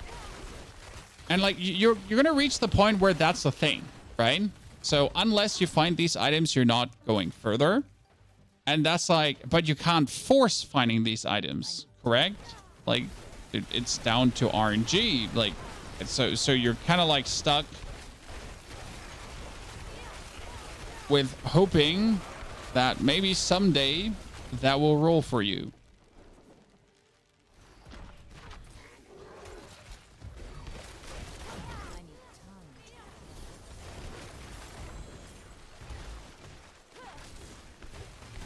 So I'd rather like have my ambition lower, correct? And just essentially try to always beat 100 with a minimal gear invested, right? Instead of trying to beat it with the most maximum gear possible.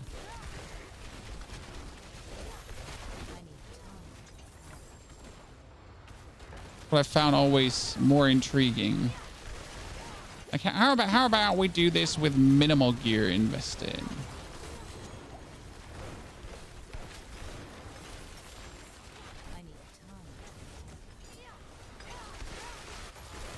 Wouldn't the Shadow Key passive be good for this build? The Shadow Key passive is being used while leveling, but later on no.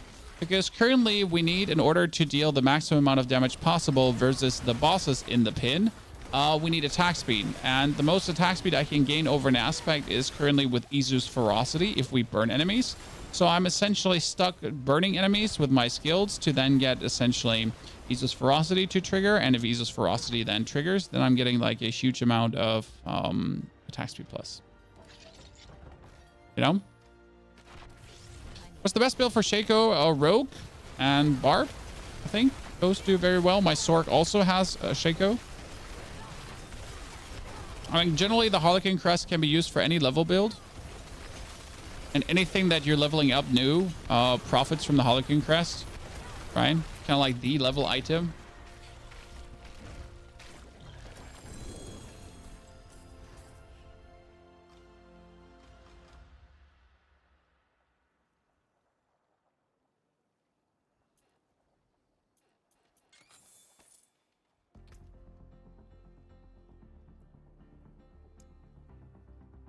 As little gear as possible. Yeah, I mean, like if you can beat a tier 100 on your druid with perfect gear, that's kind of like sure you can do that, right?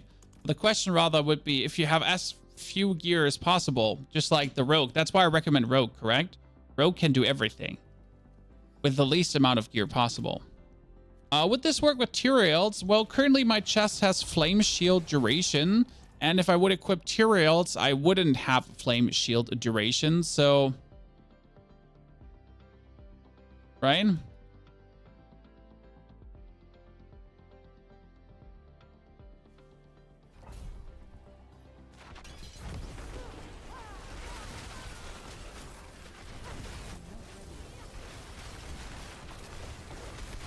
Oh wow, I forget how cool Inferno is. Jeez. Yeah, Inferno was just these ways downwards. I'm not ready yet. I forgot how much fun Inferno was. Because you're essentially just sending it like in one direction, right? To just kill everything. There's not much deviation from the path happening. You're just going. You're just going.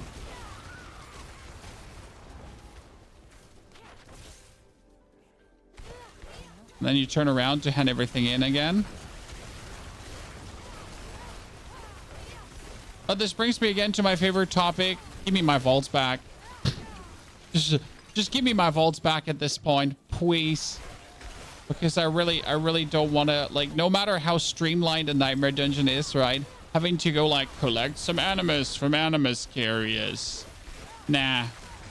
Could you just please give me my...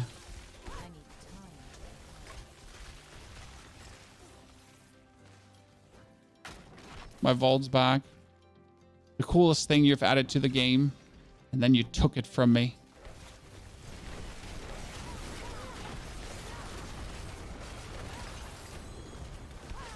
That was my happiest chat. Vault. I know a lot of people didn't like vaults, but a lot of people are also weird. How can you not like vaults? Surprised they didn't just leave it in. Like, I didn't understand that part, because vaults essentially made the game better. You could have just left it in. Even the Pearls of Warding. You could have even let the Arcane Tremors and everything in if you wanted to. But, like, worst case scenario, you would have just taken the Pearls of Warding out or something. Or you would have given it from somewhere different. But, I don't know. Like, the vaults were just a good addition for people who are essentially bored of Nightmare Dungeons. Even though, technically, vaults are obviously less exciting to do. Technically. Because they... Oh, hello, Butcher.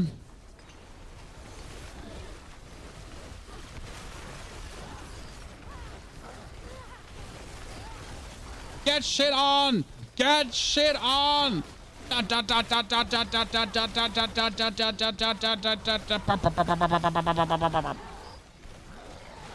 sorry guys. Like, it's a slow shitting, okay? It's not a quick let's get shit on. Like, it's like it's taking a while, okay?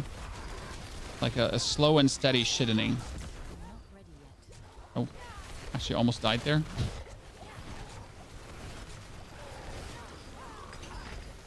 I mean, it doesn't help that the thing just nuked me. He got me, chat. He got me. He got me. I was so happy. But he got me. Fresh meat. I've been hat, ladies and gentlemen. I've been hat. It's because we're missing 20 armor. That's the reason that happened. You know it's true. That's the 20 armor.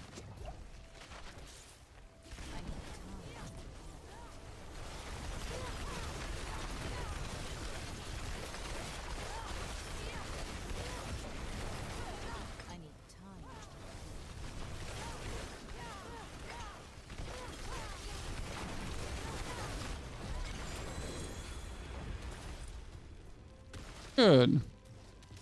21. Now I just got to decide if I want to play Flame Feeder or Winter, or if I even want to put Exploit back in, or if I want to put Charge at some point into the frame. So there's a bunch I could play. Wanted to. Okay, so we got these to 21 that we needed to get to 21. Then let's go to Karga.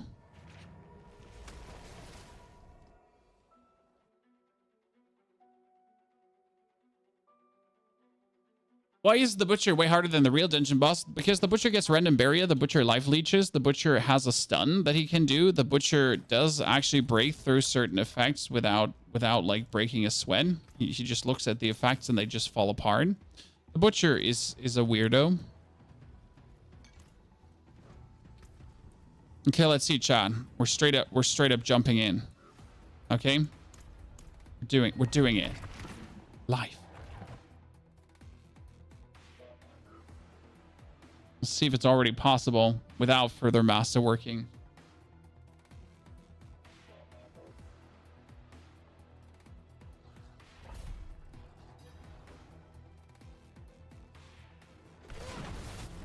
Okay, how much damage is this going to be? And how much more tanky are we going to feel now that we are essentially back to our armor cap? Okay, we do feel tanky, but the wolves are still the wolves. You know, the wolves are still the wolves. They make me feel bad. I need time.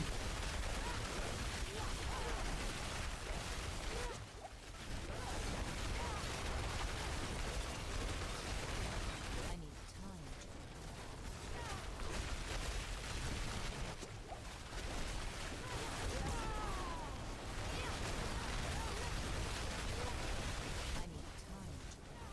All right, since you gotta like stand outside their weird hitting effect when they do that. Yeah, I guess there is some damage missing that we're still needing. There's definitely some damage missing at this point. I need time. We need to work on.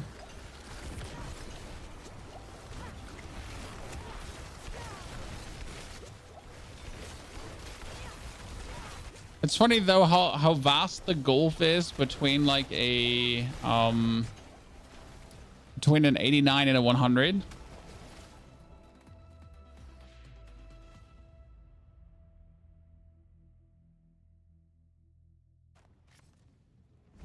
I cannot do that here. Rogue might be good, but Rogue is the pit pusher supreme. Because doing 89. The 89 was done before already. But again, now that we have the armor, let's go back to the 89.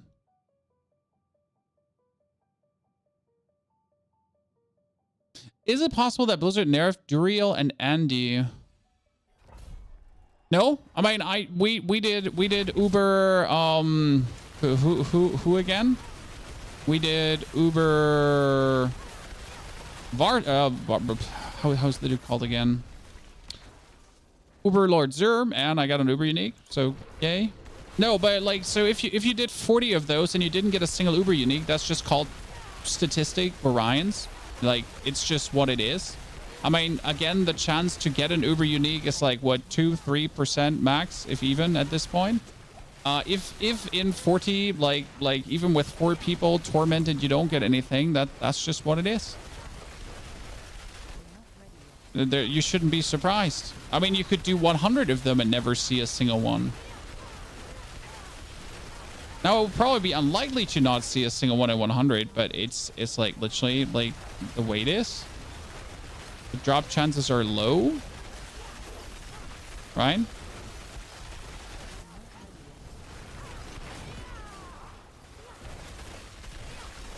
When I get a Melted Heart of Selic today, whee! Try to imagine getting a Melted Heart of Selic. I'm definitely going to turn that into a Spark, that's for sure. I do actually have an Endariel's Visage that I also don't need, so I'm most likely going to turn that into a Spark as well. Even though there are Endariel's Visage builds, so let's not lie about that.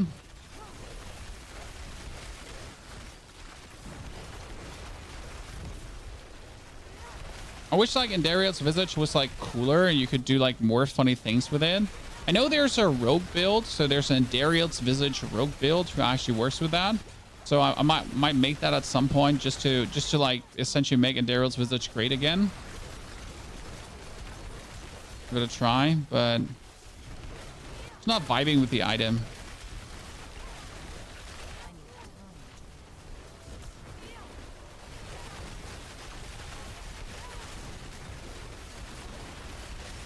Yeah, this definitely feels vastly more tanky than before. I mean, considering that before, like without the armor cap being hit, because we accidentally didn't hit the armor cap, we would just randomly die to whatever. But I will have to say that the Paragon board seems just so much weaker. So that one I have to revisit, where we're actually doing less damage and why we're doing less damage and what is causing us to do less damage.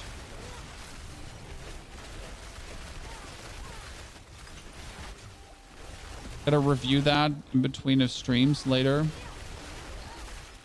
Something, I broke something, I'm pretty sure. Somewhere on the way, we broke something. Might be probably missing out on 1 or 2 legendary nodes that I should have. That I had in the other board. I can already sense that.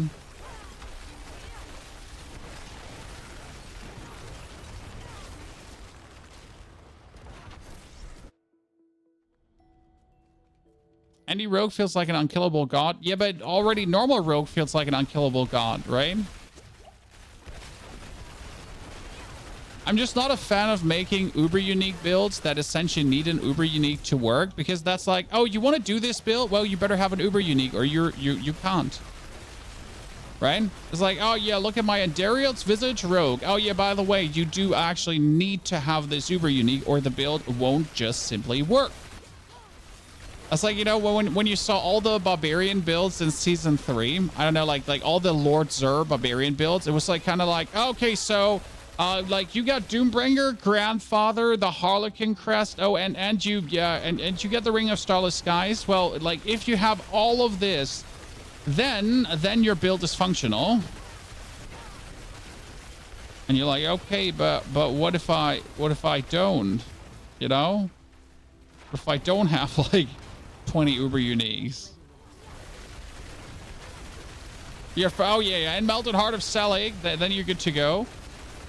Like you're like, but sir, this is not achievable, even for me as the content creator. I'm sorry.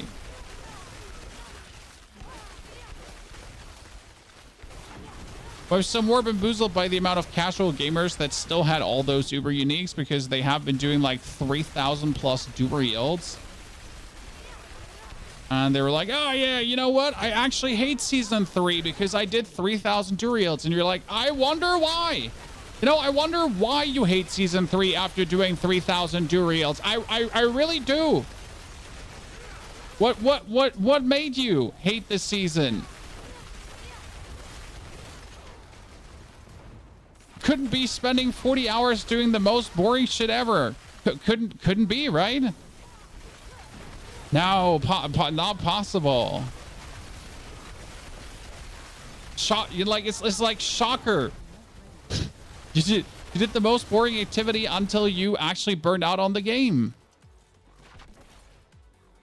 Who would have guessed? Okay, so we're standing AFK. We teleport to refill our mana and get unstoppable, 50% bonus damage. Then we're standing AFK. And then we're standing like more AFK. And we teleport out to not get hit by the things here. And we activate this. Then we're dodging in between to actually get the bonus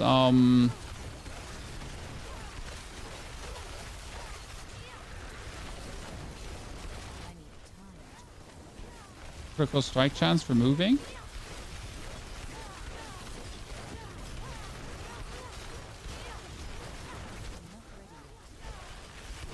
Yeah, this is far from being fast. Oops, and I get hit by that thingy because he spooed on me and I had to teleport. It's far from being fast, but it's functional. And now we just have to farm materials to upgrade. So right now the farm for me is definitely like 79 or something. Right? We can't do the 89. But I wouldn't call this the smartest thing to essentially farm, right? For the build right now. Only because you can doesn't mean you should.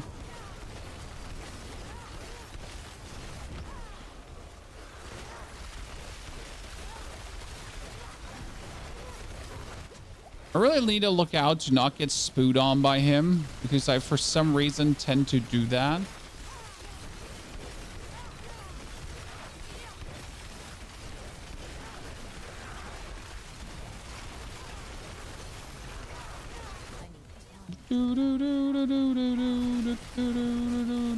Just hold down your 2 button.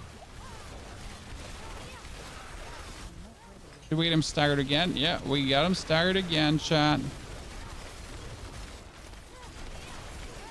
Then you just teleport behind him to actually avoid getting spooed on.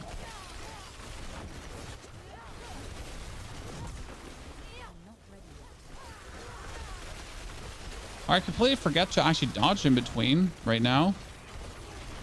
You know, just missing out on damage because I forget to dodge. I'm sorry.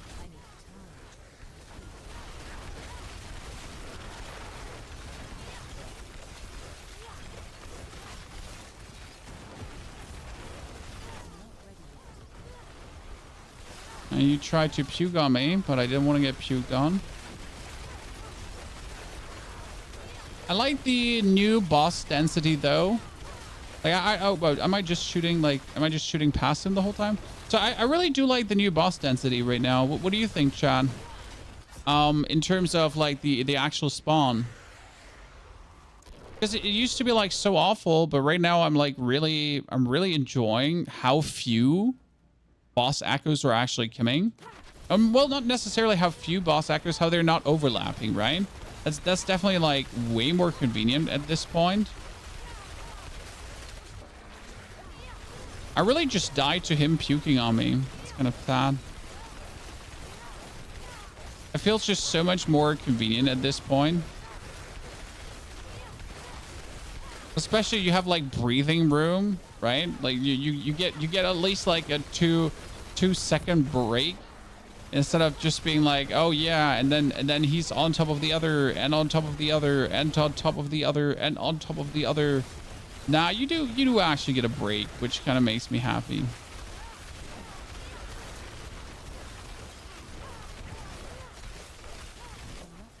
Feeling good there. You have good gear? No, I don't have good gear. I have acceptable gear, and we do need to masterwork way more to do this. But honestly, for a Frozen Orb Sorc, we're doing plenty well right now, sir. I mean, you got to understand that, like, which build it is versus which kind of content. So, does this look unimpressive compared to Necro? Yes. Barb? Yes. Rogue? Yes. But that's not the point, right? Because this is not a Necro, a Barb, or a Rogue. I mean, I had someone tell me today that instead of playing my Heartseeker Rogue, why am I not playing a Bash Barb? Because it's essentially the same.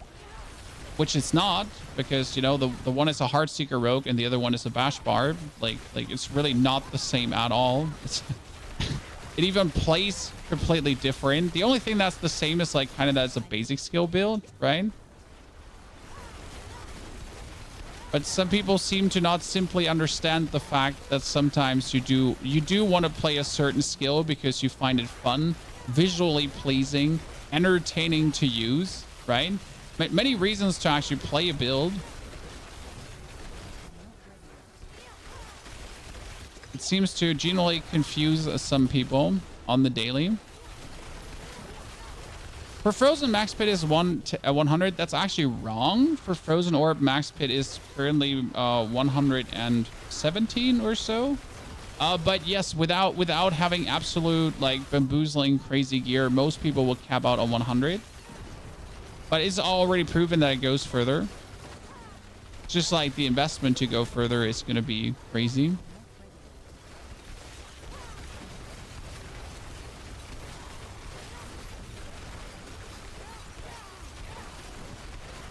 So yes, the technical limit is 100. Oh wow, Jesus. Practical not though. You have a gear for the fireball build? No, I don't want to play the fireball build. I don't want to play, sir. I find the immortal fireball build super silly and uninteresting. I'd rather play the Frozen Orb. But in order to play the Frozen Orb, I need to get my weapon to 12 now. I need to get my offhand to 12. I think I should get my Winter Glass up because my Winter Glass is like the biggest thing, correct? The Winter Glass gives me vulnerable damage, physical damage, cooldown reduction, and conjuration mastery. So that's probably my biggest damage multiplier I could still be getting by having this thing masterworked up all the way. So that's like my next exploit probably to get it there, because that would be going there.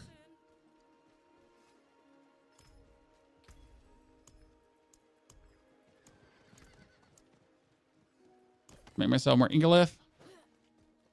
Right? I'm like the best part would obviously me hitting conjuration mastery, which I'm probably not going to hit because I'm like really unwilling to rework it. Fireball puts you to sleep. Exactly. You're saying you can make a build based on enjoyment and not sweaty meta? No, according to YouTube comments, you can't. According to YouTube comments, you can't.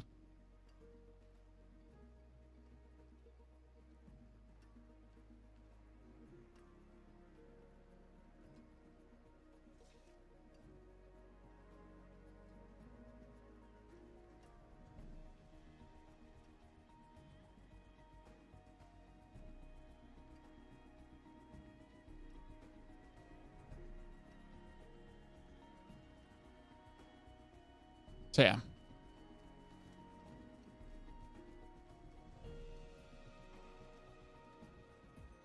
I've got 4 Ubers this season. However, after far in the crap out of 0, not one drop for me. I want to try this build, but pointless without that amulet. The amulet is really easy to get. And wait a second, I should have one more, Aaron. But I can't give that to you. I'm sorry. I wish I could give this to you, Aaron, but I'll probably have to sell that to someone who's going to give me money for it. But we dropped today 4 winter glasses. So winter glass is really simple to get. Okay. What are the wings? The wings are from pre-ordering. We have pre-ordered the edition. I am sorry, chat. I'm a sucker. I fell for Blizzard's marketing gags, and I actually got this version for free because I'm a Diablo partner. But the wings are essentially from here. It's the Wings of Face, Vessel of Hatred. I'm running quickly for the toilet, then we continue. Be right back.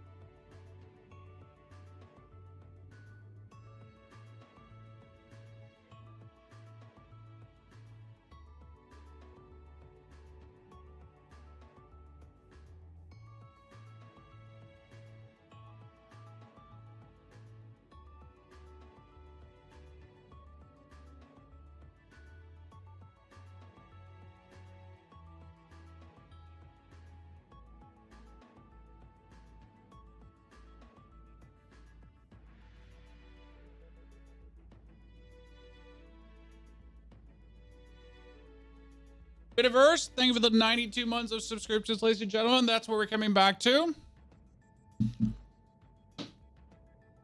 The problem with the wings is, chat, they're not as cool as Gwynnewar's 92 months. No, look at the outline of my character. So I'm playing the player outline on gameplay. Player highlight. And now you could say, hey, Pony, just don't use the player highlight. First and foremost, I would use my character. Also, I like how it looks. But second and most important,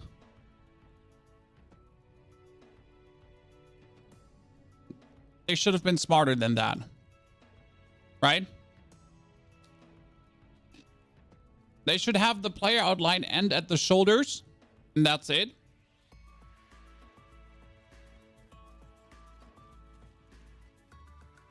The only way to get pet is pre-purchase. No, the pet is for free. I cannot do that here. Pet is for free. Like you get the wolf. I have a snow tiger. What's triggering the cooldown? That's actually very simple. So the cooldown is happening due to Ice Blades. What does Ice Blades do? Ba-ba-bum, ba-bum. So, Ice Blades cooldown is reduced by 0.5 seconds each time it hits a vulnerable enemy. Okay.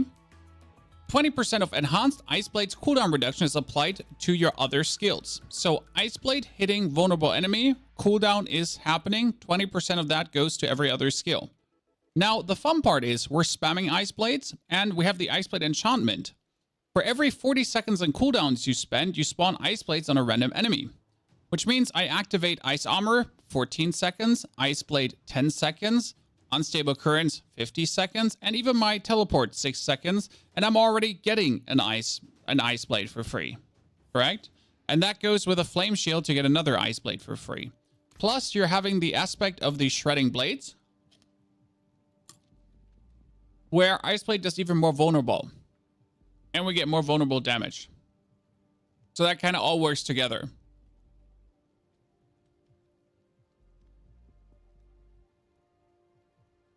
Then you have cooldown reductions from Tarasha's, cooldown reduction here, cooldown reduction there, and cooldown reduction on this item.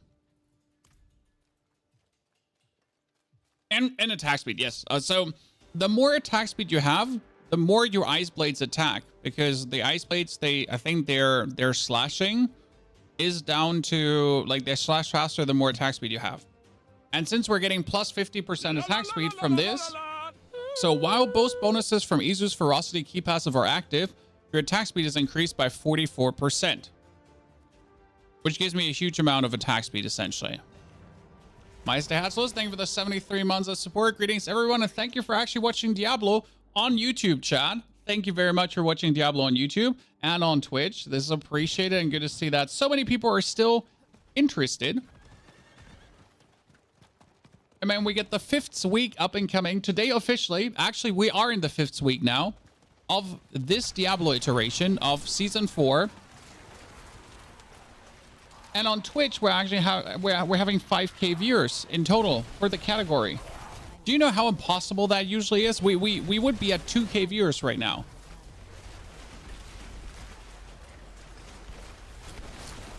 Like, not me at 2K viewers. The whole category would be sitting at 2K viewers. So even after 5 weeks, there's still interesting stuff happening that people seem to be interested in consuming. And that's kind of nice to see, if I'm honest with you.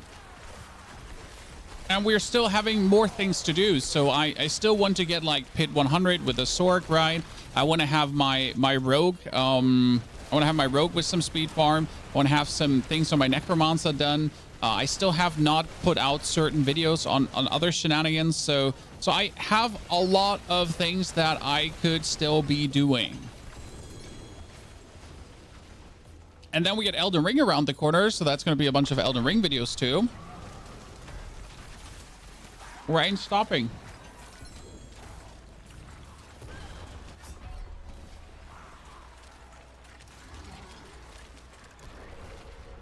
I think PlayStation putting out 50% sale helped. That's on Xbox Game Pass. I mean, Xbox Game Pass has helped tremendously. And free cosmetics and whatever. I mean, Xbox Game Pass has created a bunch of new players. The amount of players that we have had this season that were asking questions that, like, indicate new players is higher than ever before. It's actually never been this big. Like people literally like, why does his glyph have a bigger radius than mine? Right? Hey, he has 8 skill points more than me. Where's that from?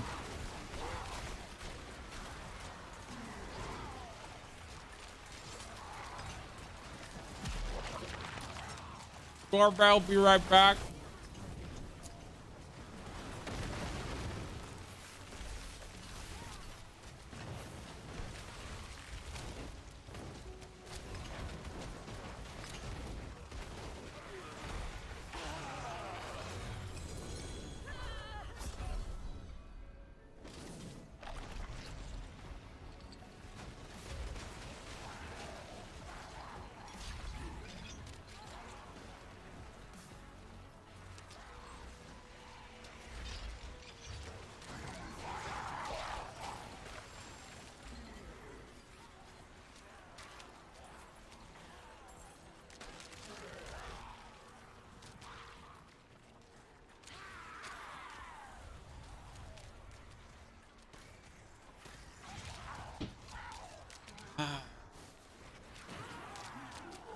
Save build tab. I mean, they said they're working on a save build tab.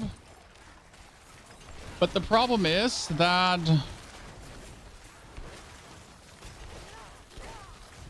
they suck at making a UI for it. I think my assumption is that they're trying to create a whole armory instead of just giving us a save Paragon button, right? So they're essentially stuck in this thought that in order to make a good build something, that they would have to give us like a complete functional armory straight away.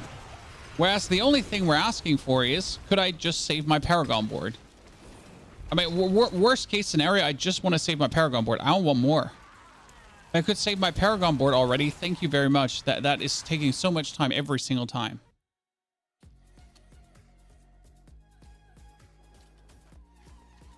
Also, Robin, there is an alternative for the ring listed in the build.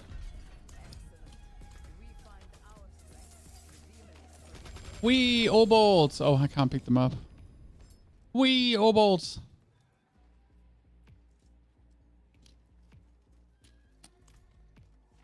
Okay, a double grader affix helmet. Correct me if I'm wrong, chat, but I have so far not seen ever a good double grader affix helmet. Wow, 4 ranks to Hydra.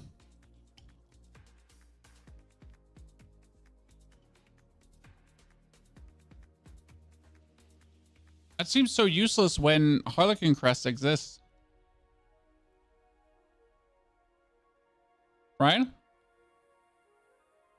Will this build be able to do tormented bosses? We can do tormented bosses, and currently pit 89 is the highest we have done, Robin. If we though masterwork our gloves up now, which would give us more Frozen Orb ranks, so insane more damage, and we get the this one mastered up to Conjuration Mastery, then pit 100 should be easy. So what we're stuck with right now is doing pit 100.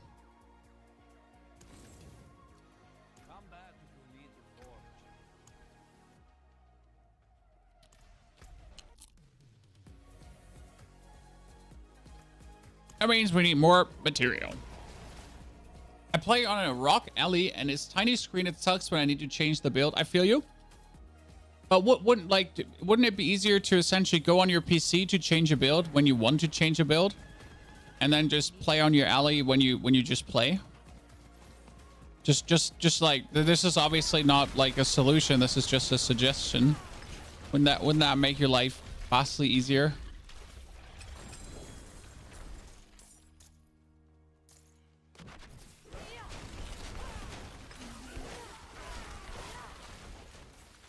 Wee! Let's hand in everything. Leave me alone, nerds. So right now, just for the people that haven't seen it so far, let's hand this in, and afterwards I'm going to show you something. I'm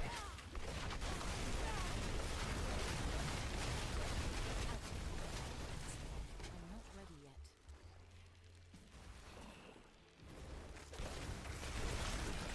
20 more seconds. And then we can look something up. That's what I exactly do with my Steam Deck. I play on it and feel like I need to change my build. I always wait till I'm on my PC. It just seems the most reasonable thing to do, despite that not being a real solution. You don't have a PC. My condolences. Actually, no, congratulations. A PC is a burden. Having to make sure that that PC is always up to date and everything is just pain in the ass. No one likes that. So in terms of what can Iceball Sorc do, always recommend looking at the pit ladder. I'm not saying that if a build is not here in the pit ladder, it doesn't exist, but it's mostly that. So you have the Immortal Frozen Orb on a 115. That's the highest we have seen so far. That's Mr. Evo. So it is possible if you do have the gear. I'm not sure if he has his gear correctly listed there, but most likely does have. But you notice how much of a, like, how few damage he at this point is dealing, right? Like the things are not really melting quick, right? He has essentially potion, triple. What's it called again? Incense going, right? And we're going very slow. He is super defensive though. Like I gotta say, like his cooldown game is on top, right? He's just simply not dying. I think he has. Does he have the flame shield permanent? He has the flame. Yeah. Okay. So he has the flame shield permanent. So that obviously does help, right? At this point. So if we're looking at pit 115, you're essentially, in order to do this correct, he's like, he has the flame shield permanent, so he's just standing there. And I think they're like, it's just like, he's just never not having it. So that obviously helps, because then when you're fighting the boss here, right, he's just standing and he's essentially not moving a centimeter, right? He's standing on the scourge of the land, and no matter what happens, like he get that on. So whatever boss echo is coming to hit him with whatever, there's no movement. There's the lies now exploding behind him. So that's kind of like, at some point you're kind of forced to do that. We probably have, like, does he have greater affixes listed and everything? Let's see. I like to look not at this here. He has that's the ranks to flame shield.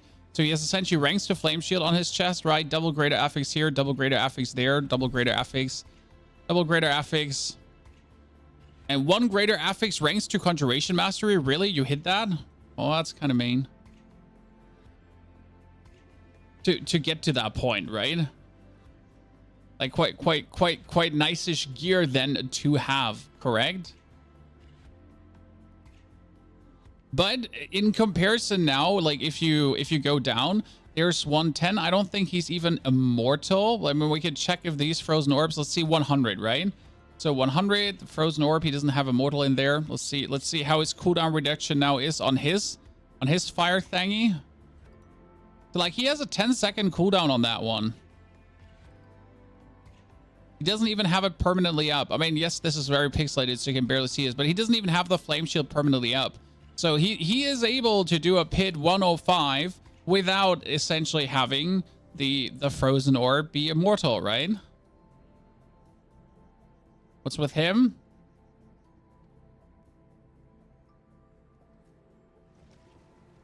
Doesn't have the flame shield permanently up as well. So you can do it without immortality. It is possible with enough damage reduction and with enough barrier and everything, right? So these things are there happening. Is any good frozen orb until now? I mean, we have cleared frozen orb now with tier 89. So 89 has fallen with our gear, which is nothing super impressive, honestly. But I am happy. Goal achieved. I mean, I even have to play currently strength gems, Chad. Listen.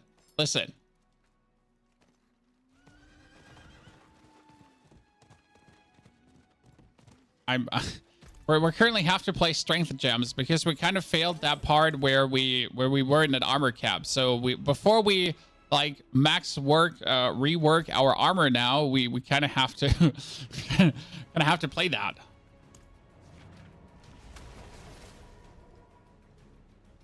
Best rogue build. I mean, Heartseeker is extremely powerful, especially because you don't need anything to really make it work, to make it good, right? I have cleared 113 on Frozen Orb, but to be honest, I think I will not be able to get any higher without buying things or amazing lottery luck. Exactly. It's like you have reached the point where you're good, right? I mean, I've cleared, for example, with my... So my Necromancer has a build that is possible to clear everything up to... Necro? So my Necro can clear up to pit 120 and even beyond with the build. Can do it, right? Which I just simply know because some people have done it with greater golem mastery +7. But in order to get my build now to go further, I need to masterwork this until it is +7, right? I want to go further, at least +6 or +7, and the same goes here. This is Hellbang Commander +6, +5, and I would need it +6 or +7. So unless I'm willing to sit down now to get these two masterworked until I hit it, I'm just not going to go deeper into the pit.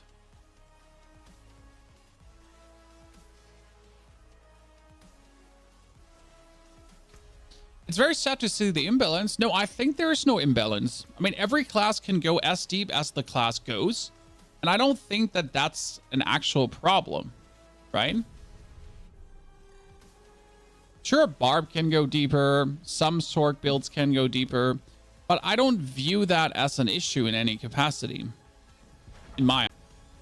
You just got to know that at some point your class might cap out and that's it. Making every class equal is an impossible task. Let's be fair. How are they going to make every class equal end of the day, right?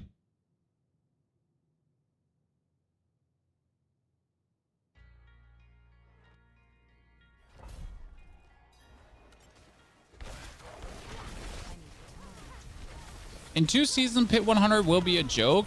No, I don't think that Pit 200 will ever fall. Like it's intentionally not fallable, right? And like all the things that are like ultra strong right now won't get nerfed. Just the things that are bugged will get fixed. I think they will implement something for Sorcs to not be invulnerable anymore. Because having immortality as a Sorc, no matter how good your gear is something that like I'm not against Sorc being strong. Don't get me wrong. But just having the ability to become completely immortal seems kind of silly to me. Right? Of being able to reduce your cooldown to a point where you just simply can't, like, where death is not an option, right? That seems like counter to anything in Diablo. I mean, having a lot of damage reduction so you take less damage, check mark. Having a lot of armor so you take less damage, check mark. Having a good amount of barrier so you don't get one shot, check mark. But literally having the power of immortality on your hands seems kind of silly. I mean, I was saying that as a necromancer who can essentially spam blood mist and technically be immortal as well. The difference is that when you're using blood mist as a necro, you can't do shit, right? So when I'm blood misting as a necro, then I'm in blood mist and that's it. I can maybe have the aspect of corpse explosion happening, but that's about it. It's like I can't like just keep casting my skills while I'm immortal. Some kind of diminishing returns. The most obvious fix that is being worked on is probably having the flame shield cooldown not start until flame shield has run its course. AKA you essentially have to wait for flame shield to be over before the cooldown reduction of flame shield even starts. I don't think that's the real solution to this because that might make it too inefficient, right? Also, I'm not sure how Sorc without being able to spam flame shield is just going to do very well.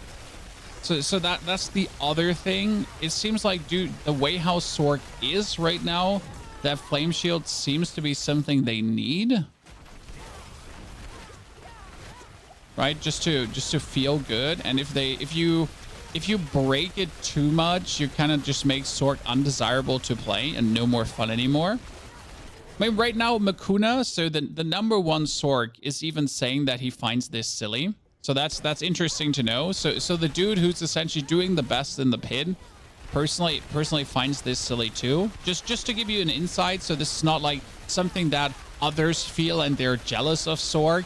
Even essentially the main dude that's profiting from this the most, right? Because he's like able to like push the deepest to make like the most content with it. Even that person is saying like this is kind of silly. You need a lot of luck to achieve the immortal state.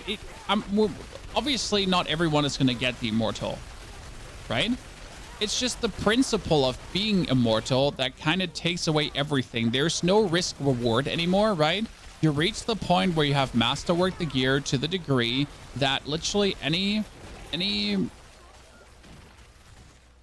challenge of the game is gone as long as you're able to hit a cooldown button. Well, we could talk about like the 400k HP barb too. That maybe that's also silly that a barb can have 400,000 HP.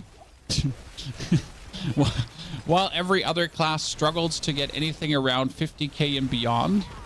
That's a different page in the book though.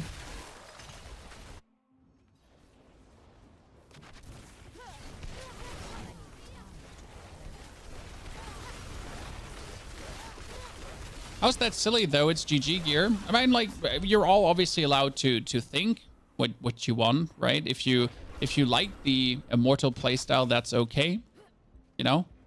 Give Blizzard feedback then. Send Blizzard your message and be like, I think Immortal Sorc is good. You know? There's nothing wrong with liking this playstyle. I personally do find it silly. I think it shouldn't be there, but that's just, you know, that's me. If you like that, that's fine. We're allowed to like different things, you know?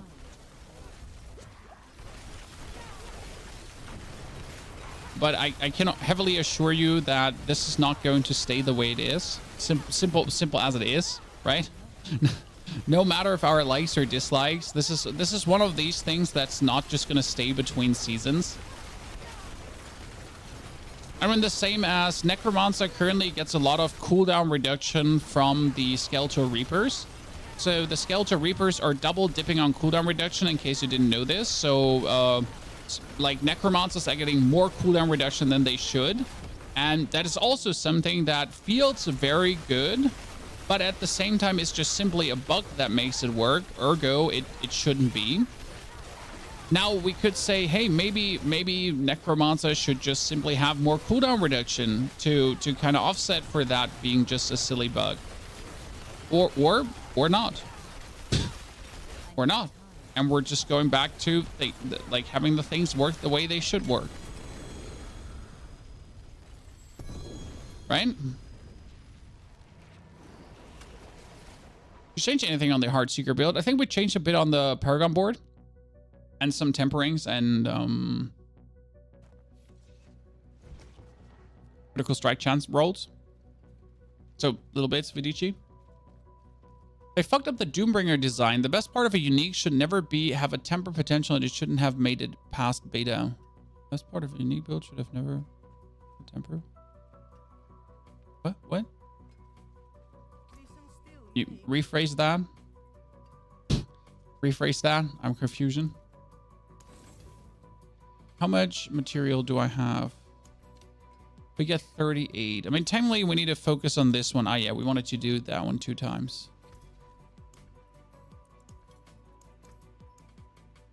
So we can expect that between the seasons, so between season 4 and 5, the things that are not working as intended are probably going to be made to work as intended. That's at least what my base assumption. Let's try one more level so we get the Conjuration Mastery up. What pit level is the best for getting as much as possible Ingolith? You don't want Ingolith, you want Nice Iron. Okay, so come here, come closer, come closer. This is the Alchemist, called Corman. Under the Transmutation tab, you can turn your Neath Iron into Ingolith, and your Ingolith into Opticide. So you're never going to be farming the best pit for the most amount of Ingolith. You're going to be always, if you're at least able to, farm pit 61. Because pit 61 has then Neath Iron. And Neath Iron gets downgraded into a 3 times value. So 1 Neath Iron is 3 Ingolith. And 1 Neath Iron is 9 Opticide. So you get so much more material by obviously, you know, farming Neath Iron.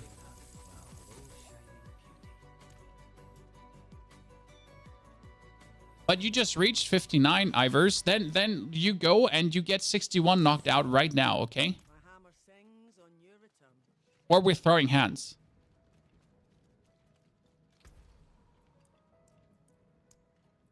You get that done, sir. You put that Holy Bolt Elixir on and you're blasting through.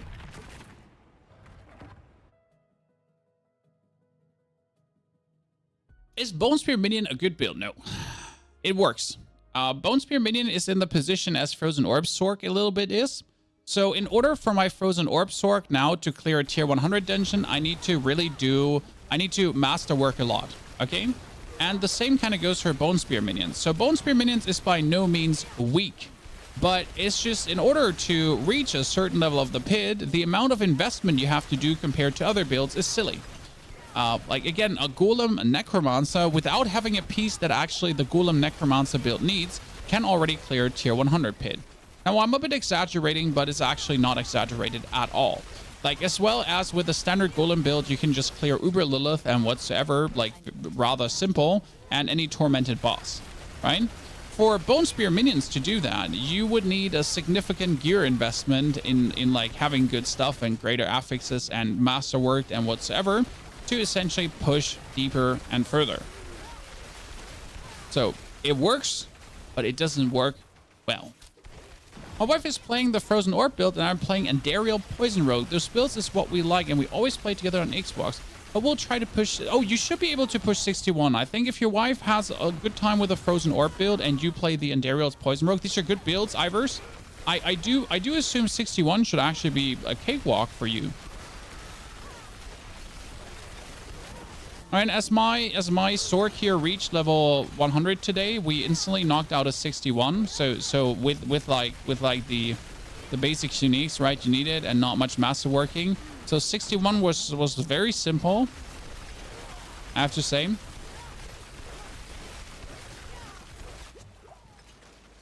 For the build. Is Diablo.trade legit? Yes.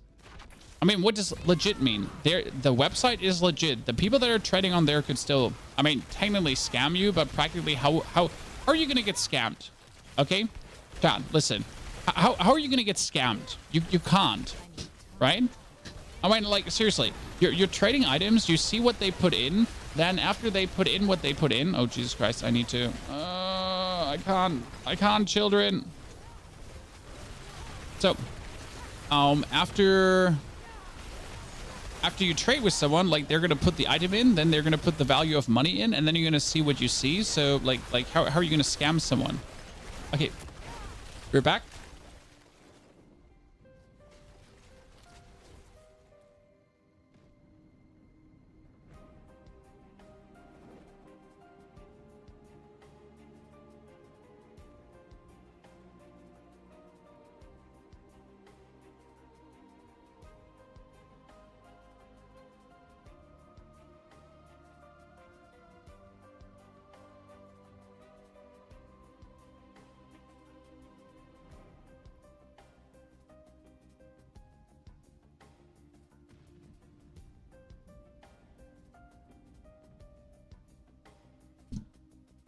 Hi.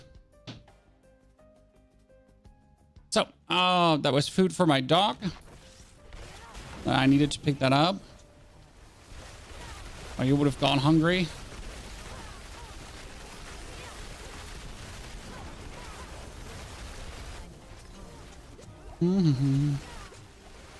Yeah, it's like, see, right now I'm also profiting from Flame Shield. And a Flame Shield duration. And a Flame Shield... You know, more ranks in it, cooldown reduction. That's the thing. As silly as Immortal Sorc might be to a degree, like, if you tinker too much with Flame Shield, do you just simply break Sorc? Because what would you do if the class didn't have Flame Shield? And, like, right, honest question, what would Sorc do without Flame Shield? I mean, you would have to play, you could only play skills that work on distance.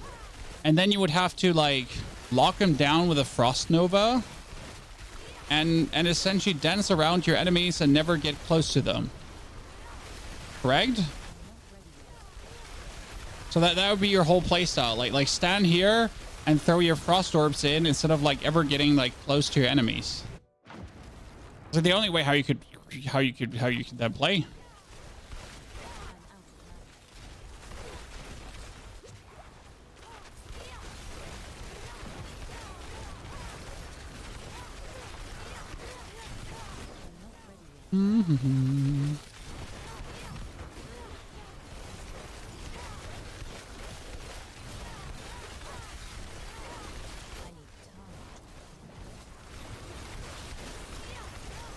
Well, that's kind of like, well, what are you going to do? Are you going to break the whole class just because maybe immortality might be silly? I hope they don't ruin it. These are like, this is one of these situations where you really have to hope that they don't over nerf something or ruin it because they feel like the need to adjust, adapt, whatever, right? Because it could easily lead to just breaking something only because it is too strong at the given time. Let's hope that ain't happening.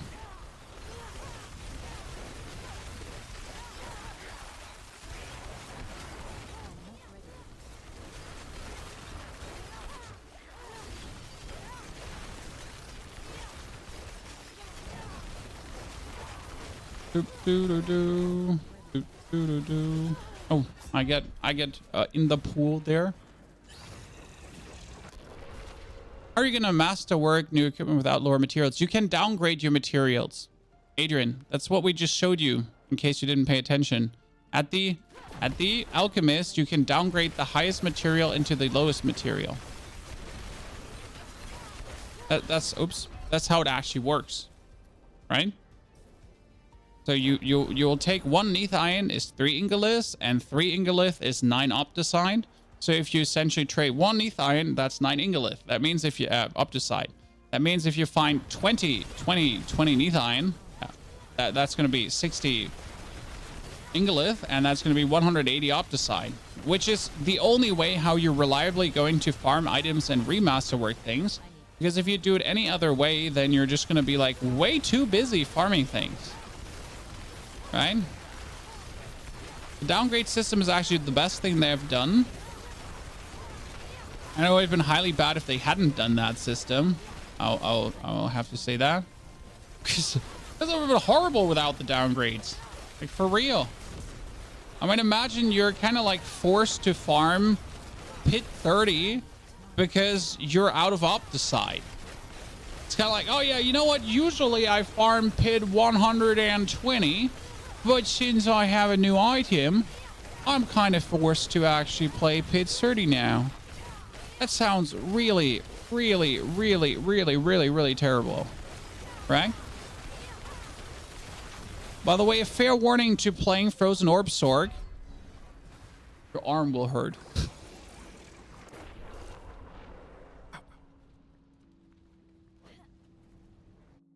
Probably the most gameplay intensive build I have right now. And also, I hate the combination of Hive Master and Elias here. It actually, like, we've had that the past X times now, and it tends to kill me because my brain can't compute anymore, it seems. You can just hold it down. Oh, I'm holding it down, but that doesn't change the fact that I press the other buttons too, sir. When you do 400 resets to get the desired stats, oh, absolutely. I mean, if you're playing the game normal without trading, you're screwed. Last time I tried to masterwork my chest, I burned through 80 million money, and then I had 50 million left, so I had to essentially stop trying to get the items I want. I mean, then I sold an item, and now I'm currently at 900 million, so with these 900 million money that I only get because I traded, right? So I went above and beyond. I didn't just normally play the game. I went beyond the normal gameplay. I am now able to efficiently try to roll new items. Otherwise, that wouldn't be an option. Right? Otherwise, that simply would not be an option to do. Like, there was not going to be like me trying to in any way get this done.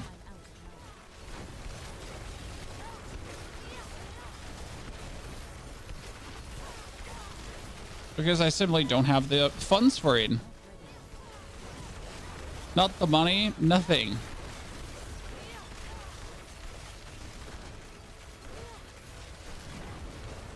Right? So already have to go like above and beyond, right? Already have to like do more than the standard things to be able to get items to a certain level. Well, we can definitely talk about the 5 million reset just being silly. That is something they need to fix. I was actually hoping a mid-season update would fix this already, because 5 million is it doesn't even have a good gameplay reason why it is 5 million, right? You already have to farm the materials. Why does it have to be gold too? You know? I mean, like, already, like, do you know how many neath iron it actually takes, right? So in order to upgrade an item, You need like, you need the 40, the 80, the 120, the 250 Neath Iron. That's already like doing another 10 dungeons, right? And then you need another 5 million.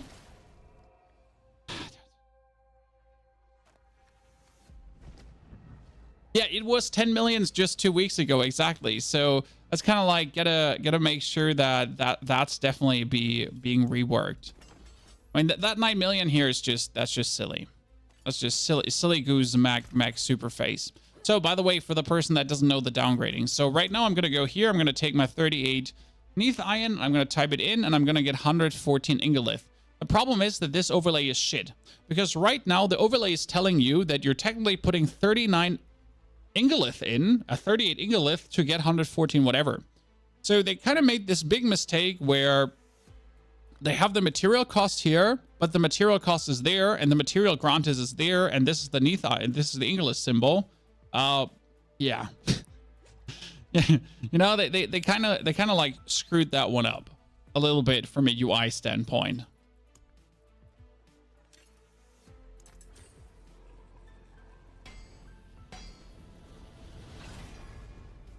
Well, that wasn't Conjuration Mastery. Technically this is a dud.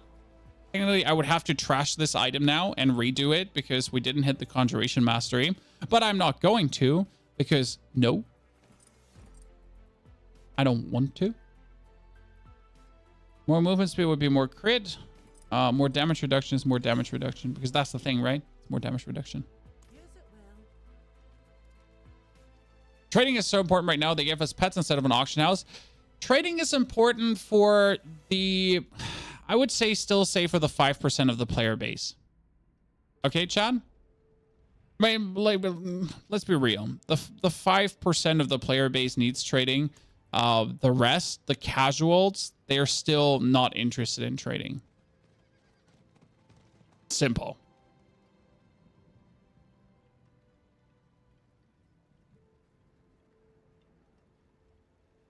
What does the pet do? The pet picks up everything. So if you're actually going into the Helltide, you don't have to worry anymore about ever picking up a certain piece of something. It also picks up like the gem dust, and I have been ignoring gem dust like crazy. So it's pretty good.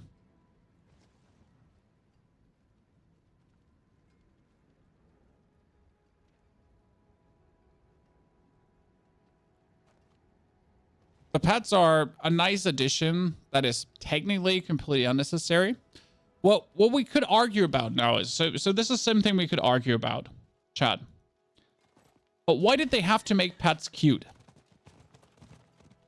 Correct? I mean, we're technically playing Diablo. Technically, we're playing a rather grim game, right? I would have preferred having like a freaking goblin follow me, right? Like a fallen, a zombie, a wraith, anything. But now we're having cute cats.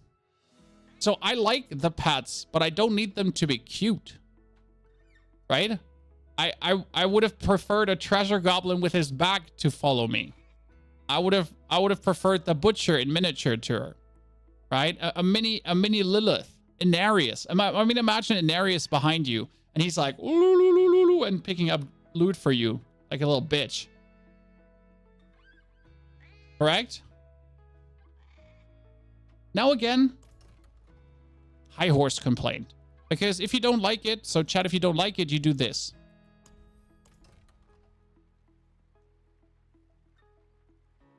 Correct?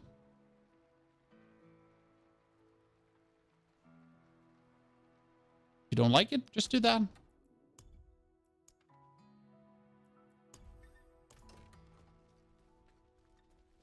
So it ain't really a complaint, right? Because it's not like you can just simply ignore it. My wife found an Ice Heart Brace, 4 stars on it, perfect. Robin, if you want to trade, so currently the way how trading works, let me just walk you through it. Step 1, you go on diablo.trade. If the website then works, okay? If the website then works. Okay, it's like, right? The website is really slow, as you can see. Because everyone is there. Then you just gotta identify what you want to sell. For example, a greater attack speed ring here. This has attack speed and lucky hit chance. It's actually worth good money because attack speed and lucky hit chance max roll is actually kind of nice. And then you could reroll this into crit chance. So let's say I would like to sell this ring, right? It's attack speed, lucky hit chance. You press on items, you go on filters, you're going to go for, what is it? Equipment, ring. Then we're going to go for add a group down here. We choose attack speed, greater affix. And then you could also add another effect group, boom. And you could choose in the second effect group, for example, lucky hit. Good. Then we're going to check what's available and how much that costs. You can see lucky hit, greater affix, resource cost. This is 750 million, right? This has greater affix, lucky hit, and greater normal attack speed and lucky hit, and that's it. And someone wants to sell for 750. Someone has 5% for 200 million. So I could probably now go here, create a listing. Then I'm going to, in my case, go into the game. I'm going to take the ring. I'm going to use my screenshot tool. Make a screenshot. You could also copy paste it in there, but there you go. Then you're going to just put it in. And the cool part is that the website takes this automatic. So the website, oh, unexpected error occurred. Great. So that's how it would work. And it would check everything automatic, right? But just today, it doesn't want to work. Fantastic. So that's how it would work. Just for you to know. Yeah, not working at the moment. And then you would just set the price and you're done.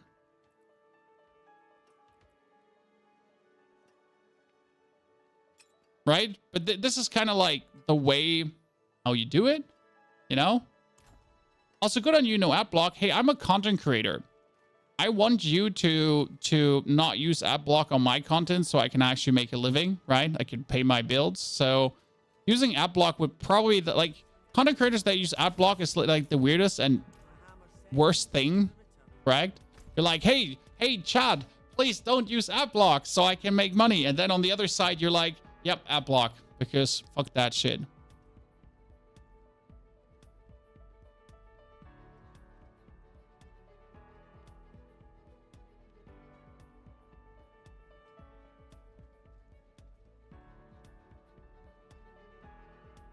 Yeah, you still have to communicate with the buyer seller. So the biggest problem about trading is you go on the website, you do everything, then they will add you, or they'll write you on the website. You have to write them back. You have to interact with the person. You have to write them, do you still sell this? I want this. Like, they have to write you. You have to, like, be there exact at the same time.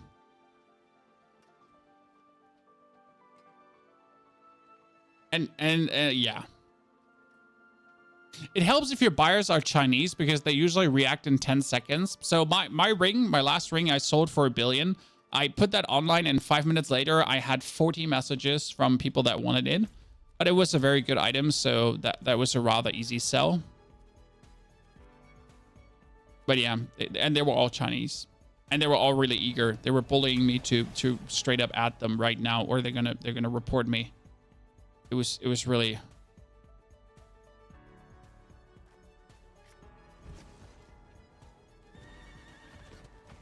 Shura, I know like 2 of these people, but I'm happy you're here, sir. What ring was $1 billion? It was actually 3 billion, but I just sold it for 1. It was a greater affix lucky hit and greater affix attack speed, which is a godlike rogue ring. It's essentially the best rogue ring in existence, right? Because you want lucky hit and you want attack speed. These are the 2 cornerstones of making victimized work, right? That's the 2 cornerstones of Heartseeker Rogue. And if you have that, like, you're cooking. Cooking. Does PC have problem with dismounting horses? In what case? I don't think so.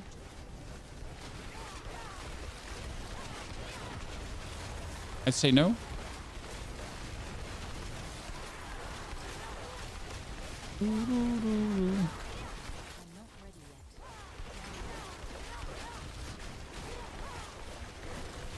Look, chat, there's balls around me. Whee! So my pet right now, if I stand in the middle and shoot my, like, you know, if I stand in the middle and do this, my pet essentially gathers everything. So I have to go anywhere. I'm on Xbox, can't dismount my ride. Well, that's unlucky. You have a video for this build uploaded already? Yes, sir. We have a video uploaded for this build. And we have today officially killed a tier 89 dungeon. So that's the highest we have cleared so far. I think I'll have to reconsider some of my Paragon board choices, maybe, to squeeze out even more damage. So that's something to definitely investigate. We did try Uber Lilith, and it technically would be possible, but it's tedious, so it doesn't feel good, right? We did kill a Tormented boss alone. Yes. So the build can clear Tormented. Confirmed. I sold a stack of Stygian stones for 1 billion gold. Yes. Yes. Yes. Yes.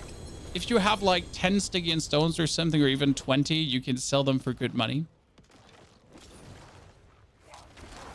Right?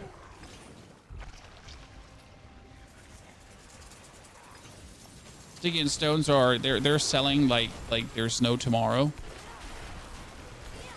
It sounds like 30, yeah. Stygian stones are big. Like if you don't need to desperately sell them, you can even make more. The worst part about like the whole buying, trading, and everything is like, imagine you buy an item for 1 billion and then it doesn't get the temperings you need. What are you gonna do then? I guess cry. This is the most reasonable option, right? Any build with Tyrael's Might, there is a Sorc. There's a Necro with a Mage Necro, like Skeletal Mages, Shadow Summoner, that is playing Tyrael's Might. I mean, Tyrael's Might can generally be played if you feel like you suck damage reduction wise, you can just slap Tyrael's Might on. Just be aware that that doesn't work on every build because, for example, the Golem Necro needs the chess piece for the Golem Mastery. So if you then choose to actually play the Golem Necro, that you kind of like, that's not working. Right? Like an item with a GA, you get a few more tries. My thought personally is that every GA should add 5 tempering. Okay. So, 1 greater affix item has 10 temper durability. A 2 greater affix item has 15 temper durability. And a 3 greater affix item has 20 temper durability. That's what I would personally say. But what we really need, guys, is we need a reset button for tempering. And there's a simple reason for it. Okay? Why would we need a reset button? Why would it be so mandatory to have one?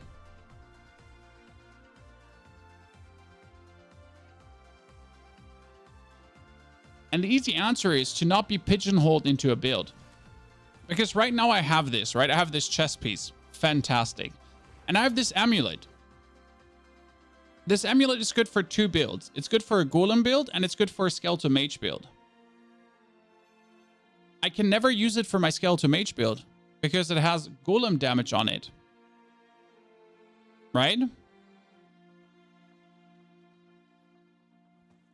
The same goes for my gloves. So my gloves have attack speed, crit chance, Skeletal Mage mastery. They're great.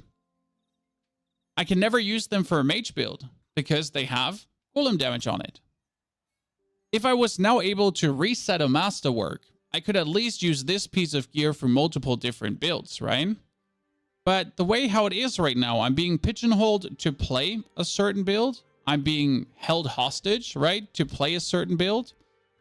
And I cannot in any way go for a variety. Now, that doesn't matter for me as the creator because I have the time to farm, correct? I can farm as much as I want. But imagine you're a casual player and you saw someone playing a build, but it turns out that that build is trash, but you trusted the creator. So now your items are all masterworked and tempered and you have no option to go anywhere else. Right?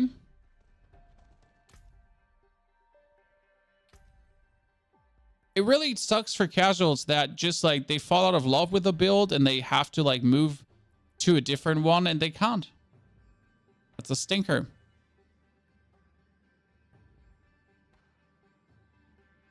Imagine if you were a typical Diablo dev who works for 30 hours a day with 100 kids. Exactly.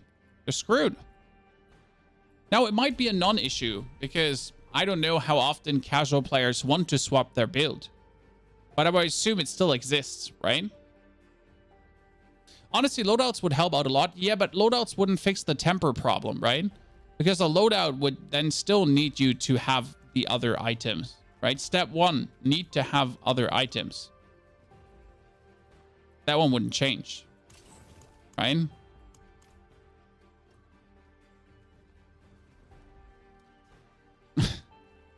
That's what you want, but Blizzard doesn't want to do it. I mean, Alice, you seem to be a rather negative person right now towards Blizzard and what they want or don't want to do. I can tell you so far from the Diablo partner Discord I'm in that the devs are very engaged and very, very like forward about what they're planning to do and changes and everything.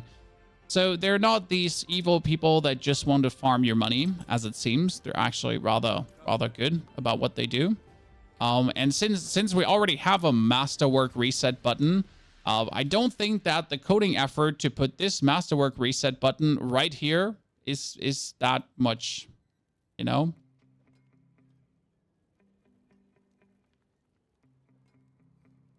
Yeah, Blizzard works hard, but the suits need to see money from the work. It has gotten better. I mean, you can say what you want about Diablo at this point and how the game started. Yes, the start was bad, but current Diablo is not comparable to what it was a year ago. I don't know what changed. I mean, yes, Microsoft bought Activision, but that can't be it. They must have hired new people because it's working better and smoother, right?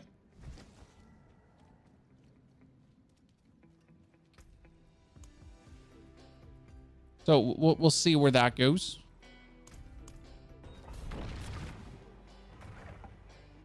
As a casual player, I play Nightmare 100s plus Pit 61s to get at least 8 out of 12 temper items. Sounds reasonable.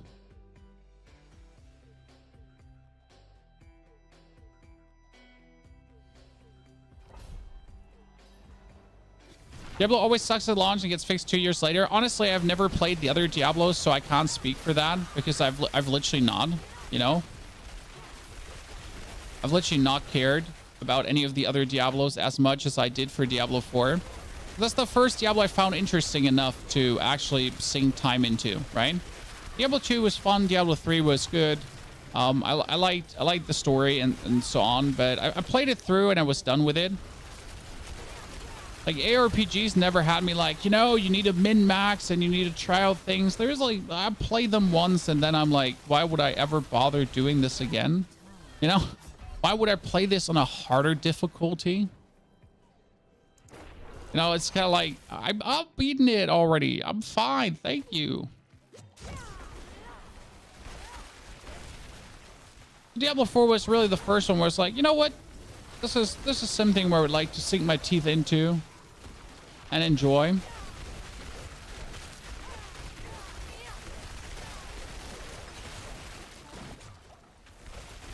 Simple as it is. Are we getting resplendent sparks on every char? Yes. Yes, you're getting resplendent sparks on every char on every 100 character that does the Iron Wolf quest to the end. I have 2 100s and I still don't have the Iron Wolf quest to the end. I don't actually know where my druid is. My mage is only at...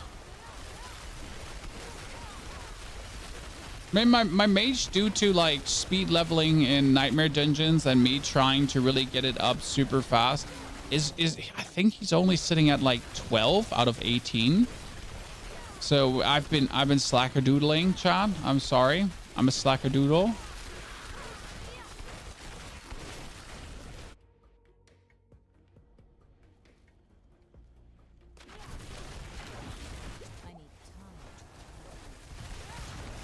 Can someone help me power level my barb on hardcore? Isn't the thing about hardcore that you level your characters from 1 to 100? Isn't everything else cheating in hardcore? Honest question. I mean, like power leveling in softcore, yeah, sure. But isn't power leveling in hardcore like against the spirit of hardcore?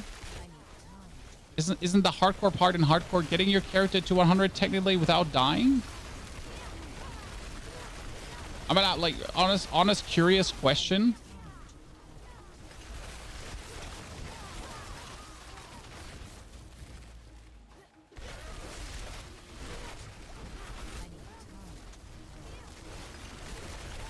Yeah, boosted but die in the next zone. Now I'm just asking, like, wouldn't that not make sense? I thought hardcore players play for the challenge and so on, you know? The boosting seems like so contradicting to me.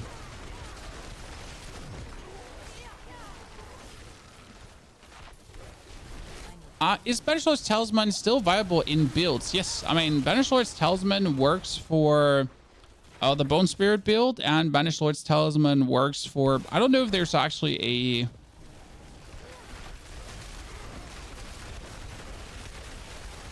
Barbarian that needs it. But yes, Banishlord still works. The thing is, you have a 4 GA and 48%. I mean, as good as the 4 GA is, I would probably just sell it. Because end of the day, like, if it's 48%, it's kind of trash.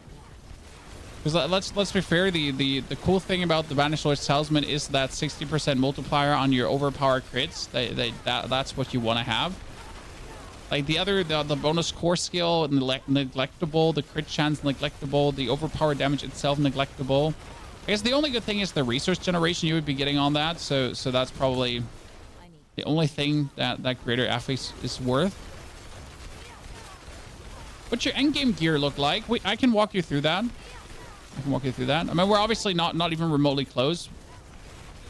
So let's get this one here knocked out. This one is so much more convenient than that stupid spoo spitting kind of thing. It's funny how it's giving me though issues on the Sorc, where on the Necro, like I don't give a damn about the existence of that thingy.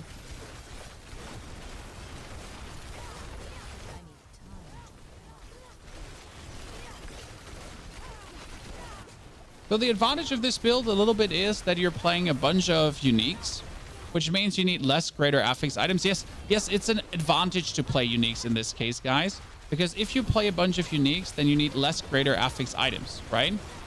So the more uniques you play, the less perfect rolls you're gonna get. You just only have to get the uniques perfectly rolled. So you only have to get that. So like, but I guess it's easier, honestly. Like getting good uniques or getting the right uniques is relatively simple most of the time. To be fair, when you just do a boss X times, right? But getting the right greater, like if I tell you you need a greater affix attack speed on the rogue 2 times or on the necro, it can take a while.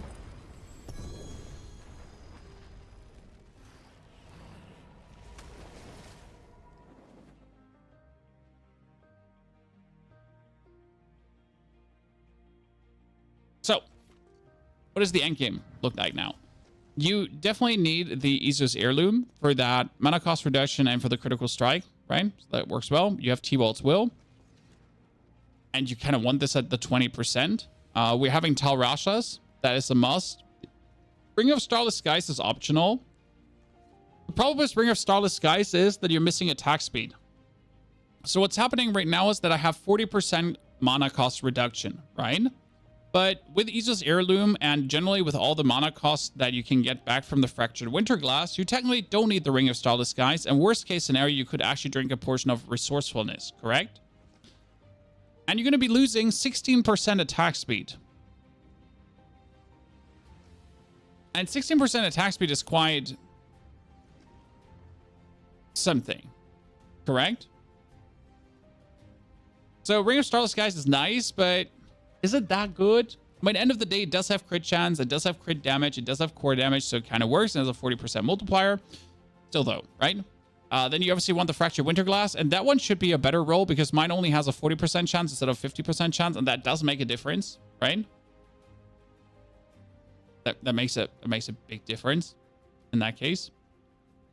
We have the Harlequin Crest. I don't think it's mandatory. Harlequin Crest is definitely optional, but the advantage of Harlequin Crest is also the resource generation. And more resource generation in this case actually gives you more mana regeneration, makes you like have infinite mana. And if you have infinite mana, that's actually really good because you're currently playing this skill, right?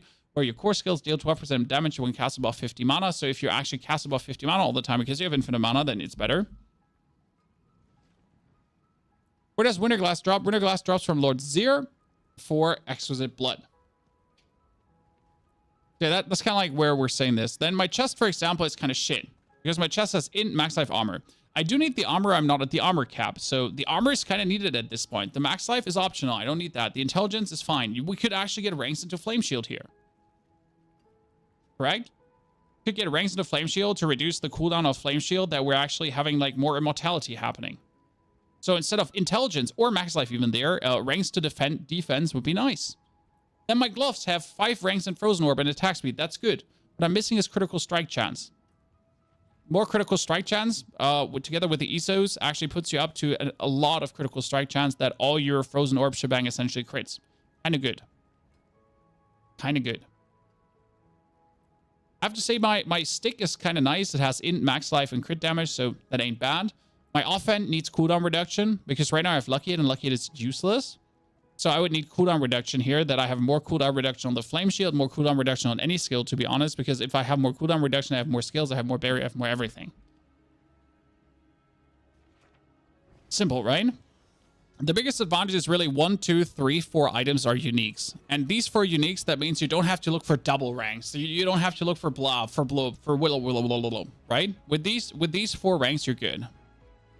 Is Lucky Hit useless? Well, on this build, it's useless to a degree. I mean, Lucky Hit in this case has currently only on my gloves a chance to immobilize a target and a chance to immobilize a target. So I have like a little bit bonus stagger with these 2 items, but I'm not really using Lucky Hit with this build much. I mean, you do have the Lucky Hit here, which is your conjurations have up to a 56% chance to launch a Frozen Orb at nearby enemies, but that's my conjurations. And the base Lucky Hit of the conjuration is like 20%. That's okay. That's like 15 or 20%. It doesn't change much. The chain lightning is a 33% basic. The lightning spear is a 7% basic, and the flame hider is a 3% basic. So the lucky hit chance of all these conjurations is actually abysmal, right? It's literally abysmal. It's non-existent. Therefore, having more lucky hit chance on any of these is like, I mean, 5% or 6%. It's nothing. 3% or 4%. Nothing, right? So the gain on lucky hit is absolutely non-existent, where putting more lucky hit doesn't do anything. Not like the rogue that has 50% lucky hit chance, right?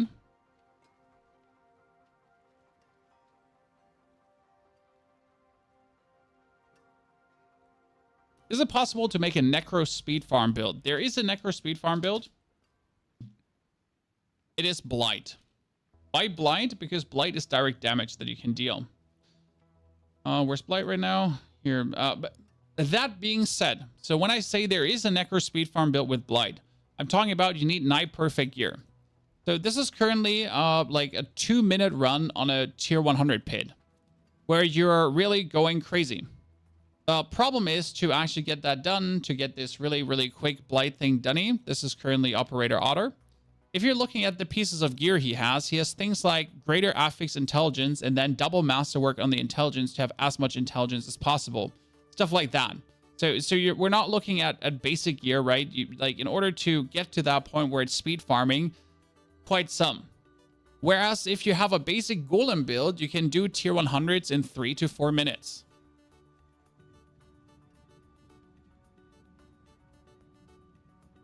Right?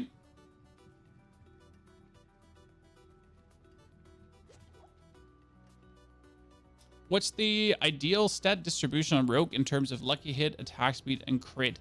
There is, so if you really want to care about this, chat, let me do you dirty, okay? Hey, chat, do you want to be done dirty for a second? If you really want to care for some things, there's a calculation for attack speed breakpoints, okay? Chad?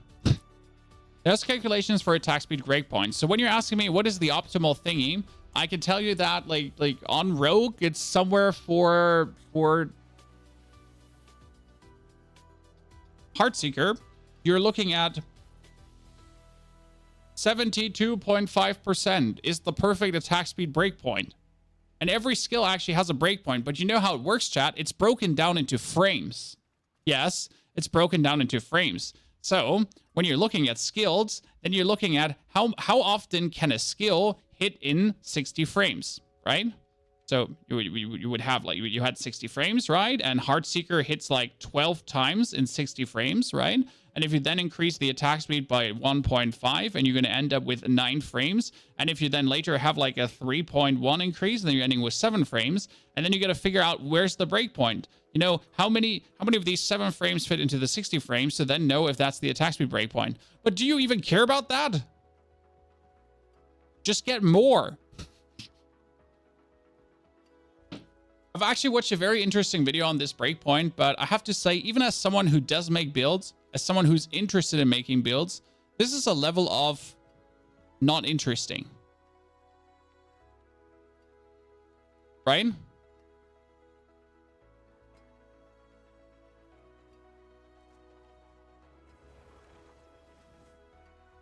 It's just simple to the point where, hey, you want to play Heartseeker Rogue and you want to know how much attack speed you should be getting. Very simple. Get it on every piece where it's possible. Right? Which means your 2 rings should have attack speed.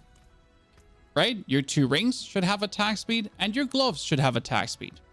Now, do I care that this is 16.6, this is 12.6, and this is 10.8? So together, we're currently sitting at 40% attack speed bonus.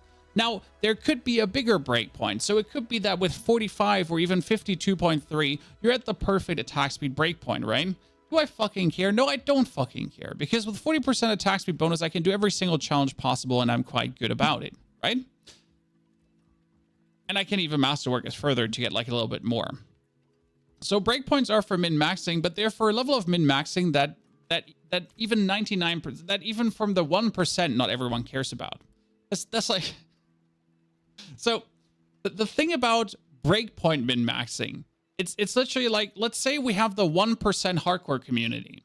Okay, so 99% casuals, 1% hardcore community that's really interested in min-maxing. But even of this 1% hardcore community, maybe 50% is interested in that.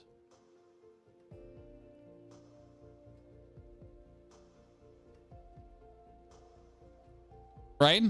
Or you're talking about the final last uber nerds left. And that's okay. I mean, it's good to have this level of knowledge and it's quite intriguing, correct? But it's also knowledge that is more like nice to have than must utilize at any point.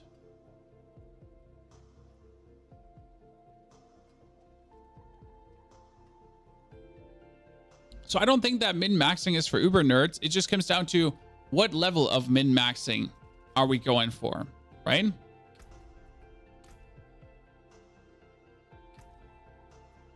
It's fun to know, but not to implement. Yes. It's kind of like when you know that Corpse Explosion has a 2 times attack speed multiplier. That's nice to know. You're still not going to do anything with it, right?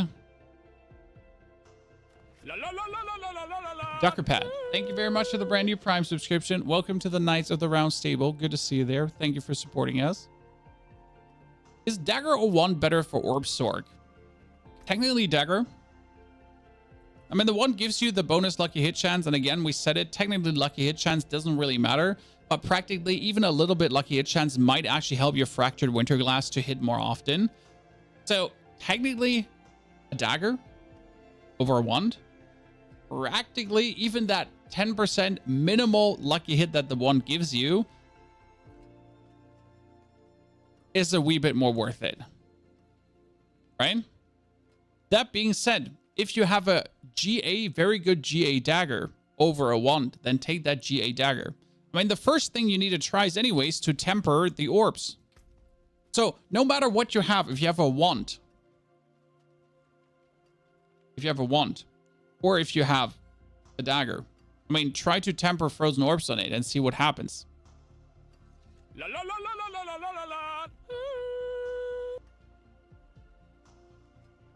Biobo, thank you for the 74 months of support. Biobo, good to see you there, brother. Welcome back. And Soul Echo also, thank you for the brand new sub. Appreciation. I cleared a Pit 100 as a Necro and stashed 1 GA Golem and 1 GA SW. Not quite interested to push. My target was to clear 100 without bolt, and that's the best target. 100 without bolt is the best target. I am not there yet with the Sorc build, sadly. I think I have to like potentially rework some of the Paragon I'm rocking with.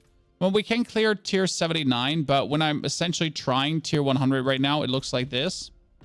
So with this gear, right, we have 8 out of 12, 8, 8, 7, 5, 8, 8, 5, 6, and 8.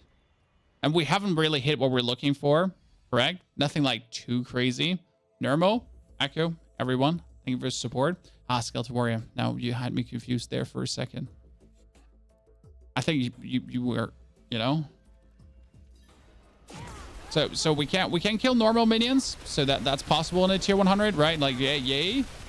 The normals are dying, but if we're getting to elites, we're kind of at the point where I can't really stand still, right? I have the mana, so we're not running out of the mana. I can just stand there, but I need to look out that I'm essentially not dying to their effects, right? Because I'm too squishy at this point. I don't have the damage reduction yet, and the time to kill on them is still too high.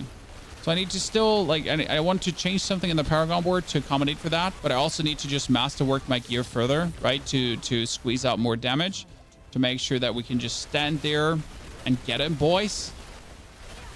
But yeah, that's currently the state on me being able to do a tier 100. No, not yet completely.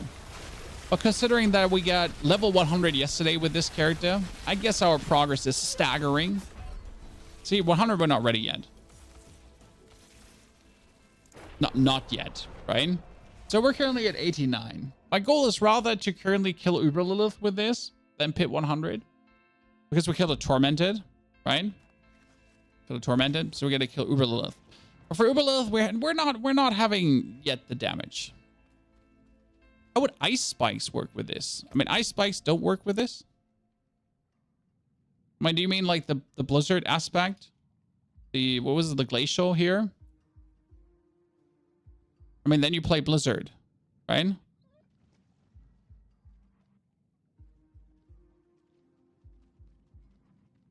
Sorc sucks? No, Sorc doesn't suck. Sorc is brilliant for leveling.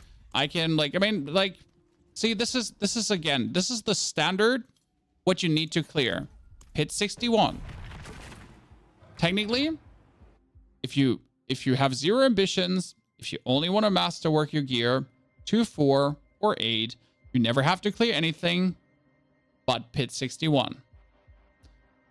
And if you get with the Sorc to this point, I mean, pit 61 makes you feel like an absolute god, right? I mean, you're blasting things into pieces. You're fine. And that's currently technically the level of what you need to be able to do. Everything after that is just saving time, your ego, or things Reddit said you should be able to do. But technically, as soon as you're able to zoom through this without a single issue, every further pit tier is just simply saving you time. And obviously, as you masterwork your gear, you're always able to go deeper. But like a pit 61 is obviously like an absolute cakewalk, right? And you're also not like really prone to dying much because you kill things so quickly.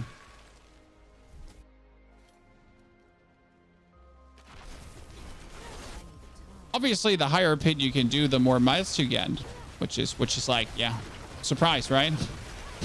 But technically, if you can do this, your build has succeeded, right? Because you have arrived in the end game. You have arrived at the final. You've arrived at the final material tier. If you're not able to do this, then we have to talk, right? It's not like your build has to clear 100 to be good. It's more like if your build can't clear a tier 61, then we need to talk. Okay? If you're unable to knock this out, then we're having problems. Because then you're not even getting Neath Iron. Correct? And then you're literally missing out on the potential to ever like even remotely go in the direction of 12 times in your gear. Not even 12 times in your gear, even 8 times in your gear. Because it's so like if you're just farming Ingolith, Like, it's going to take so long with just farming Ingolith. Where like clearing one of these tiers, even if it's only 20, gives you at least like 60 Ingolith, right? So tier 60 is the true test. I mean, no matter what you think about it, no matter what your ego tells you, right? No matter how much further your friends have cleared, but this is the ultimate test for your build. This is where it's being decided if your build is trash or not. Because that's what it minimally should be able to do. And especially if you're going for a self-made build, not from the internet, something that you're trying out yourself, then it's even more interesting. If you, oh wow, look at this. What is that? Chat, what is this? Holy Christ. What could that ring be? Chat, what could that ring be? Is it a Tal Rashas with triple greater affix? Is it a Mother's Embrace? Is it a Ring of Starless Skies? If you build somewhere, it's on YouTube. You can check it out there. Oh, wow. It's the worst thing in existence. Actually, it got hit really good, though. Like, all stats, damage over time, and cooldown reduction. It's still the worst thing in existence. I'm probably going to try to sell that anyways, though. So someone is going to buy it. Someone is going to buy it. I will make sure for someone. Wow, that helmet is great. The helmet is actually really good. Resistance, int, and lucky hit chance can be used for many things. You want to know a funny thing about gaming? Chat. So I just told you that you need to do a pit 61, okay? You want to know something really, really, really, really funny? You're looking on Steam. And Elden Ring. And you actually go for achievements. So there are these achievements, right? And you can check global achievements. There's a new expansion coming out. There's a DLC coming for this game. In order to play the DLC, you need to kill Mook the Omen Lord. Correct? And Mook the Omen, currently, if you're looking for official PlayStation stats, has only been killed by 30% of all people that own the game.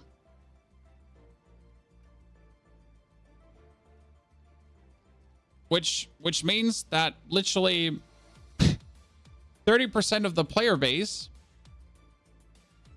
is unable to play the DLC. They, you know, they cannot play the DLC. I think making a DLC require that is total horseshit. No, it's not. Because if you're unable to kill Moog the Omen, then you're also unable to play or beat the DLC in any way. Okay. So you would think it's stupid to do that, but like if you're not able to get to that point, if you're not able to get that done, well, like yeah, sorry, but then you're also not like actually getting that done too. Ain't happening.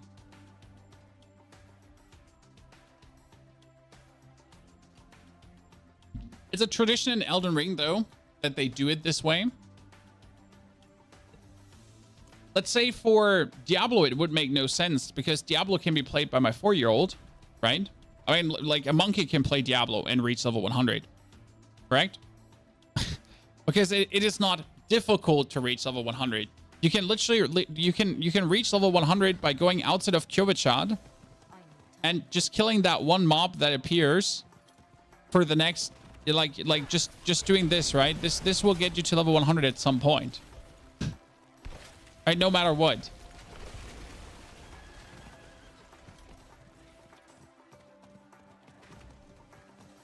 So yeah, for a game like this, it wouldn't make sense to, I don't know, hide that behind any kind. Like you need to clear pit 100 to play Vessel of Hatred. I would imagine, chat. In order to play Vessel of Hatred, you first need to clear tier 100 pit. Oh, and if you're unable to do that, get clapped, you little shits. Right? Oh, it can be off-putting. Okay, I'd say we're going to be actually wrapping it up for today. That was a good experience with the Sorc. We started with nothing, guys. We have almost everything masterwork to 8 somewhat. We're able to clear Tormented Boss solo tier 89. So we'll have to play this Sorc more. We'll have to farm more materials. I'm not sure what tomorrow holds. So we're either going to do a Barbarian level run, we might do more Necromancer, or we're going to do a day of Roguing. I haven't yet completely decided what is on the menu, but there will be more Diablo for you because there's still more to do. And I really want to masterwork that chest. So we're going to end it here today. We're going to put the VOD live in roughly an hour so the quality is actually better and not completely shit. Wish you a great rest of your day, evening, night, and hope to see you all tomorrow again for the stream.